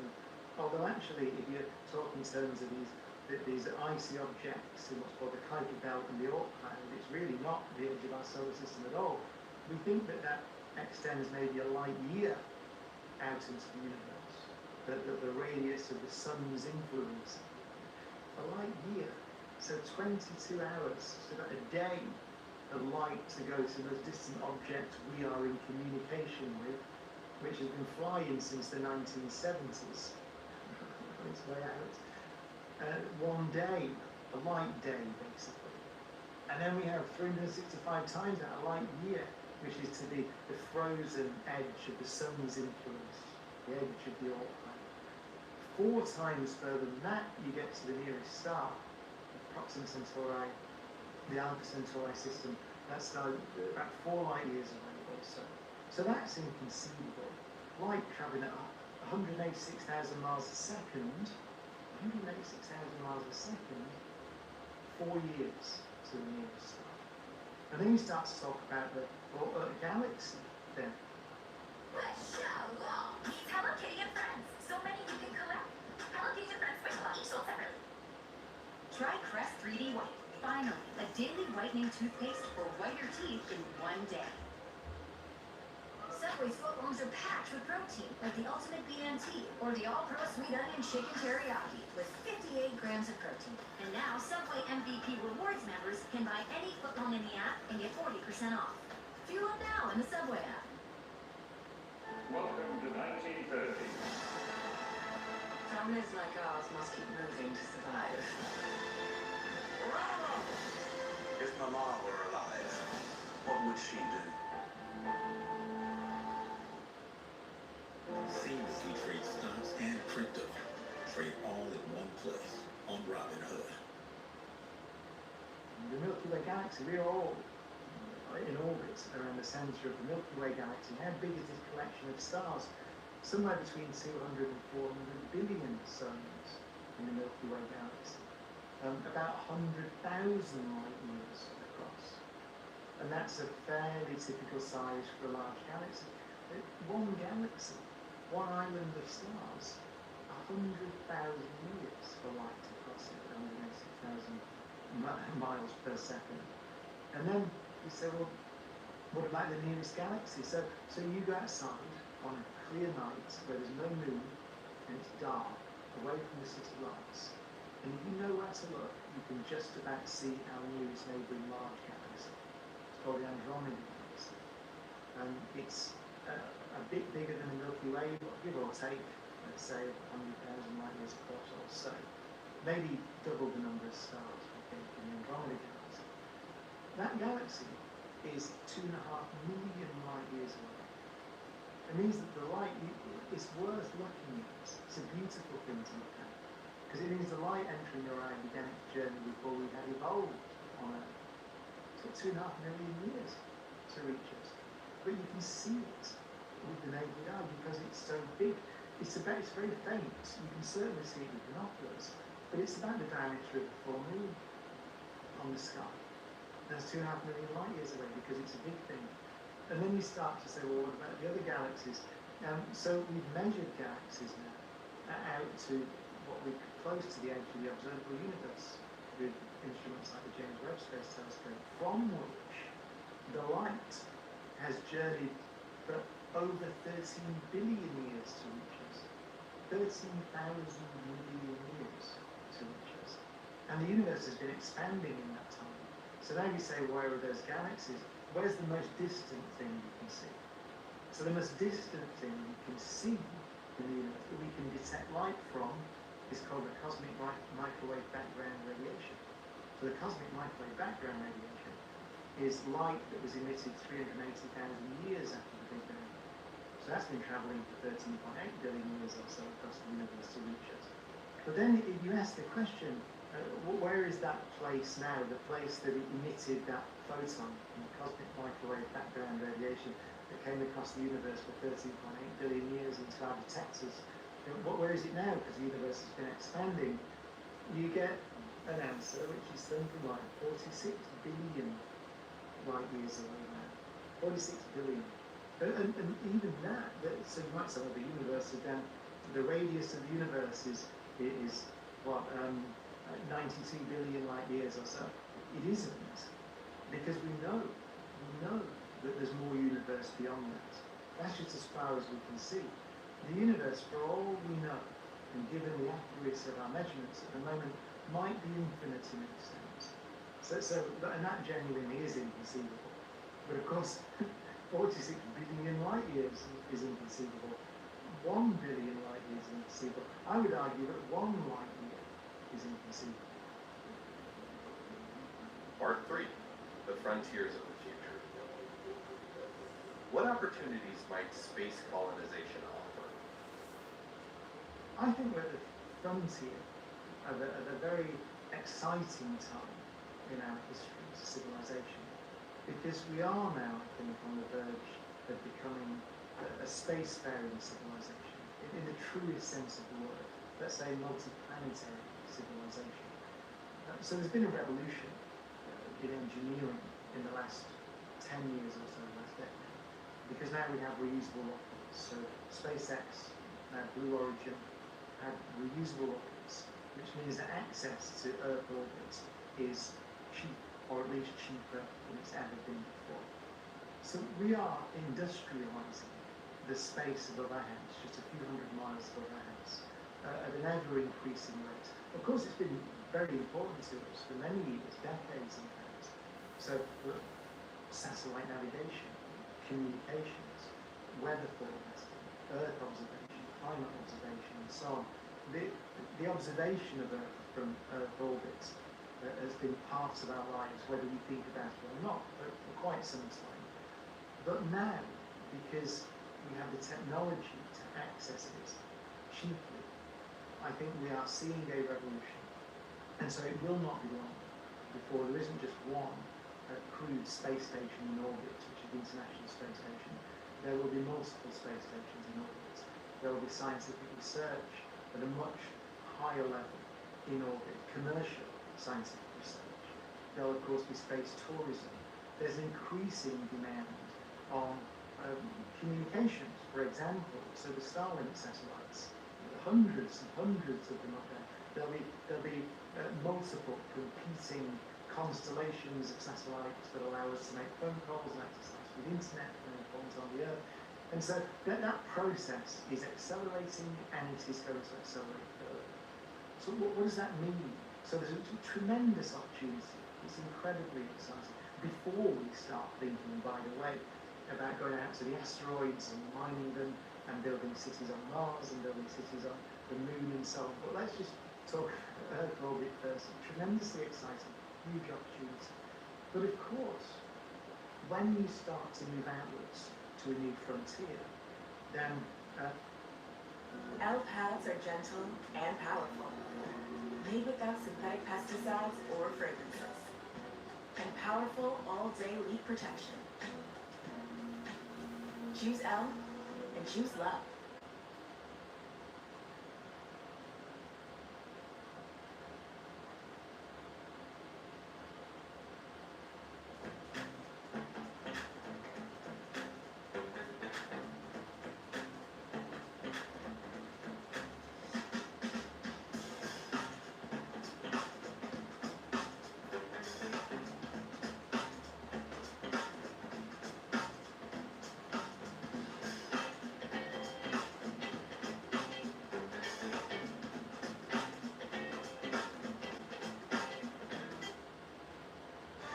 Sports, movies, and shows. Get all of ESPN, along with Disney Plus and Hulu. Fantastic. 3 All-Stars. One incredible offer. Disney Plus, Hulu, and all of ESPN. Get it all with a special limited time offer. The frontier can become crowded. You can have competition for the real estate. You need some way of managing conflicts between, by which I mean physical conflict between the satellites. What happens if someone's satellite can be close to another satellite? How do you manage that? Do you allocate particular orbits? Or do you say that we're going to have some framework like air traffic control, where you have an avoidance system that everybody agrees on, whereas if two things come close, they avoid each other? That framework is not yet there. I've attended several meetings and conferences where there are, of course, many countries and international bodies that are trying to work on the management of space. I find that it's a challenge, because of course it's always a challenge when different countries and different commercial interests and so on are trying to flesh out agreements about how you manage a frontier. But ultimately I find it exciting, because what it means is we're now at the stage where, as the great Carl Sagan said, we're beginning to take our first steps out into the cosmic ocean. And I always remember, and he said, the water seems inviting. So it's a tremendous opportunity. But what kind of opportunities are going to open up? Well, we know, for example, So already from our experience on the International Space Station, the sort of development of new drugs, for example, or development of new ways of building semiconductors, for example, silicon wafers and so on.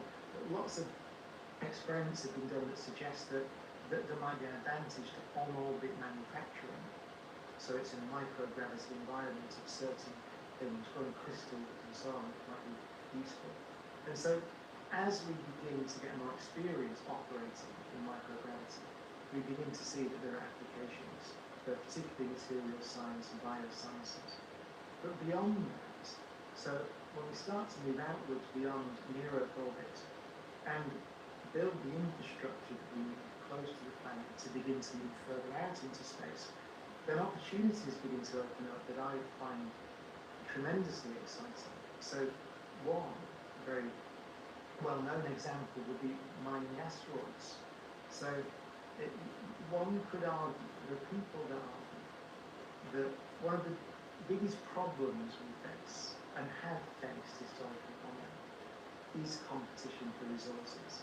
So not only just a pure competition, which leads to conflict and war, if you think those resources are limited, which they are, but also just the stress, of course, that you put on the Earth itself, on the environment, as our civilization grows and requires access to more resources, it damages the planet, it creates conflict and so on.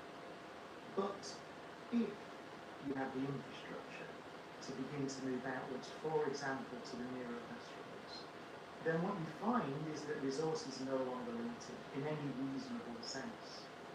There are vast amounts of resources out there in space that we will have access to within the next decade or so, or certainly a few decades.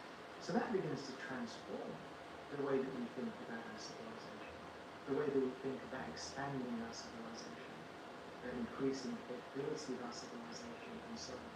I think there's a tremendous opportunity there to grow our civilization, crucially, without further damaging the planet that most of us will live on for the foreseeable future.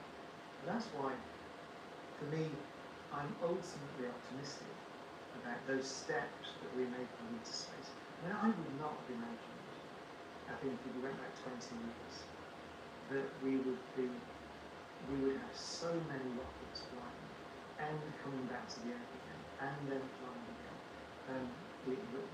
Perhaps within my lifetime, but certainly at this point in the 21st century. So I think it's exciting, but the challenges, as with all new technologies, and you could extend this debate, by the way, to artificial intelligence or quantum computing, as well as spaceflight, the challenges come when we try to build the regulatory framework, and we need the regulatory framework. One of the things I think we're very bad at on planet Earth is recognising that we all live on planet Earth. So we're all on the same spacecraft, let's say, making our way on our journey around the sun. And ultimately, challenges about the management of space, or the management of artificial intelligence, or the management of the power potentially of quantum computers, I think ultimately are global challenges. And we're very bad historically at facing global challenges together. So that would be my worry. And of course, just to say, how you think about space. So literally, it's only a few hundred miles that way. Up there now, there are satellites whizzing around there, other than the geostationary ones, like the International Space Station, I think about it. It's in a country's airspace for a matter of seconds. So clearly, you need to develop some way of managing that environment, which is a way which involves international collaboration. Because the environment, the objects that are up there doing all the jobs that we want them to do, don't stay in any one country's airspace for more than a few seconds or minutes. And so it's kind of obvious to me that we need a framework to manage that. Subway's got a new meal of the day with chips and a drink for just $6.99. Or if you're big hungry, make it a foot long for only $3 more. Huh, big hungry, is that a thing? That should be a thing. Find your fresh for the all-new $6.99 meal of the day at Subway. Zevo works 24/7 to kill 99.9% of bugs trapped. Nature Made. We care for your gut health, so you can focus on what matters most. The future of trading is here on Robinhood Legend, the new desktop trading platform. Visualize the way you analyze, buy, and sell like never before.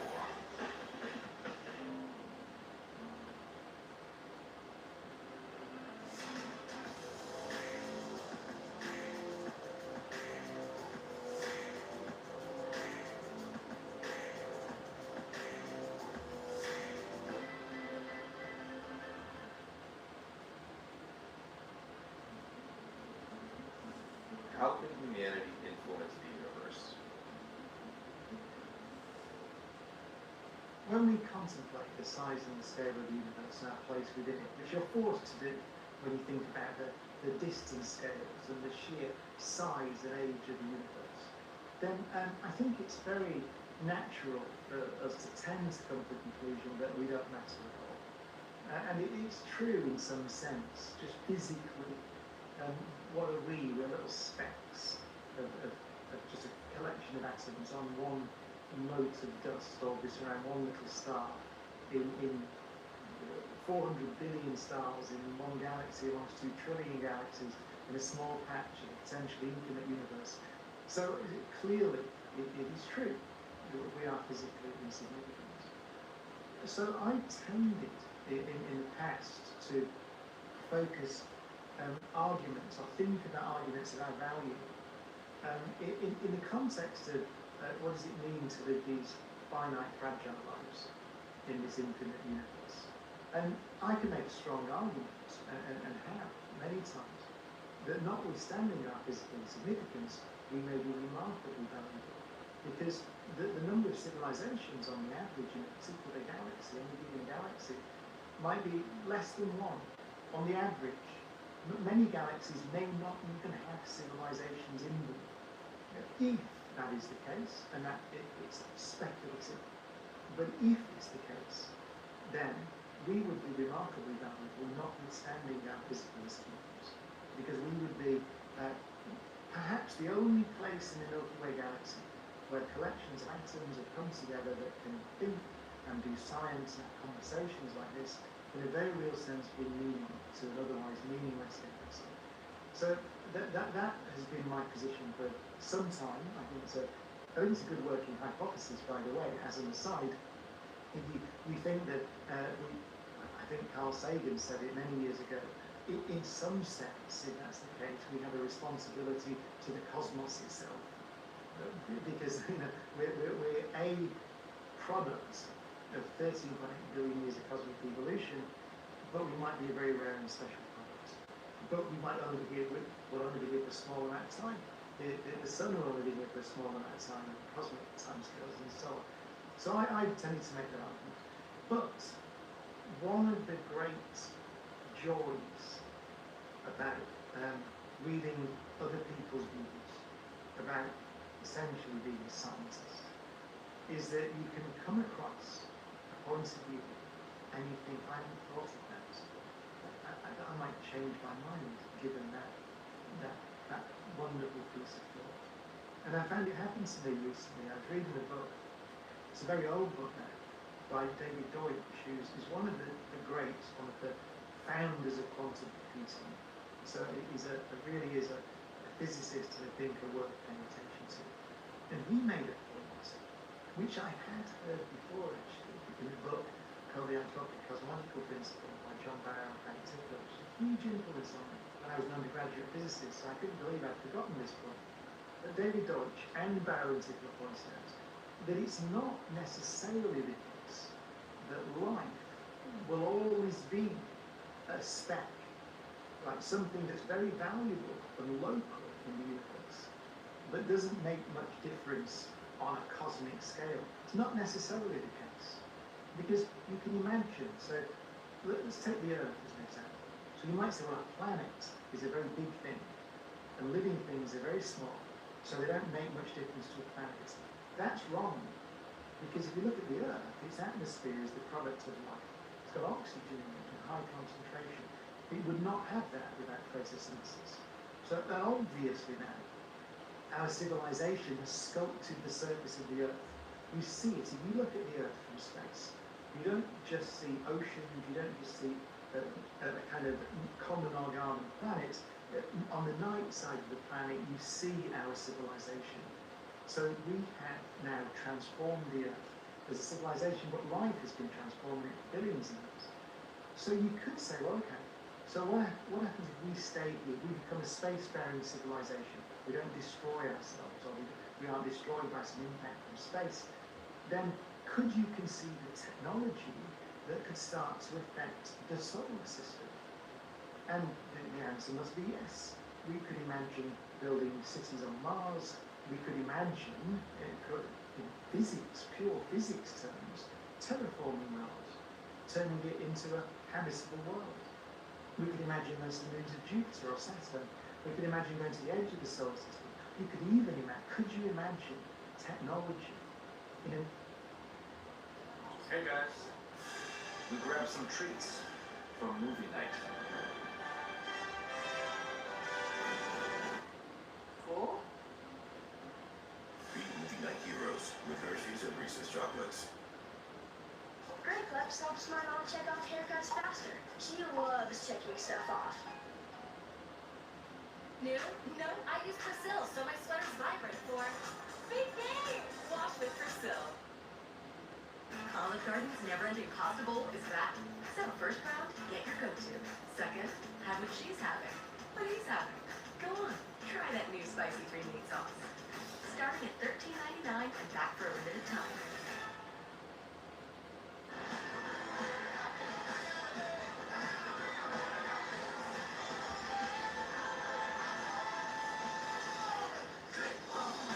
Rated PG-13 in movie theaters September 5th, featuring an exclusive cast reunion. Tickets on sale now.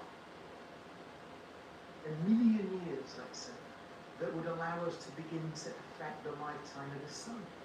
Could you imagine that? In physics terms, according to the laws of physics, I suppose you could imagine a tremendously powerful civilization that could start to, I don't know, throw material into the sun, whatever it is. Maybe it is a ridiculous thing to do, but you could at least imagine it. And then you go 1 million years, 2 million years, 3 million years, 10 million years, 1 billion years into the future. Imagine that our civilization expands to the stars and becomes an interstellar civilization.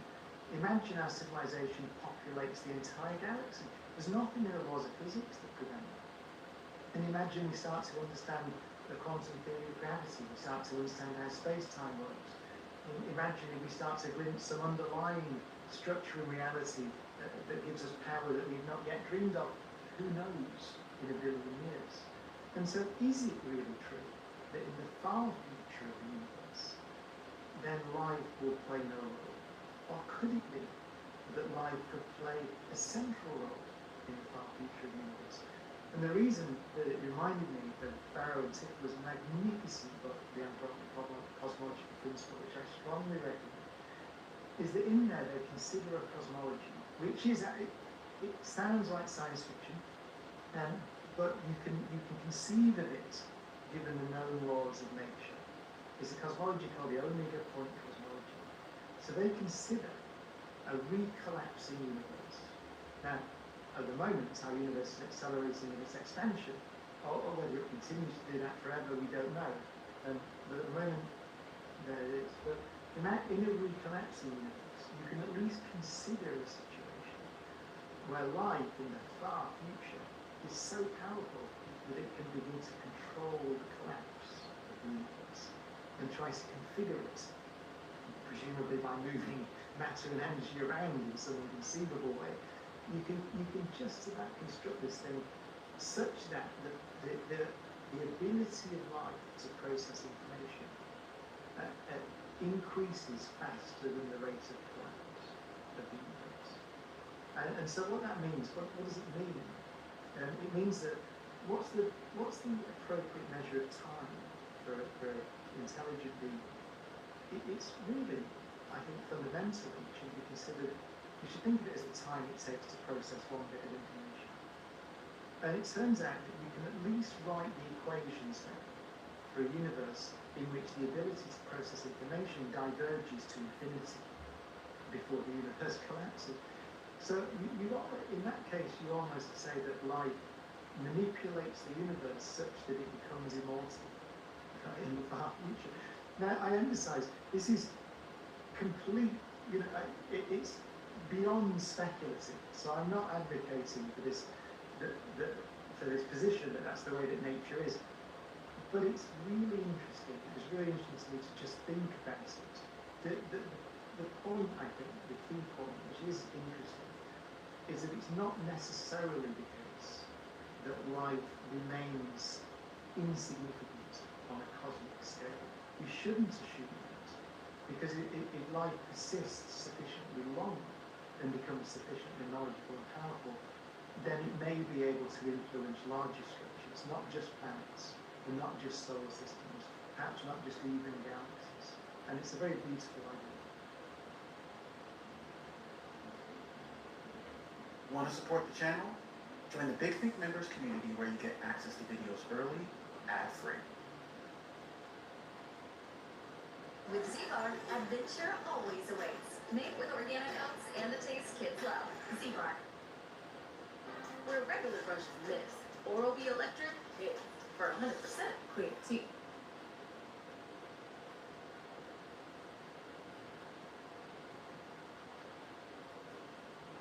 There's a way to make an entrance. My destiny. It was now a conspiracy of witches. Download V today.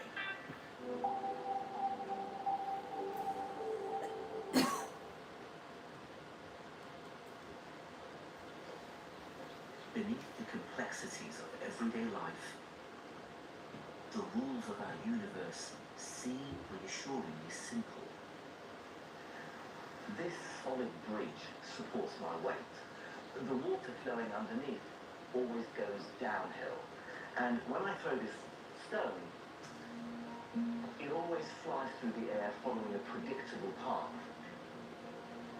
But as scientists peer deep into the tiny building blocks of matter, all such certainty vanished. They found the weird world of quantum mechanics. Deep down inside everything we see around us, we found a universe completely unlike our own. To paraphrase one of the founders of quantum mechanics, everything we call real is made up of things that cannot be themselves regarded as real. Around 100 years ago, some of the world's greatest scientists began a journey down the rabbit hole into the strange and the bizarre. They found that in the realm of the very small, things could be in two places at once. That their fates are dictated by chance. And that reality itself defies all common sense. And at stake, that everything we thought we knew about the world might turn out to be completely wrong. The story of our descent into scientific madness begins with the most unlikely object. Berlin, 1890. Germany is a new country, recently unified and hungry to industrialize. In this newly unified Germany, a number of new engineering companies were founded. They'd spent millions buying the European patent for Edison's new invention, the light bulb. The light bulb was the epitome of modern technology, a great optimistic symbol of progress.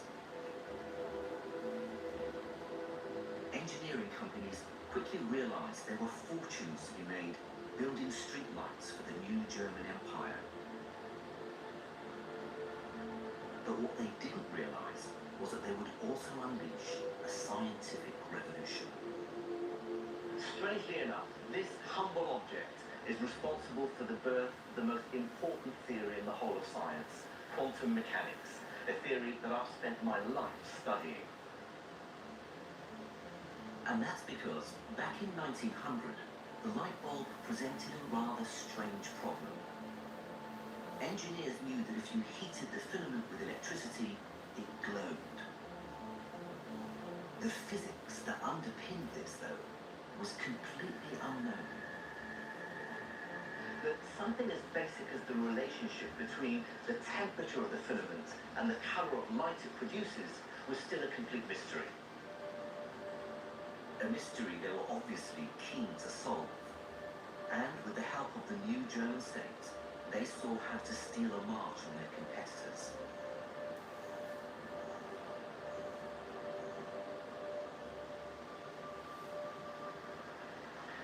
In 1887, the German government invested millions in a new technical research institute here in Berlin, the Physikalische Technische Reichsanstalt, or PTR.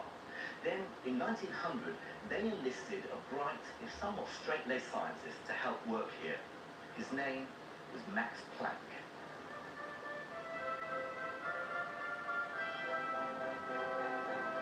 Planck took on a deceptively simple problem.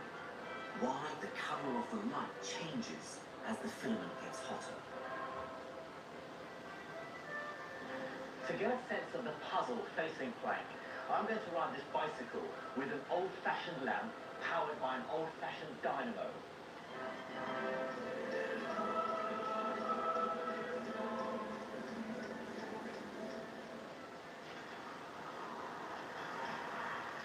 Obviously, the faster I go, the brighter the light.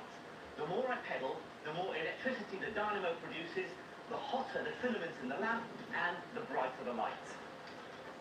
But the light the bulb makes isn't just getting brighter, it's changing colour too. As I speed up, the colour shifts from red to orange to yellow. Right, now I'm going to really belt it. Now the bulb's filament is getting even hotter, but although it certainly gets brighter, the colour seems to stay the same, yellow-white. Why doesn't the light get any bluer? To investigate, Planck and his colleagues built this, a black body radiator. It's a special tube that could heat to a very precise temperature and a way to measure the colour or frequency of the light it produced.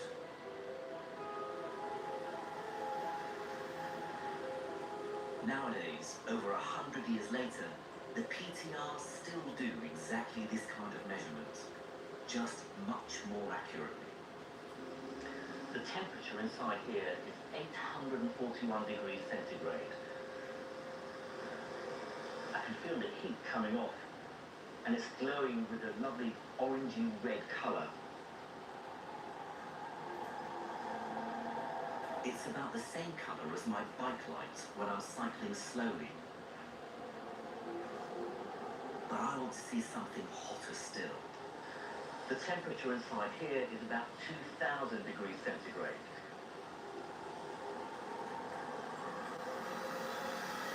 And it's glowing with a much brighter, whiter coloured light. To produce light of this intensity in colour requires a power of about 40 kilowatts.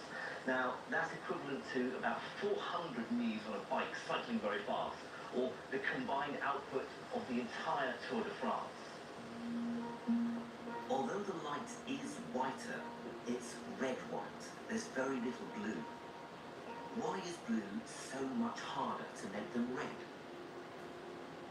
And further up the spectrum, beyond blue, the so-called ultraviolet is hardly produced at all, even when we look at things as hot as the sun. Even the sun, at a temperature of 5,500 degrees centigrade, produces mostly white visible light, and makes remarkably little ultraviolet light given how hot it is. Why is this? Why is ultraviolet light so hard to make? This remarkable failure of common sense so perplexed scientists of the late 19th century that they gave it a very dramatic name. They called it the ultraviolet catastrophe. Planck took a crucial first step to solving this. He found the precise mathematical link between the color of light, its frequency, and its energy. But he didn't understand the connection. However, it was another weird anomaly that would really put the cat amongst the pigeons. In the late 19th century, scientists were studying the then newly discovered radio waves and how they were transmitted. And to do that, they were building experimental rigs very similar to this one. Basically, by spinning this disc, they could generate huge voltages that caused sparks to jump across the gap between the two metal spheres. But in doing so, they discovered something very unexpected to do with light. They found that by shining a powerful light source on the spheres, they could make the sparks jump across more easily. This suggested a mysterious and unexplained connection between light and electricity.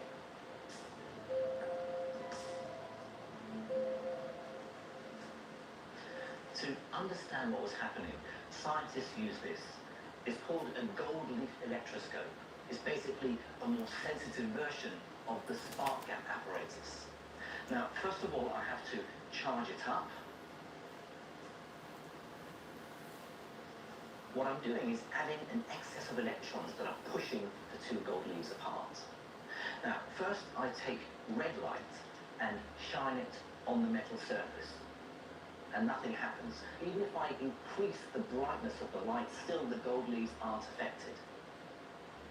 Now I'll try this special blue light, rich in ultraviolet. Immediately, the gold leaves collapse.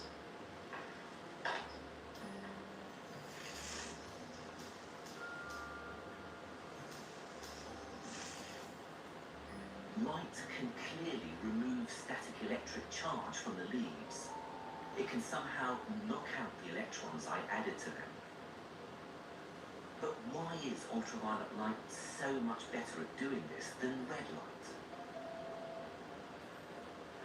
This new puzzle became known as the photoelectric effect. The ultraviolet catastrophe and the photoelectric effect were big problems for physicists, because neither could be understood using the best science of the time. The science that said, quite unequivocally, that light was a wave. All around us, we see light behaving in a perfectly common-sense, wavy way. Look at the shadow of my hand. It's fuzzy around the edges. We understand this as the light hitting the sides of my hand and bending and smearing out slightly, just like water waves around an obstruction. Perfectly common sense, wave-like behavior. And here's something else, something rather beautiful. Look at these soap bubbles. Shine a light on them and gorgeous coloured patterns emerge from nowhere. And this was easily explained if you accept that light was a wave, reflecting off the outer and inner layers of the thin soap film and breaking up into the colours of the rainbow. Rather like ripples on the surface of water, light was simply ripples of energy spreading through space. And this was as firmly accepted as the fact that the Earth was round. But although this wave theory worked perfectly well for shadows and bubbles, when it came to the ultraviolet catastrophe and the photoelectric effect, the wheels started coming off. The problem was this: how could light do this? To truly grasp how absurd this phenomenon was, it might be useful to consider how waves in water behave.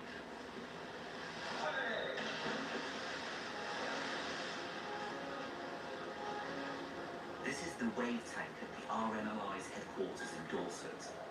It's used to train lifeboat teams to deal with a range of different kinds of water waves. First, small waves, just 30 centimetres high. These waves don't have much energy, hardly enough energy to knock this top hand off the other. But when the waves grow to over 1.5 meters, it's a very different proposition. And they're really throwing me about. There's no way I can keep this hand balanced on the top.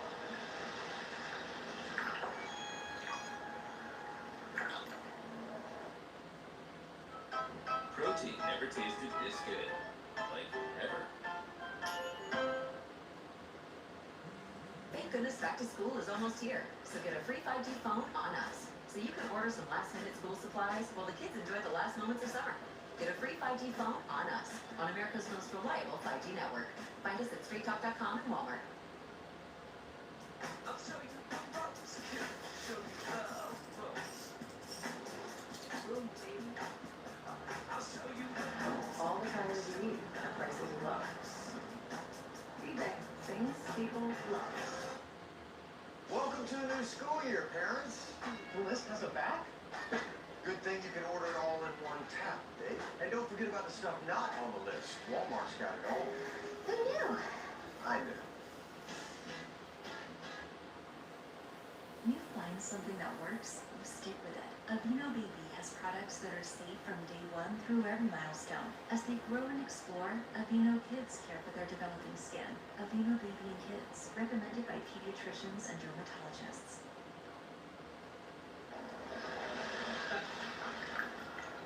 It's clear what water waves are telling us. Bigger, more intense waves have more power. They easily knock me and the cans around.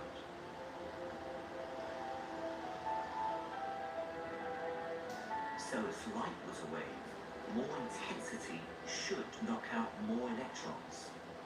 But that's not what happened. Remember, no matter how intense the red light was, it still didn't budge electrons from the metal. But weirdly, weak ultraviolet worked within seconds. So thinking of light as a wave just wasn't adding up.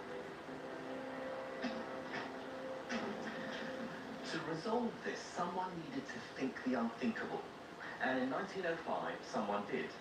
You may well have heard of him. His name was Albert Einstein.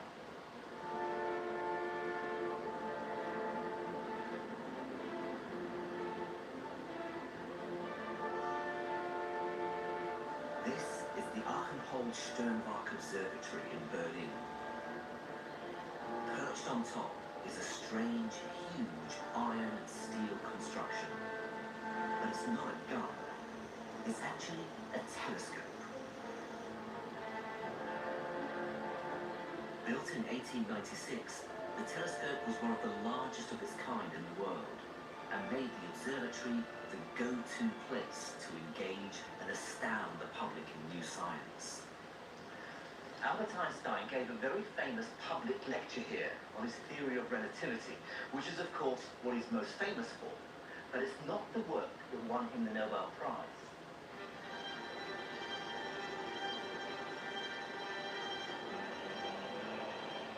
In 1905, he'd also come up with a new theory to explain the photoelectric effect. And what he suggested was revolutionary and even heretical. He argued that we have to forget all about the idea that light is a wave and think of it instead as a stream of tiny bullet-like particles. The term he used to describe a particle of light was a quantum. To Einstein, a quantum was a tiny lump of energy. And although in 1905 the word wasn't new, the idea that light could be a quantum seemed crazy. And yet, following Einstein's heretical line of thought to its logical conclusion, solved all the problems with light at a single stroke.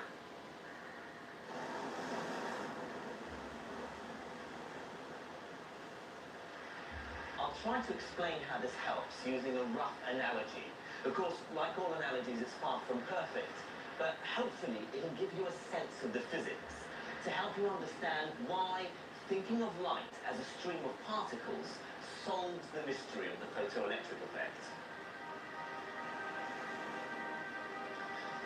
In this analogy, these red balls represent Einstein's light quanta. And those cans over there are the electricity held in the metal.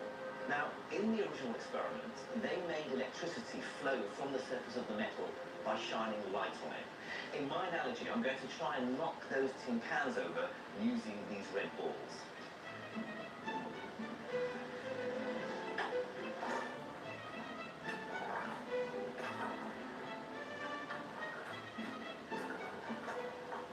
Absolutely no effect. That's just like red light. According to Einstein, each particle of red light carries very little energy because red light has a low frequency. So even a very bright red light with many red light particles can't dislodge any electrons from the metal plate, just like the red balls. Now I'm going to use heavier balls, like these blue golf balls, and I'm going to try and knock off the tin cans with these.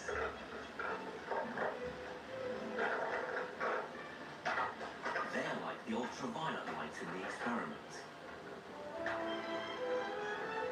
Now, each individual light particle carries more energy because ultraviolet light is higher frequency.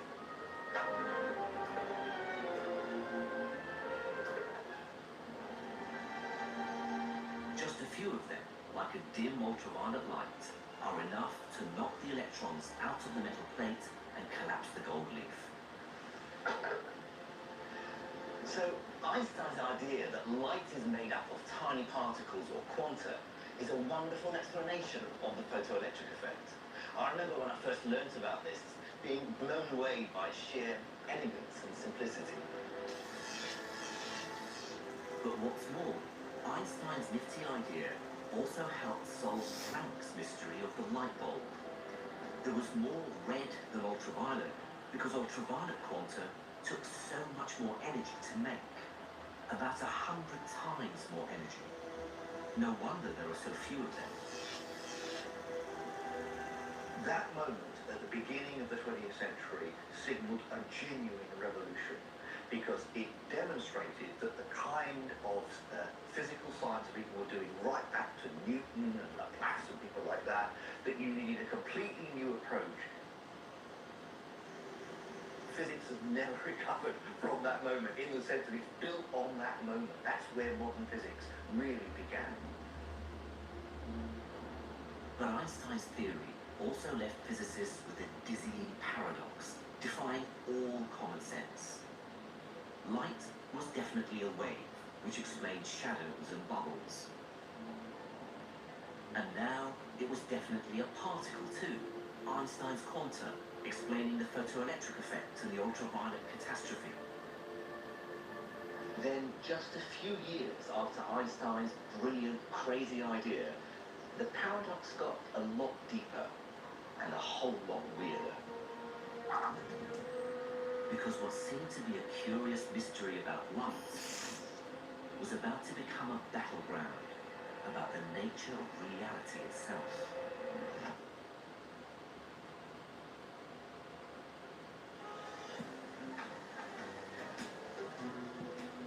(1922). The Western world was in the grip of a revolution, a cultural revolution. James Joyce's Ulysses is published. Stravinsky is at the height of his powers, and Chaplin has just released his first serious movie. The Ottoman Empire collapses. Europe is still recovering from the war to end all wars in which millions of men lost their lives. Russia is newly communist. Meanwhile, America is exporting jazz to the world. Thank you.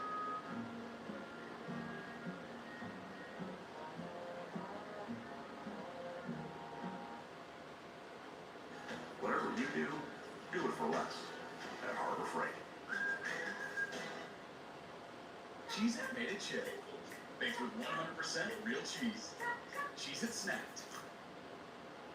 And keep our enamel for a lifetime if a patient takes the proper preventive measures. I choose new clinical enamel strength because there's clinical evidence to support that it does strengthen the enamel. Pronamel clinical enamel strength does a really good job of adding that extra protection to the enamel. Come to Prime for a map that leads to you. One last adventure. The summer I turned pretty. First loves are important, but not as important as last. Or the runaround. People love something we made. Your entertainment escape. It's on Prime. It's Chewy. Shop everything for their bowl, a bath, or a beach. In art, politics, literature, economics, there was an insatiable appetite for change. This was the birth of modernism.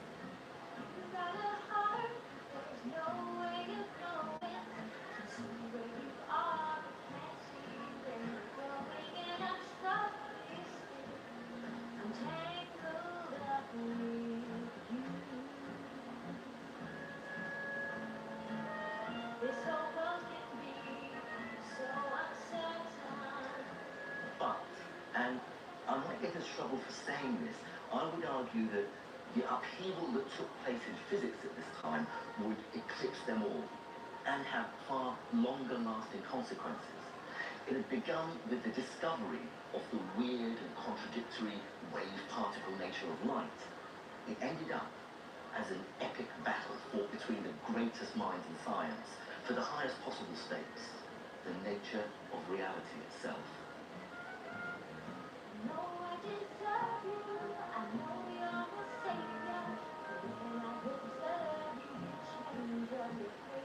On one side, a new wave of modernist revolutionary scientists and their leader, the brilliant Danish physicist Niels Bohr. On the other side, the voice of reason, Albert Einstein, at the height of his powers and now world famous, a formidable adversary.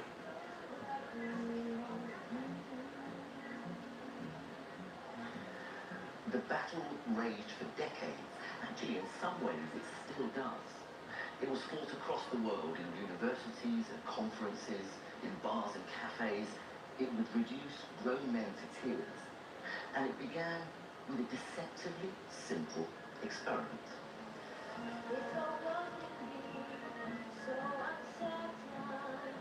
But weirdly, it was an experiment that wasn't even about light.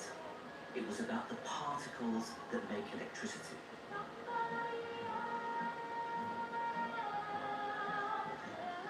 In the mid-1920s, an experiment was carried out at Bell Laboratories in New Jersey in America, which uncovered something entirely unexpected about electrons. Now, at the time, it was accepted without question that electrons were these tiny lumps of matter, small but solid particles like miniature billiard balls. In the experiment, they fired a beam of electrons at a crystal and watched how they scattered. Now, that's entirely equivalent to taking a beam of electrons, say from an electron gun, and firing it at a screen with two slits in it, so that the electrons pass through the slits and hit another screen at the back. What the Bell scientists found shocked the physics world to the core. To understand why, consider a similar experiment with water waves. I've set up a simple experiment. I have a water ripple tank placed on top of an overhead projector. I have a generator producing waves that pass through two narrow gaps. The projector beams the image of the waves onto the back wall. You can see as the waves come in from the left and squeeze through the two gaps, they spread out on the other side and interfere with each other. What this means is that when you get the crest from one wave meeting the crest from another, they add up to make a higher wave. But when the crest from one meets a trough, they cancel out.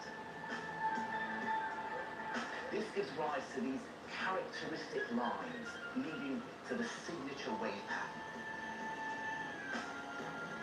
Bands of light and dark. Whenever you see these light and dark bands, a signature wave pattern, you know without doubt that you've got wave-like behavior.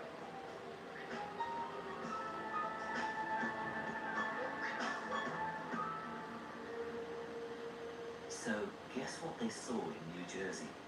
Now it seemed that firing electrons, tiny solid particles, through the two gaps produced exactly the same kind of pattern, bands of light and dark. first light, for a long time believed to be a wave, was found to sometimes behave like particles. And now electrons, for a long time believed to be particles, were behaving like waves. But it was actually stranger than that. The wave pattern wasn't merely some result of the entire beam of electrons. More recently, this experiment has been repeated in labs around the world by firing one electron at a time through the slits onto the screen. At first, each electron seems to land randomly on the screen. But gradually a pattern forms. The signature wave pattern. Let me be quite clear about just how weird this is. Remember from the wave tank experiment where the signature wave pattern only exists because each wave passes through both slits and then its two pieces interfere with each other. But here, every individual electron, each single particle, is passing alone through the slits before it hits the screen. And yet each single electron is still contributing to the signature wave pattern. Each electron has to be behaving like a wave.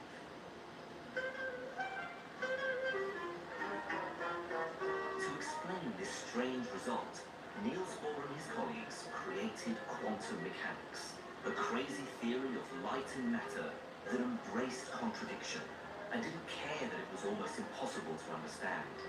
As Niels Bohr himself said, anyone who isn't shocked by quantum theory hasn't understood it.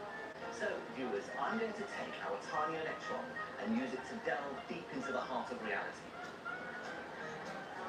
And yes, prepare to be shocked, because this is the only way to explain what we observe when a single electron travels through the slits and hits the screen. Quantum mechanics says this: we can't describe what's traveling as a physical object. All we can talk about are the chances of where the electron might be. This wave of chance somehow travels through both slits, producing interference just like the water wave. Then, when it hits the screen, what was just the ghostly possibility of an electron mysteriously becomes real. Let me try and capture just how weird this is with an analogy. If I spin this coin,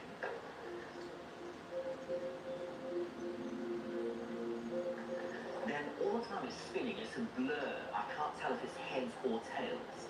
But if I stop it, I force it to decide, and it's heads. So before, it was sort of not heads or tails, but a mixture of both. As soon as I stopped it, I forced it to make up its mind. This is what Bohr and his supporters claimed was happening with our electrons. In a sense, as it spins, the coin is both heads and tails. Similarly, the electron's wave of chance passes through both slits, two paths at the same time. Our coin then stops at heads. The ethereal wave of probability hits the screen and only then becomes a particle. The quantum world was unlike anything ever seen before. It's hard to overstate just how crazy this is. Bohr was effectively claiming that one can never know where the electron actually is at all until you measure it. And it's not just that you don't know where the electron is. It's weirdly as though the electron itself is everywhere at once. Protein never tasted this good. Like, ever. Teeth sensitivity is so common. It immediately feels like, somebody's poking directly on their nerve. I recommend Sensodyne. Sensodyne toothpaste goes inside the tooth and calms the nerve down. And my patients say, doc, it really works. Big Six for $19.99, a perfect meal for two. You're a great songwriter. New, fresh, trending. NFM is where style starts. Explore our huge in-stock selection and endless possibilities in furniture and home decor. Mix, match, and discover something that's uniquely you. With hundreds of new items arriving driving daily, only at NFM.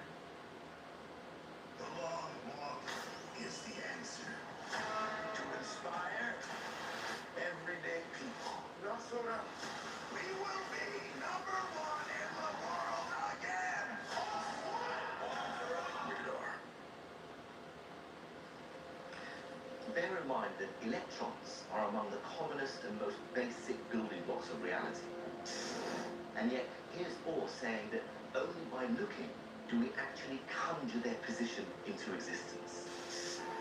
It's like there's a curtain between us and the quantum world, and behind it, there is no solid reality, just the potential for reality. Things only become real when we pull back the curtain and look. And this view, ladies and gentlemen, became known as the Copenhagen interpretation.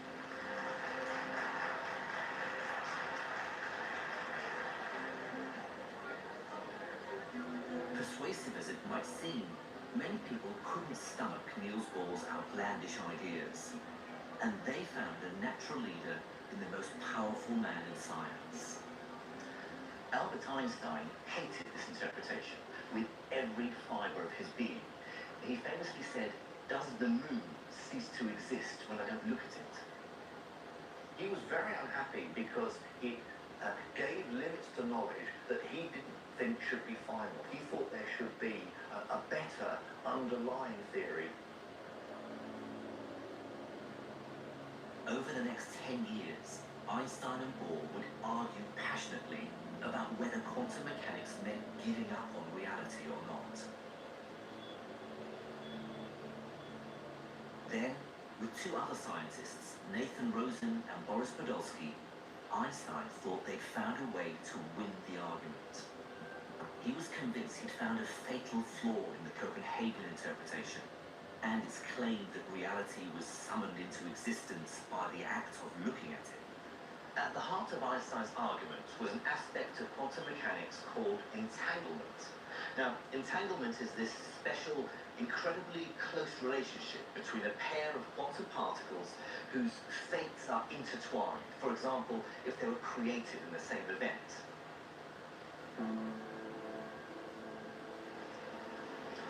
Let me try and explain this by imagining the two particles are spinning coins.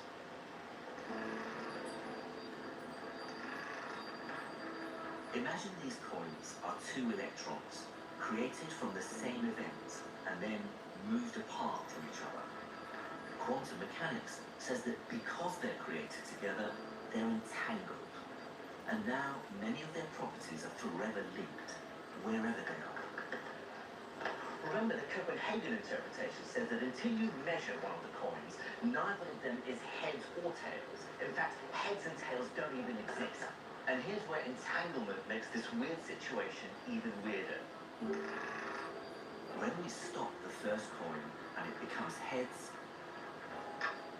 because the coins are linked through entanglement, the second coin will simultaneously become tails.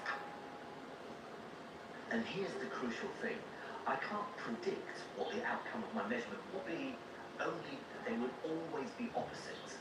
Einstein seized on this because it meant that something was happening between the two coins that was almost too crazy to imagine. It's as if the two coins are secretly communicating instantaneously across space and time, even if the first coin was on Earth and the other was on Pluto. Einstein refused to believe this instantaneous, faster-than-light communication. His theory of relativity said that nothing could travel that fast, not even information. So how could one coin instantaneously know how the other would land? He disparagingly called it spooky action at a distance and claimed it was a fatal flaw in the Copenhagen interpretation. What's more, he had a better idea. Einstein believed there was a simpler interpretation, that somehow the destiny of the two coins, whether or not they ended up heads or tails, was already fixed long before we observed them. He said that although it seemed the coin was deciding to be, say, heads at the moment of observation, actually that decision was taken long before. It was just hidden from us. In Einstein's mind, quantum particles were nothing like spinning coins. They were more like, say, a pair of gloves, left and right, separated into boxes. We don't know which box contains which glove until we open one. But when we do, and find, say, a right-handed glove, then immediately we know that the other box contains the left-handed glove. But crucially, this requires no spooky action at a distance. Neither glove has been altered by the act of observation. Both of them were either left or right-handed gloves from the beginning, and the only thing that has changed is our knowledge. So, which is the true description of reality? Balls, coins, which only become real when we look at them, and then magically communicate to each other? Or Einstein's gloves, which are hidden from us, but are definitely left or right from the beginning? In other words, is there an objective reality, as Einstein believed, or not, as Bohr maintained? In the late 1930s, as the world plunged into war, there was no way to answer this question. The battle to understand the nature of reality was deadlocked.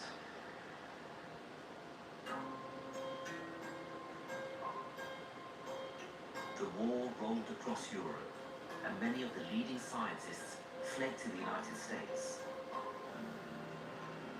Then, as the Second World War led inexorably to the Cold War, American science, backed by dollar bills and a new vision of the future, boomed. Remember, after the war, physicists came back raring to go and try to apply the ideas of quantum theory to atoms, the interaction between electrons and light and what have you. You didn't need to worry about the philosophical side of things to make progress with that. So, as you say, it really took a back seat. Quantum mechanics led to a profound understanding of semiconductors, which helped create the modern electronic age. It produced lasers, revolutionizing communications, breathtaking new medical advances, and breakthroughs in nuclear power. Quantum mechanics was so successful that most working physicists deliberately chose to ignore Einstein's objections. It simply didn't matter to them, because it worked. They even coined a phrase for it: shut up and calculate. And the price for this success was that Bohr and Einstein's debate on the reality of the quantum world was simply brushed under the carpet. And amidst all this success and pragmatism, there were few who still worried what it all meant. But as the 50s rolled headlong into the 60s, one lone dissenter worked out how to settle the argument once and for all.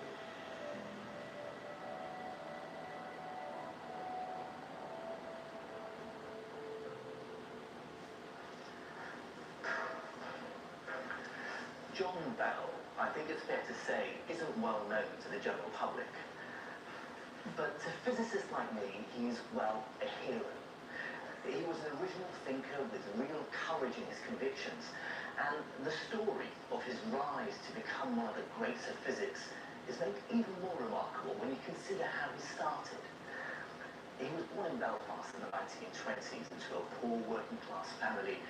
His father was a horse dealer, and they really struggled to get him into Queen's University Belfast to study physics. In fact, he was the only one in his family to even finish school.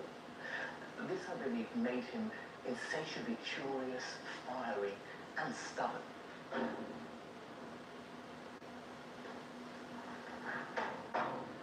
I remember meeting John Bell in 1989, a year before he died. We were both at a conference in America, and we happened to be sharing a lift just after both attending a talk on quantum mechanics. Keen to say something to the great John Bell, I said I thought the speaker's conclusions were completely crazy. He stared at me with his piercing blue eyes, and for a moment I thought my fledgling physics career was going down the drain. But as the lift doors opened and was about to leave, he said, "Yes, I completely agree with you. Have they heard of the helium problem?"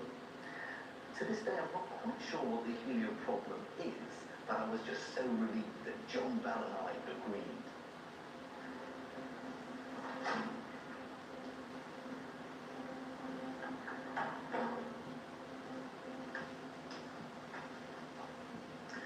For many years, he worked here at Britain's Atomic Energy Research Centre, Harwell, who built this early experimental nuclear reactor called Dido.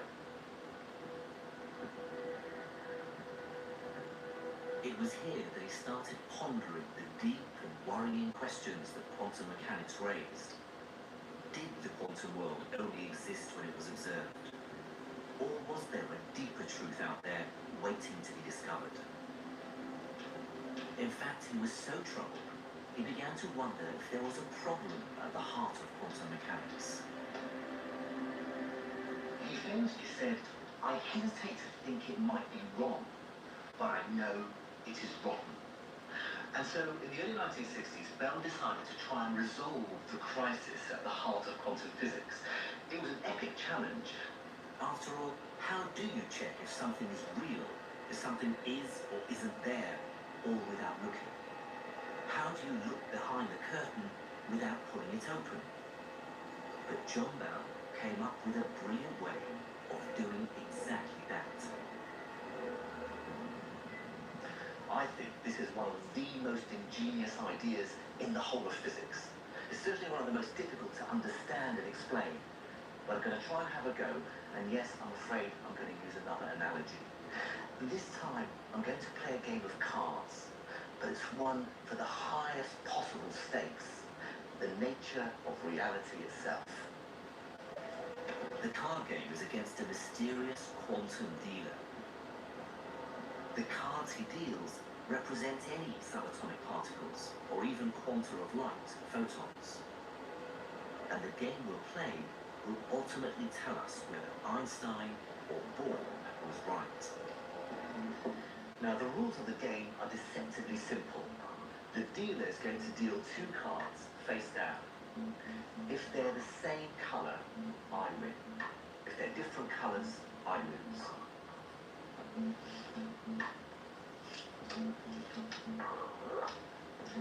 So, I have a red, so I need another red to win. It's black, I lose. Again, opposite colours, I've lost both those.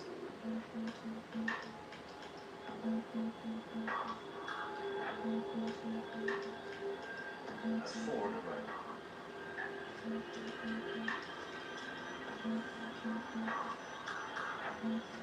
That's 6 pairs in a row that I've lost.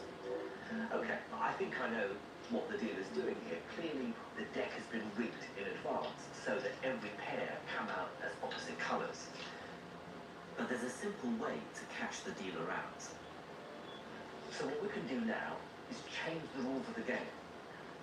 This time, if they are the opposite colour, I win.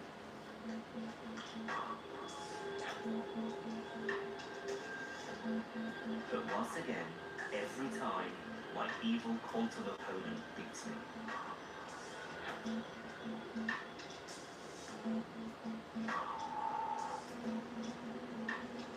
But again, I can see what the crafty dealer could have done. Maybe while I wasn't looking, he's switched the pack and rigged it so that it always lands in his favour. Now every pair is the same colour.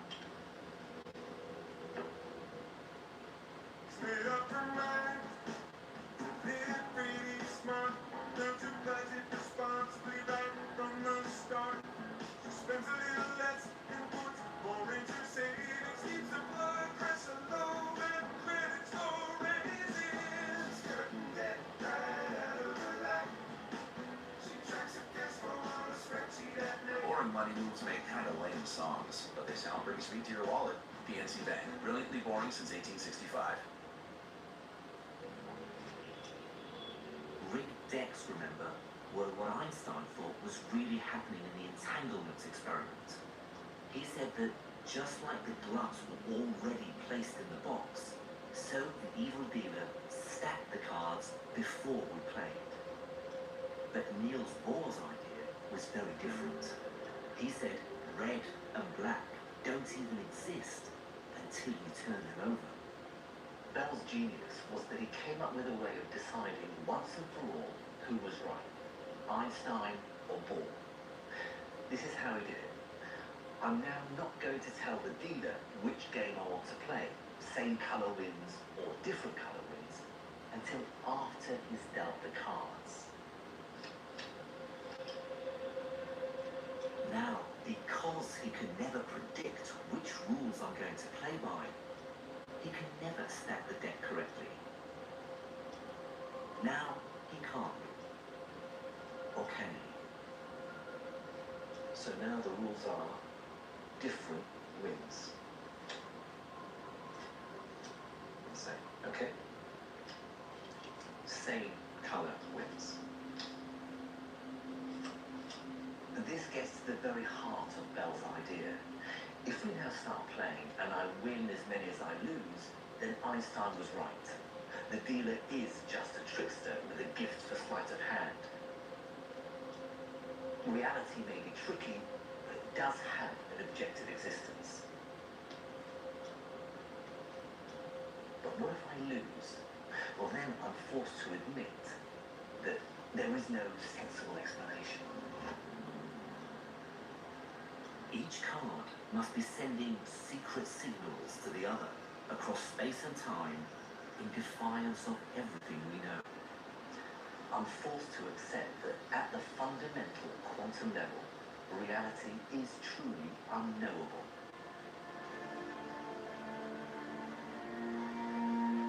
Bell reduced this idea into a single mathematical equation that tells us once and for all what seemed unanswerable: how reality really is. John Bell published his idea in 1964, and the extraordinary thing is, at the time, the entire physics community ignored him. Total radio silence. It seems the world simply wasn't ready. Perhaps it was because his equation seemed untestable, or just because nobody thought it was worth investigating. But that was about to change, and the change would come from a very unexpected place.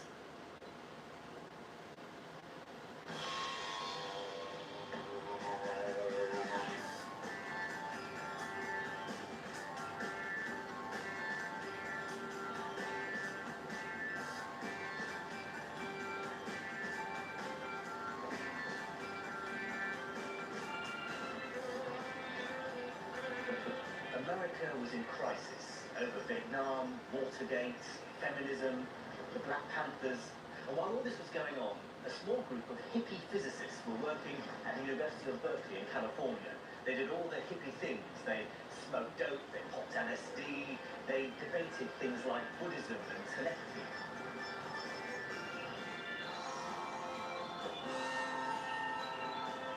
And they loved quantum mechanics. In its weird version of reality, they saw parallels with their own esoteric beliefs.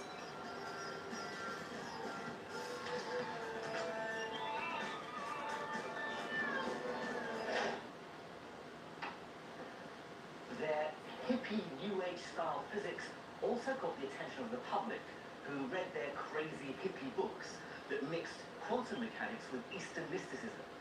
Books like The Tao of Physics, The Dancing Woolly Masters, and my personal favourite, Space, Time and Beyond, Towards an Explanation or the Unexplainable.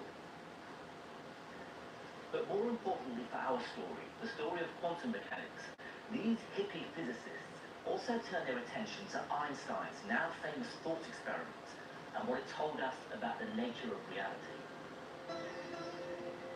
They saw Niels Bohr's secret signaling as proof that physics supported their own ideas. Because if two particles could spookily communicate across space, then ESP, telepathy, and clairvoyance were probably true as well. If only they could prove it really existed. Then, in 1972, they realized that with a bit of mathematical sleight of hand, they could take Bell's equation and experimentally test it. One of their group, John Clauser, borrowed some equipment from the lab he was working in and set up the first genuine and ultimate test of quantum mechanics. This is a picture of that first experiment, built of leftovers and stolen equipment.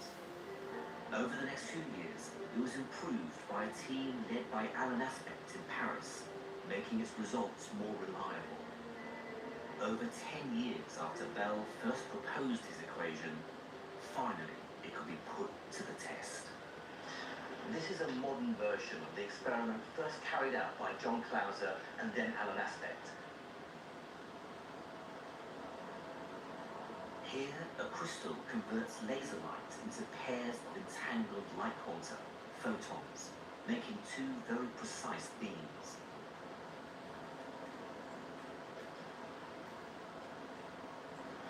These photons are passed around and bent back again until they pass through these detectors.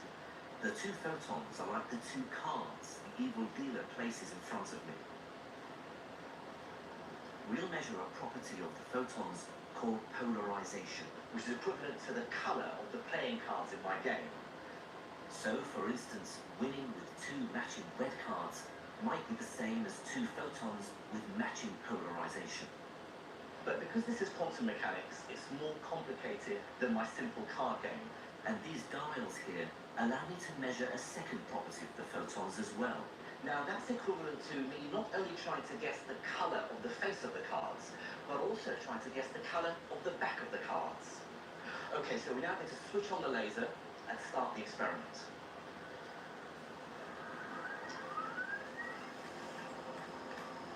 So this number here gives me the number of photon pairs coming through the experiment. That's equivalent to the pairs of cards in my game.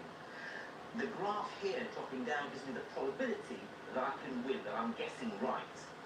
The more photons, the more accurate it becomes. I'll stop at an uncertainty of about 1%. And the final answer is 0.56. So if I put that into my equation, I now need to run the experiment 3 more times, corresponding to the 4 different settings of these dials. Each run is now like a different set of rules for the quantum dealer. And when I add them up and get the answer, if it's less than 2, then Einstein was right. If it's greater than 2, then Bohr was right. Okay, so now for the second setting. Just remember what the experiment will show. If the numbers come out less than 2, then it's proof the dealer has been stacking the deck. This was Einstein's view. Okay, so the number I get this time is 0.82.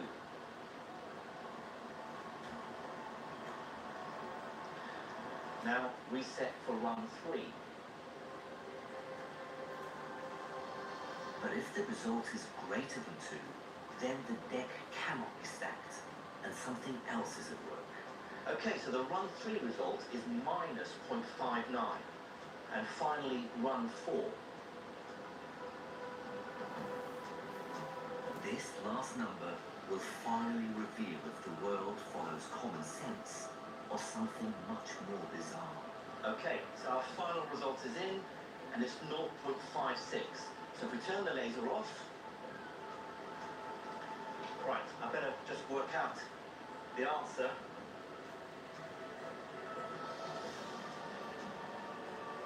And there we have it, 2.53. It's a number greater than 2. Absolute proof that Albert Einstein was wrong and Niels Bohr was right.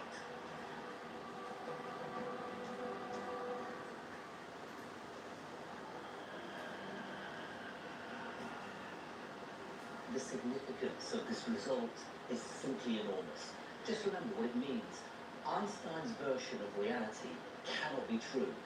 No amount of clever jiggery-pokery with our experiment can cheat nature. The 2 entangled photons' properties couldn't have been set from the beginning, but are summoned into existence only when we measure them. Something strange is linking them across space. Something we can't explain or even imagine other than by using mathematics. And weirder, photons do only become real when we observe them. In some strange sense, it really does suggest the moon doesn't exist when we're not looking. It truly defies common sense.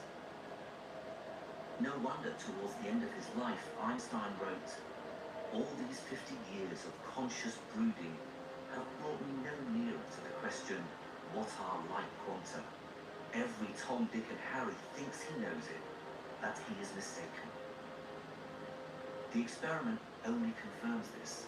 Whatever is happening, we just don't understand it. But it doesn't mean we should stop looking. While it's true that Einstein's dream of finding a reasonable, common-sense explanation was shattered for good, my own personal view is that this doesn't necessarily banish physical reality. Like Einstein, I still believe there might be a more palatable explanation underlying the weird results of quantum mechanics. But one thing is clear. Whether there are physical, spooky connections, whether there are parallel universes, whether we bring reality into existence by looking, whatever the truth is, the weirdness of the quantum world won't go away. It'll rear its ugly head somewhere. 120 years ago, the greatest scientific revolution ever was brought about by a light bulb. And scientists are still using powerful light sources, like X-rays, to unlock nature's mysteries. This is the Diamond Light Source. It's Britain's single largest science facility. The X-rays produced here are 10 billion times more powerful than the hospital X-ray. With that sort of power, scientists can slice into matter and glimpse those quantum secrets inside.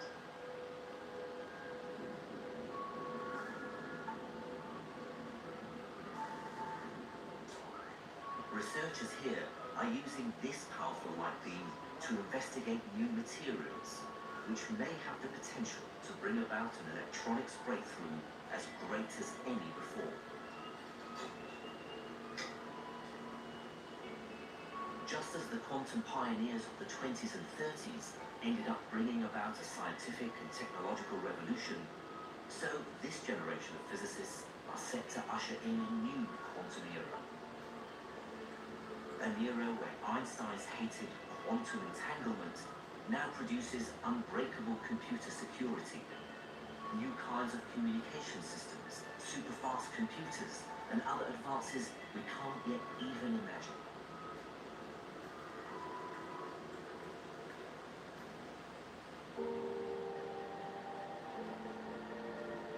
And this is why quantum mechanics thrills and frustrates me. It's capricious, it's counterintuitive, it even sometimes feels just plain wrong. And yet, it still surprises us every day. And I, for one, believe that our knowledge of the quantum world is still far from complete, that there are greater truths about nature yet to be discovered. And that's still what keeps me awake at night. Next week, join me as my journey into the quantum world gets even more surprising. I investigate how its weird rules are crucial for life, and how the bizarre behavior of subatomic particles might even influence evolution itself. Welcome to a new and very strange world of nature. It's being taken over by the weird subatomic particles of quantum physics.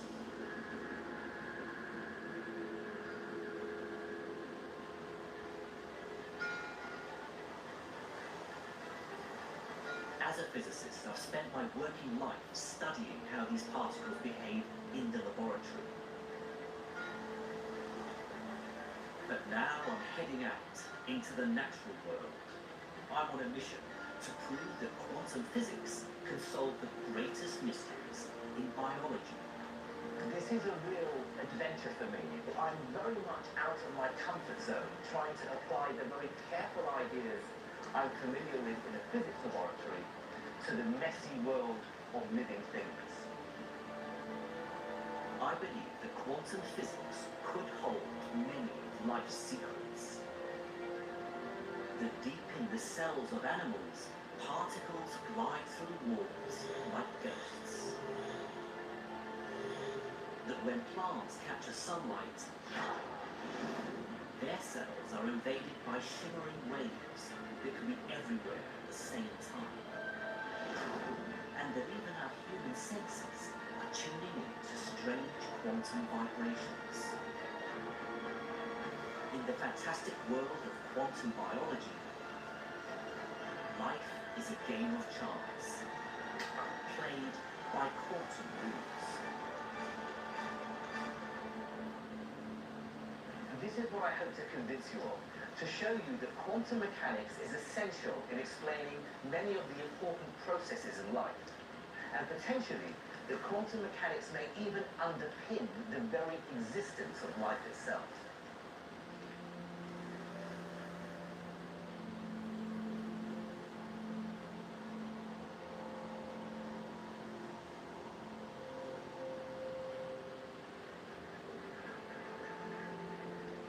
My quest begins with one of the most majestic sights in nature: migration. Every winter, barnacled geese arrive right on cue at the same Scottish river. The end of an epic 2,000-mile voyage from Svalbard, high above the Arctic Circle. Of course, many birds head south for winter, then back home for summer. But for decades, exactly how birds navigated with such accuracy was one of the greatest mysteries in biology. So the most recent discovery has caused a sensation. In the past few years, one species of bird has helped create a scientific revolution. I was one of many physicists who was shocked to discover that it navigates using one of the strangest tricks in the whole of science. It utilizes a quirk of quantum mechanics, one that bamboozled even the greatest of physicists, from Richard Feynman to Albert Einstein himself. So you might be surprised to discover the identity of this mysterious creature. Say hello to the quantum robin.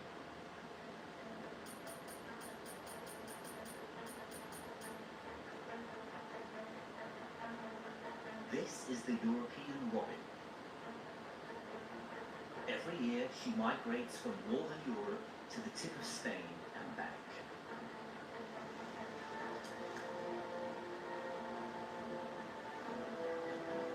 In this laboratory in the woods, biologist Henrik Moritzen is trying to solve the mystery of how she does it. But he's found himself in my world, the strange world of quantum mechanics.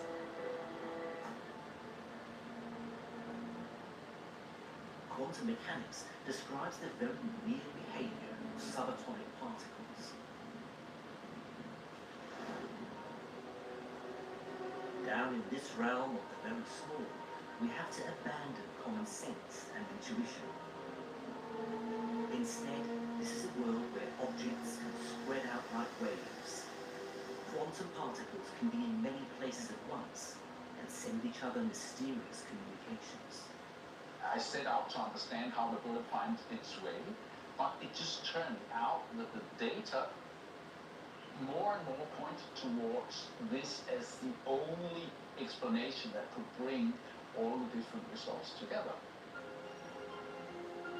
Henrik's investigating a long-standing theory that robins navigate by the Earth's magnetic field. His laboratory is an ingenious magnetic birdcage. And these plastic cones, lined with scratch-sensitive paper, provide the key measurements.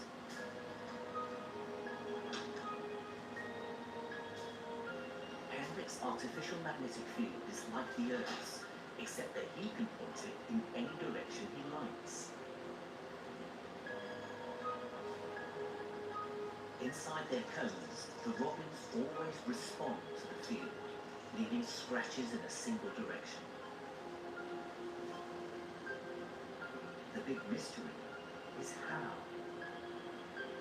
The Earth's magnetic field is incredibly weak, far too weak for any living creature to detect. But Henrik has found an intriguing clue by giving the quantum robin a mask. We have a little leather hook similar to what we put on a falcon, but just for robin. And you have then a hole in front of one eye or a hole in front of the other eye. And what we can see is that if you cover up the right eye, you turn off the magnetic compass processing in the left part of the brain. If you cover up this eye, you turn the compass off in this part of the brain. The robin's magnetic compass seems to be in her eyes. I can show you what's going on using my own eye. Now, we use our eyes for vision, but we also have a second light detecting mechanism.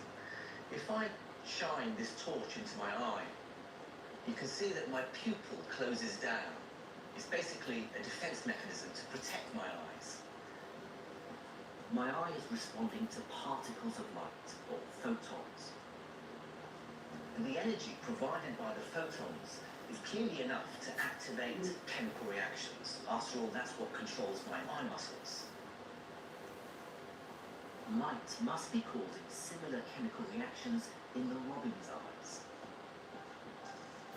In fact, it's the power supply for a unique form of magnetic compass inside her cells, in the weird world of subatomic particles. A place where only quantum physics can explain what's going on.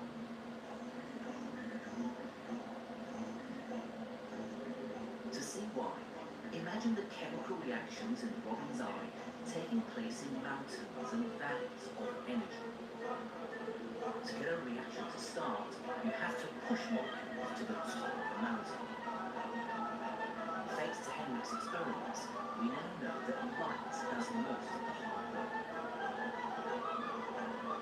But when it reaches the very peak, the molecule becomes incredibly sensitive to the slightest touch. The key point here is that the robin's chemical compass is now balanced on an energy peak between two valleys. Going one way produces one set of chemical products, the other a different set. Now, even a tiny change in the Earth's magnetic field can tip the molecule over the top. But the way this happens defies common sense. The final piece of the puzzle depends on one of the truly mind-boggling ideas in physics. But don't worry if you find it hard to understand. Even Albert Einstein called it spooky. The idea is called quantum entanglement. It involves particles that seem to communicate faster than the speed of light. In 1935, Einstein published a famous paper arguing that it was impossible. But Einstein was wrong. In recent years, extremely delicate experiments have shown that subatomic particles really are entangled. It means they can subtly and instantaneously influence each other across space. And now it seems the same thing is going on inside the robin's eye. When a photon enters the robin's eye, it creates what's called an entangled pair of electrons. Here's how it works. Each electron has two possible states. For simplicity, I'm choosing to call them red and green. Now, here's the weird thing. Until I measure it, it's neither one nor the other, but both at the same time.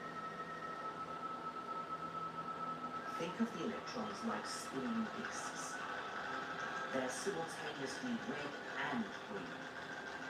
But by firing a dart, I can force the first electron to be one or the other. So far, it's just a game of chance. I don't know what I'll get until I try it. So I know my first electron is red. Suppose I now measure the second electron. You'd think I'd have a 50-50 chance of getting red or green. After all, that's what you'd expect in the normal, everyday world. But you'd be wrong. In quantum entanglement, the electrons are mysteriously linked. For example, if I get red on the first, I always get red on the second. It's not a game of chance anymore. It's as if the first electron is telling the second one what to do. That's why Einstein called it spooky. The electrons seem to know that they should both have the same colour, no matter how far apart they are. The really important part is that the two electrons need to be the same colour. They can be entangled in a different way, so that if the first electron is red, the second one is always green.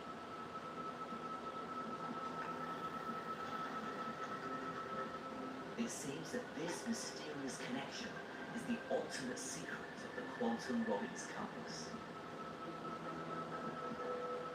Because the direction of the Earth's magnetic field can influence the outcome. Near the equator, they may be more likely to be red-red, but near the pole, they may be more likely to be red-green. And that's the vital factor that finally tips the balance of the Robbins chemical compass. Tiny variations in the Earth's magnetic field change the way electrons in Robbins' eye are entangled. And that's just enough to trigger her compass. Now, finally, we can see how something as weak as the Earth's magnetic field can tip that balance one way or the other.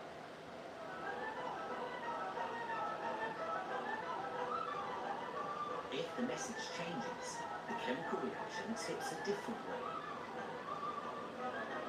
changing the Robbins compass reading. Suddenly it looks like it's a fundamental quantum mechanical phenomenon in birds. It would be one of the first, if not the first, in biology. Biologists better get used to the weirdness of physics. The Robin is navigating by spooky quantum entanglement. To see subtle quantum effects, even in a controlled, austere environment of a physics lab, is really difficult. And yet, here's the Robin doing it with ease. These experiments are real and verifiable. And yet, even though I'm seeing them with my own eyes, I still find it hard to believe.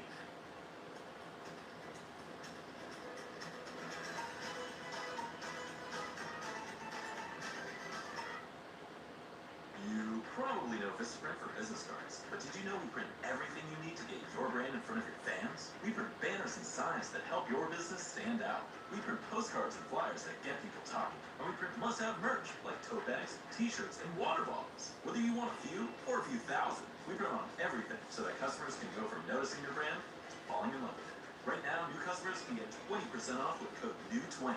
Because if you need it, we print it at Vistaprint.com.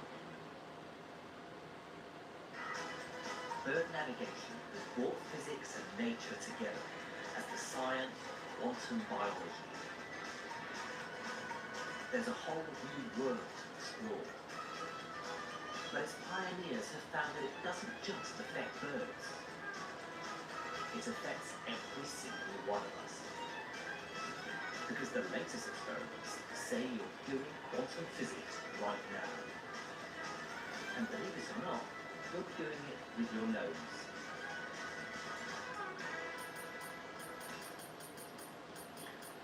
Hello, Jen. Hello. Hello, little girl. Our sense of smell is remarkable and quite different from our other senses of sight and hearing. And one of the thousands of scents that we can recognize, many of them may well trigger very powerful memories and emotions. It's as though our sense of smell is wired directly to our inner consciousness. It's also different in another way. The other senses of sight and hearing rely on us detecting waves, light and sound. But our sense of smell involves detecting particles, chemical molecules. Recently, scientists have begun to realize that when it comes to our sense of smell, something very mysterious is going on.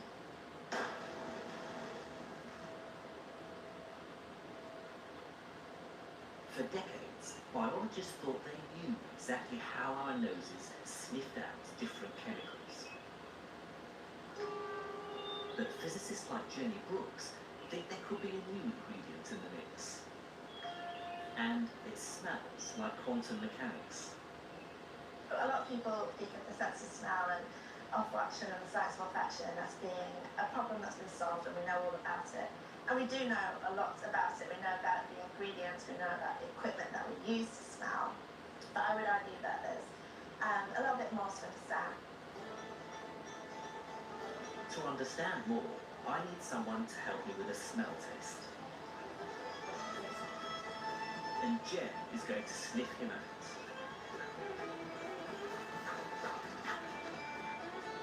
Every human being gives off a cocktail of chemicals.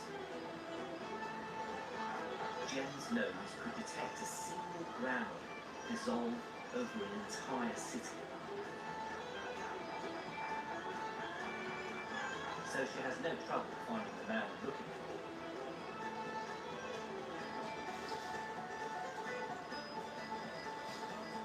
Meet Colin the gardener, a man who's used to smelling the flowers.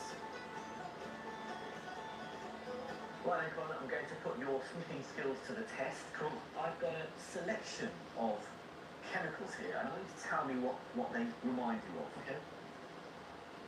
I'll start yours easily. Well, that's like a minty vapor rub. It is, yeah. Something like yeah. It's sort of like menthol. Yeah. It's that essence. Right, here's the next one. You should be able to recognise this one. That's baking with my daughter. Icing sugar. Sort of thing. Vanilla. Yeah. When our noses detect a chemical, they fire a nerve signal to our brains. But different chemicals create different sensations. The standard explanation for this is to do with the shape of the molecules. The conventional theory that goes back to the 1950s says that the scent molecule has a particular shape that allows it to fit in to the receptor molecules in our nose. If it has the right shape, it's like a hand in a glove or a key in a lock. In fact, it's called the lock and key mechanism. With the wrong shape, it won't fit into the receptor. But with the right shape, it fits into the receptor, triggering that unique smell sensation. Different receptors are wired to different parts of our brains. So, when a menthol molecule locks into its specific receptor, it triggers that minty fresh sensation. But the lock and key theory has always had a problem. And Colin's next test will show you why. Okay, how about this one? Quite strong smell. Oh, that's yeah. What does it remind you of? What does it conjure up? What memories? I think Christmas. Christmas cake. Yeah. Marzipan. Yeah, that's it. Yeah. Very. Yeah. Colin identified the smell of marzipan or almonds. In fact, it's due to a scent molecule called benzaldehyde. What I didn't give him to smell was this other chemical, cyanide. Both benzaldehyde and cyanide have the same smell. They both smell of almonds. But these molecules are both very different shapes. So the lock and key mechanism as an explanation for how we smell can't be the whole story. So why would two molecules with different shapes smell the same? Quantum biology has a head-spinning explanation. It says our noses aren't smelling chemical molecules. They're listening to them. It's not just the shape of a scent molecule that matters. Let's take a closer look at this model of a cyanide molecule. The white ball here is a hydrogen atom, and the grey sticks are the bonds that hold it together with the carbon and nitrogen. But the reality isn't as simple as that. I can give you a better sense of what's going on if we look at this larger white ball. You see, atoms don't just sit still. The bonds that hold them together are like vibrating strings. And that gives us a whole new way of thinking about smell. The bizarre new quantum theory of smell is all about vibrating bonds.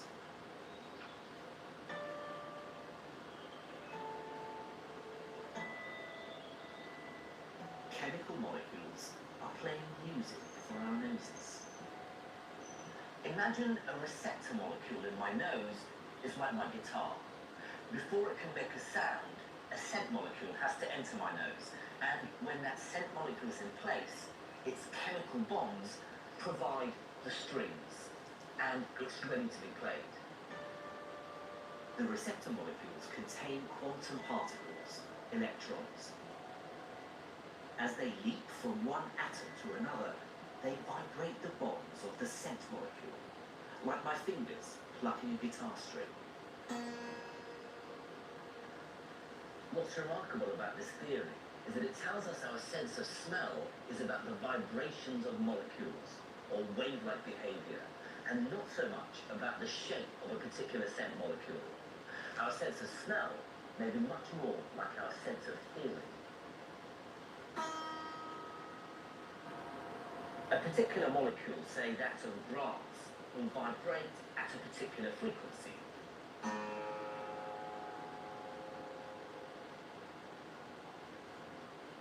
But a different molecule, say that of mint, will vibrate at a different frequency.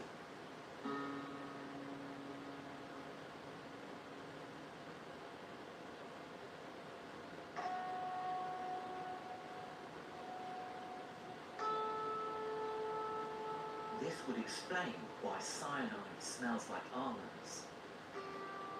The two molecules have different shapes, but their chemical bonds just happen to vibrate at the same frequency. The quantum vibration in the ozone is almost literally like a particle of sound. So yeah, with saying that the process of smell can be exactly like an acoustic resonance event, it can be very analogous to hearing and seeing, actually. But can we really be listening with our noses? A bizarre theory needs a bizarre experiment to test it. Here's how it works. Scientists used a molecule that smells fruity, like orange blossom. But if the theory is right, then I should be able to change its smell by changing its vibrations. The molecule contains lots of hydrogen atoms like this, bonded to carbon atoms. But what if I were to replace all these atoms with a different form of hydrogen called deuterium? Now, it won't change the shape of the molecule, but it will change the way it vibrates. And here's why. Deuterium is twice as heavy as normal hydrogen, and so it vibrates more slowly. Now, different vibrations mean different smells. So if I were to make a new form of this chemical, all packed with deuterium atoms instead of normal hydrogen, it should smell different.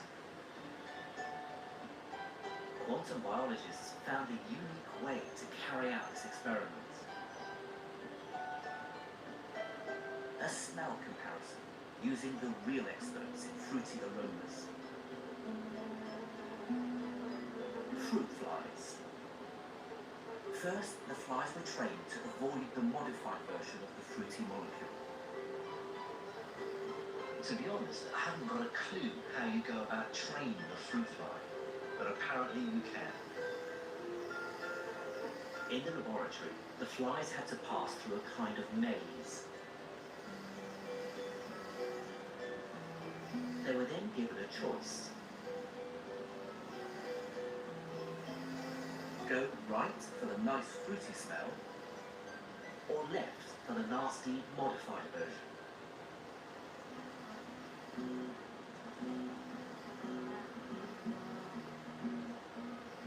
They could definitely smell the difference.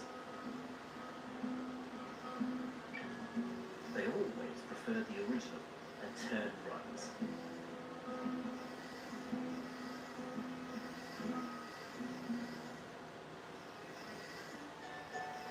The fruit fly experiment gives hard evidence that quantum smell theory really works. But ultimately, it works in harmony with the lock and key theory. First, the scent molecule fits into the receptor. Then, those molecular vibrations take over. Incredible as it seems, flies, humans, and dogs may be smelling the sound of quantum biology. Our sense of smell is fascinating and mysterious as it is. But to think that when I encounter a particular scent and that sets off a whole wave of memories and emotions in my mind, that is underpinned, that is triggered by quantum mechanics, I think makes it even more remarkable.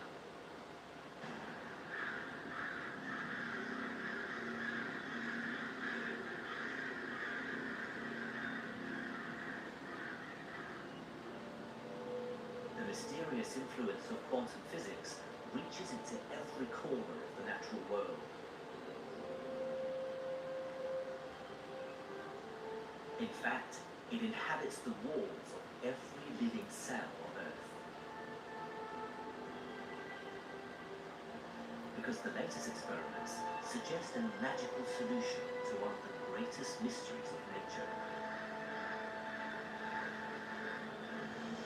The miracle of metamorphosis.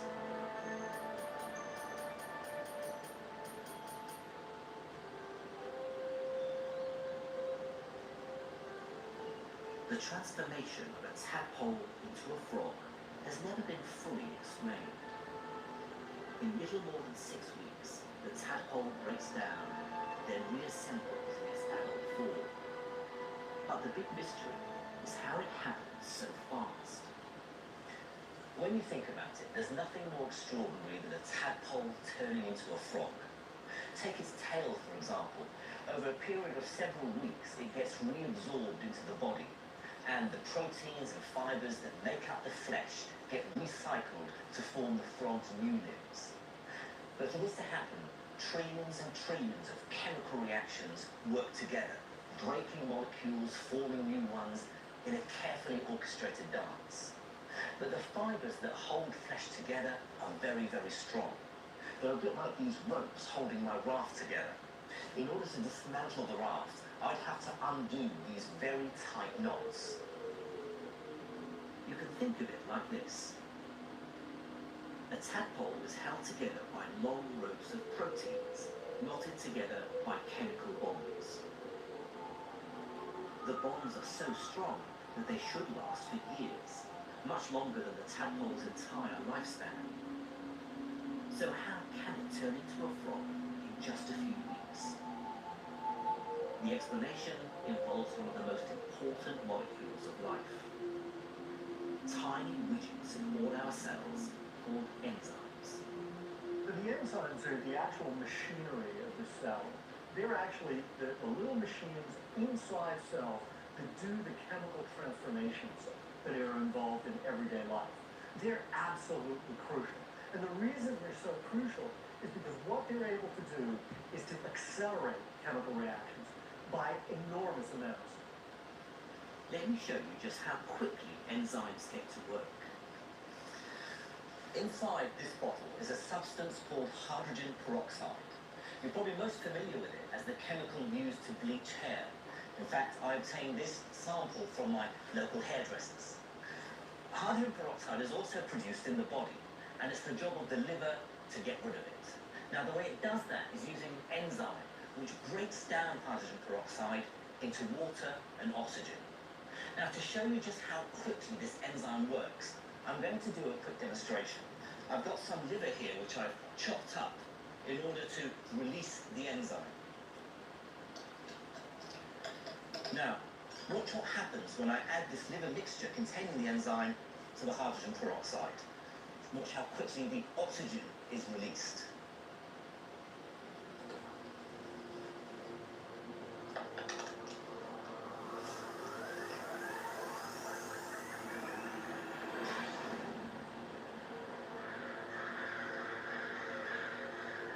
Just 100 grams of liver fired my rocket nearly 20 feet. Liver enzymes make the breakdown of hydrogen peroxide incredibly efficient. It happens 1 trillion times faster. That's 1 million times faster than it would otherwise. In metamorphosis, it's enzymes that dismantle the tadpole's tail. And that means breaking down an incredibly tough protein called collagen. Collagen is one of the most important proteins in the biological world.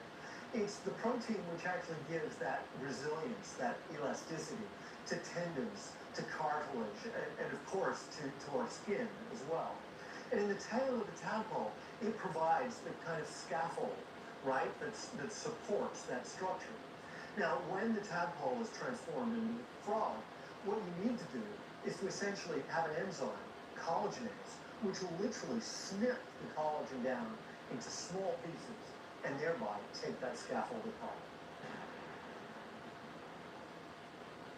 But how do enzymes break chemical bonds apart so incredibly fast?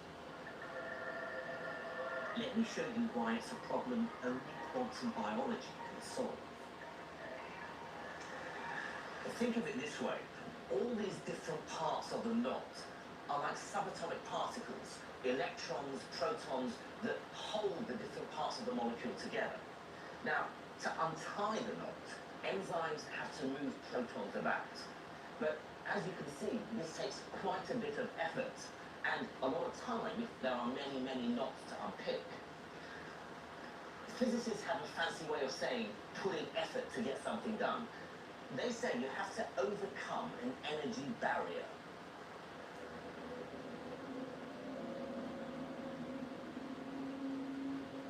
Okay, here's my energy barrier. And here's my proton. To break a bond apart, it needs enough energy to get over the barrier. The trouble is, when we work out how long this would take, it's much too slow to break down a tadpole's tail. But this is where protons turn into ghosts. I wouldn't blame you for thinking that this is an idea that a clever theoretician has come up with, that it's just mere speculation, something that we have no proof of. But we do. It takes place all the time. In the quantum world, protons don't have to go over barriers. They can tunnel straight through. Tunneling strikes at the very heart of what is most strange about quantum mechanics. It's like nothing we see in our everyday world. A quantum particle can tunnel from one place to another, even if it has to pass through an impenetrable barrier. They're not solid objects like balls in our everyday world. They have spread out, fuzzy, wave-like behavior that allows them to leak through an energy barrier. A particle can disappear on one side of the barrier and instantaneously reappear on the other. In nuclear physics, this effect is a proven fact. Without quantum tunneling, the sun simply wouldn't shine. But I never thought I'd see it in a tadpole. It's hard to stress just how weird this process is. It's as though I would approach a solid brick wall and like a phantom disappear from one side and reappear on the other. The most important advantage of tunneling is its speed. happens incredibly quickly, much faster than if protons go over the barrier. As a nuclear physicist, quantum tunneling is my bread and butter. Subatomic particles like protons do it all the time. But what has this got to do with biology?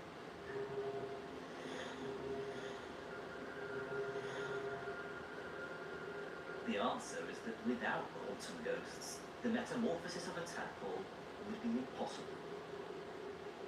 Remember, chemical bonds are basically knots. Tunneling unties them fast. Have a look at these two knots. Now, on the face of it, they look identical, but there's a subtle difference. This knot has the two short ends of the rope on the same side, whereas this one has the two short ends on opposite sides. Now, you'd think that wouldn't make a difference, but it does. You see, this knot is very hard to break, whereas this one is easy. Quantum tunneling turns strong knots into weak ones. So, in a tadpole, the entire collagen scaffold breaks apart easily. And finally, other enzymes rebuild it in the shape of a frog. The quantum tunneling of particles is one of those weird features of the subatomic world that a physicist like me is very familiar with. After all, it's responsible for radioactive decay, and it goes on inside the sun. It's the reason why the sun and all stars shine.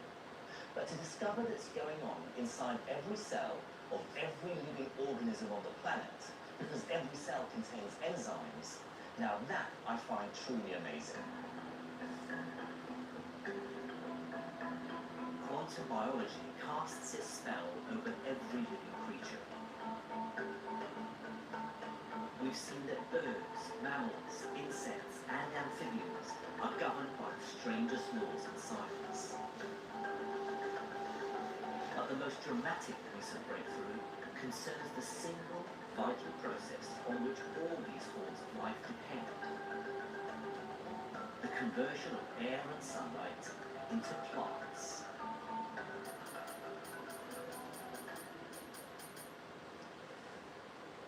This fine specimen is a Larix decidua, or European larch. It's about 100 feet high, and right at this moment, passing just this side of the planet Venus, is a bullet with this tree's name on it. The bullet is a photon, nearing the end of its long journey from the sun. Its ultimate destiny is to kick-start a series of chemical reactions that underpins all life on Earth. Photosynthesis. Every second of every day, 16,000 tons of new plant life are created on Earth. And for me, it's incredible to think that our existence on this planet depends on what happens in the next trillionth of a second.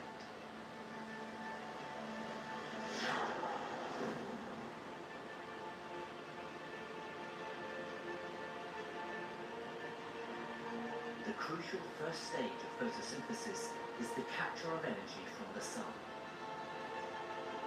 It's nearly 100% efficient, vastly superior to any human technology.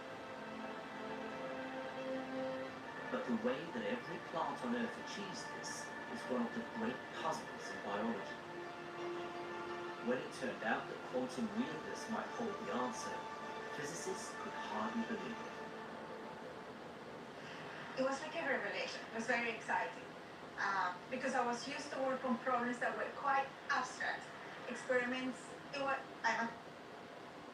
Does the thought of big roller coasters and bigger hair in Hollywood get your heart beating faster? Or maybe your 10-gallon sized travel ambitions have you heading for Texas's Big Bend National Park?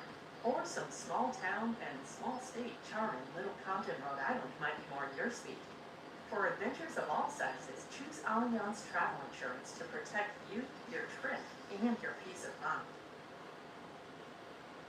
I'm a theoretician, but I always related my theory to experiments that were very clean in the lab, things that you can control.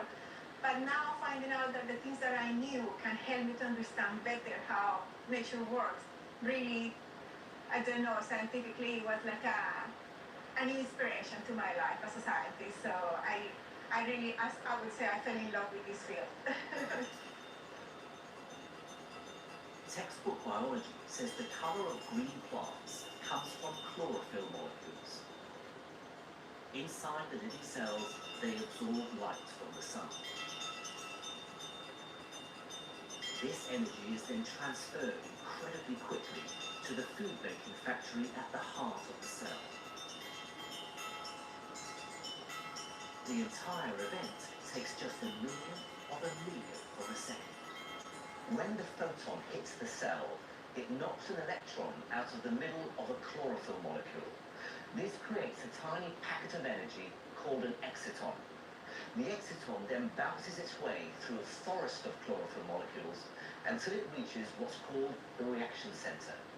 Now that's where its energy is used to drive chemical processes that create the all-important biomolecules of life. The problem is, the exciton needs to find its way to the reaction center in the first place.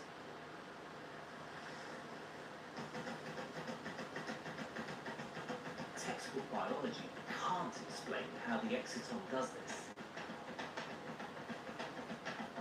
Because of course, it doesn't know where it's going. It just bounces around like a pinball in a process called a random walk. Sooner or later, it'll pass through every single part of the cell. But this isn't the most efficient way to get around. Because when the exciton eventually does reach the reaction center, it's by pure chance.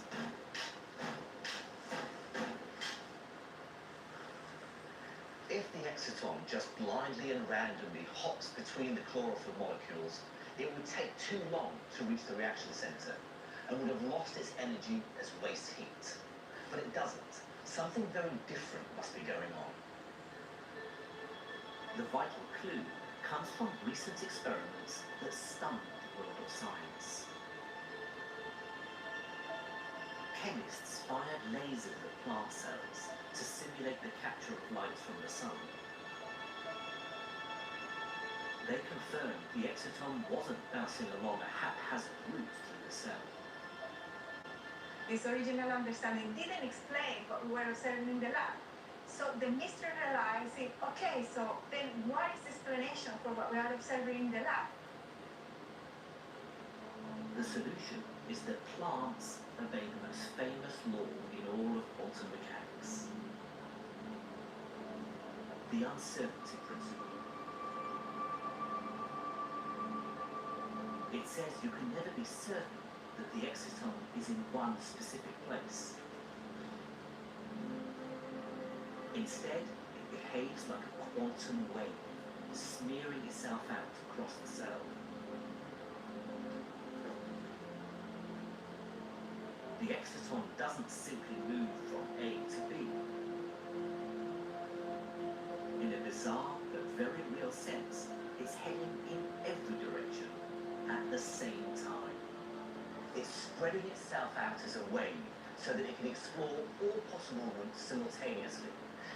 This strikes at the very heart of what's so strange about quantum mechanics. The exciton wave isn't just going this way or that way.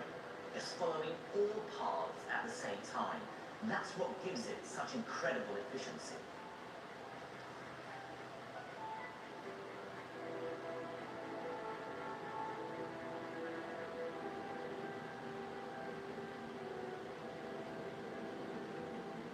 The beauty of it is, if the exciton is trying every route to the reaction center at once, it's bound to find the fastest possible way to deliver its energy. It's hard to express how incredible this discovery seems to physicists like me. Biological cells are full of the random jiggling of billions of atoms and molecules. But somehow, excitons maintain their form as beautiful, perfect quantum waves, transporting the energy that guarantees life on Earth. It opened a whole new scientific path for me. And I really enjoy the fact that to be able to understand fully what is happening there or in the plants, you have to interact with scientists that have completely different approaches, like biologists and chemists. But we all have to come together to actually understand what is the relevance of this. So for me, this is one of the most exciting parts of this field. Real scientific experiments leave no doubt. The strange hand of quantum mechanics has shaped the entire living world. It's not a surprise that you should find quantum tricks being used in biological systems. The reason is because they're better.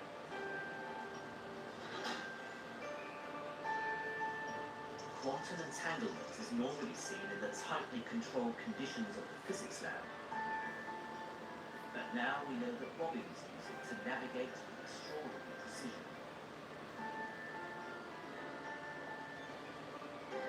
Quantum vibrations mean our noses listen to chemicals, enhancing our perception of the world around us. The living cells of all animals depend on photons that vanish and reappear by bursts, speeding up the vital processes of life.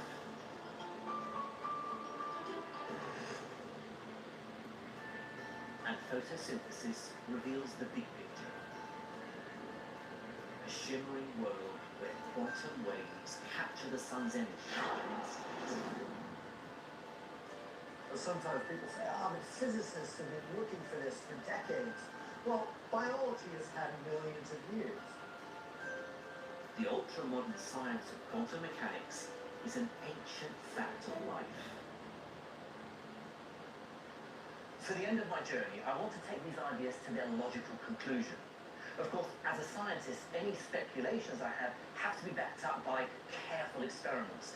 So I want to concoct a thought experiment that helps me to answer the biggest biological question I can think of. Does quantum physics play any role in the mechanism of evolution itself?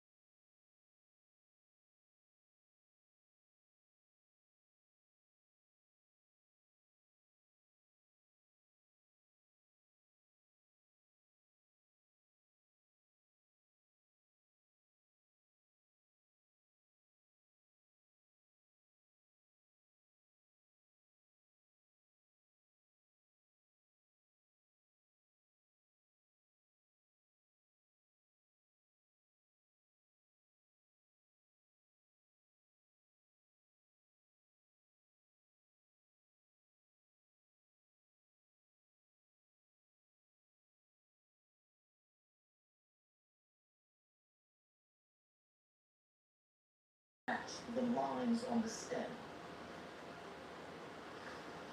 It's called a banded snail, Sepia nemoralis, and the pattern isn't there by accident.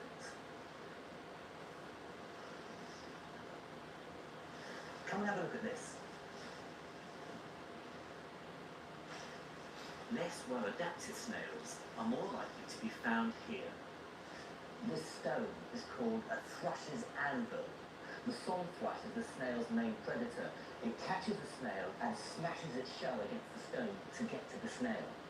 Now, what I can see here is that there aren't many banded snail shells, suggesting that its colours camouflage it very well, hiding it from the bird. Darwin's theory says that evolution depends on variation within a species. Snails with camouflage are more likely to survive and reproduce, passing on their shells to the next generation, so that the species as a whole becomes better adapted. So variation, the random differences between snails, is the driving force behind their evolution. Now, all species evolve and adapt to their environment. But the question I'd like to explore is whether quantum mechanics plays a role in this. The only way to find out is by scientific experiments. So my adventures in quantum biology finally bring me home to the University of Surrey.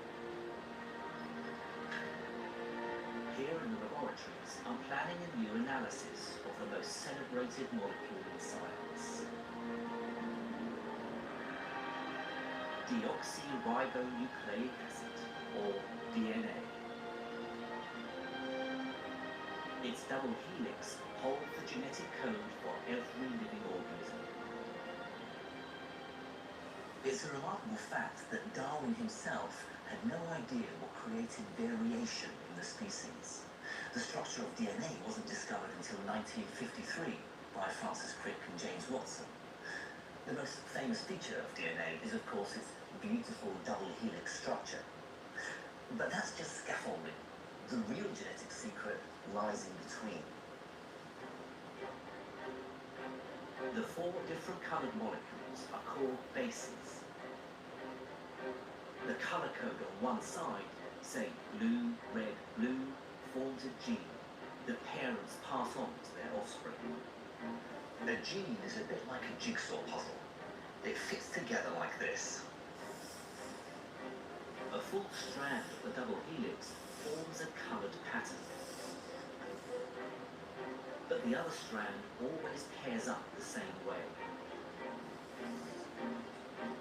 A blue base always goes with yellow, and green always goes with red. Because only those colours have the right shape to fit together. What Crick and Watson realised was that this provides a mechanism for passing on the genetic code. When cells reproduce, the 2 strands of DNA separate, ready to be copied. But red still goes with green, and yellow still goes with blue. So, bit by bit, the cell creates 2 new strands. 2 perfect copies of the entire genetic code. So far, there's no genetic variation. This new copy is identical to the original. But here's the interesting bit. During the copying process, something very important can happen. Sometimes mistakes creep in. They're called mutations. Let's have a look at these 2 bases here. The 2 prongs that hold them together are subatomic particles. They're protons. They're basically the bonds between the strands of DNA. These protons can jump across to the other side. If the strands split when the protons have jumped across, they find themselves in the wrong position. Now, this red base will no longer bind to a green base. Instead, it has to bond to a yellow base. Slotting this back in, we see that now this copy is no longer identical to the original because I have a yellow base here instead of a green one. We've brought in a genetic mutation. Jumping protons would change the snail's DNA. It It could make a new gene for camouflage shells. The question is, how do protons jump? It's my belief that quantum spookiness can take over. Now, for these mutations to take place, the protons have to overcome an energy barrier. And if you remember what happened with enzymes, well, you can probably guess what's coming next. Protons can behave as if barriers don't exist. They tunnel straight through. But does this ghostly effect really happen? My colleagues in biology are already looking for the very first evidence of quantum mutations. Biologists didn't really even know about quantum mechanics, so when you tell them that, particles can be in two places at once, they can't say, well, not in my cells, they can't. Our experiments involve samples of bacteria. The first sample is prepared in normal water, containing hydrogen nuclei, or protons. When the bacteria reproduce, we simply count the mutations. But if our theory is correct, then we should be able to change the rate at which mutations occur. Remember how we tested the quantum theory of smell? What if I replace the proton with its big brother, the deuteron? This is the nucleus of an atom of deuterium. Now, crucially, a deuteron is twice as heavy as a proton, and this should influence how easy it is for the deuteron to quantum tunnel. Quantum mechanics is full of surprises. Protons tunnel easily. Deuterons don't.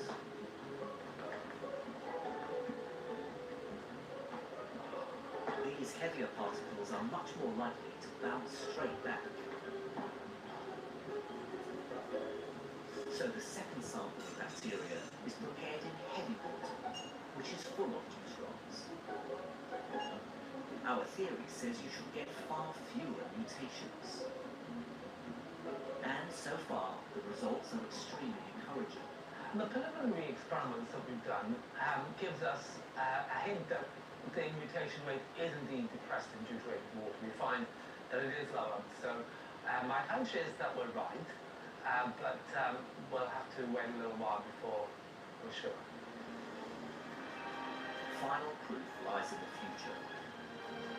Even if we're right, quantum tunneling is a rare form of mutation. But our results promise hard evidence for a new explanation of one of the most fundamental processes of life. Even the merest possibility of a new quantum mechanism for evolution itself is tremendously exciting. In fact, the story of quantum biology is only just beginning. What the frog, the robin, the fruit fly, and the tree have shown us is that real quantum effects are going on in nature all the time. And if there's anything we've learned from the history of quantum mechanics, it's this: we can never be certain where new discoveries will take us next.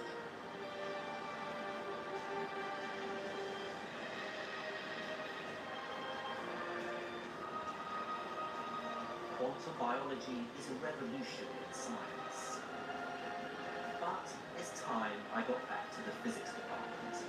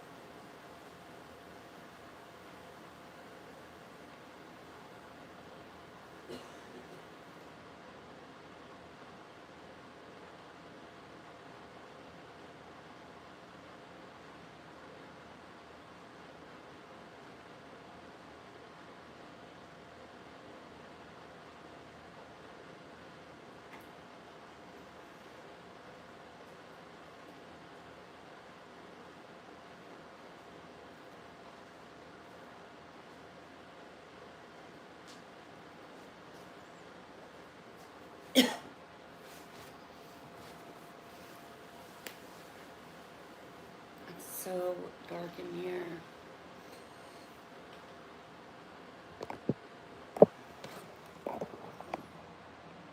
Good night, lovely people.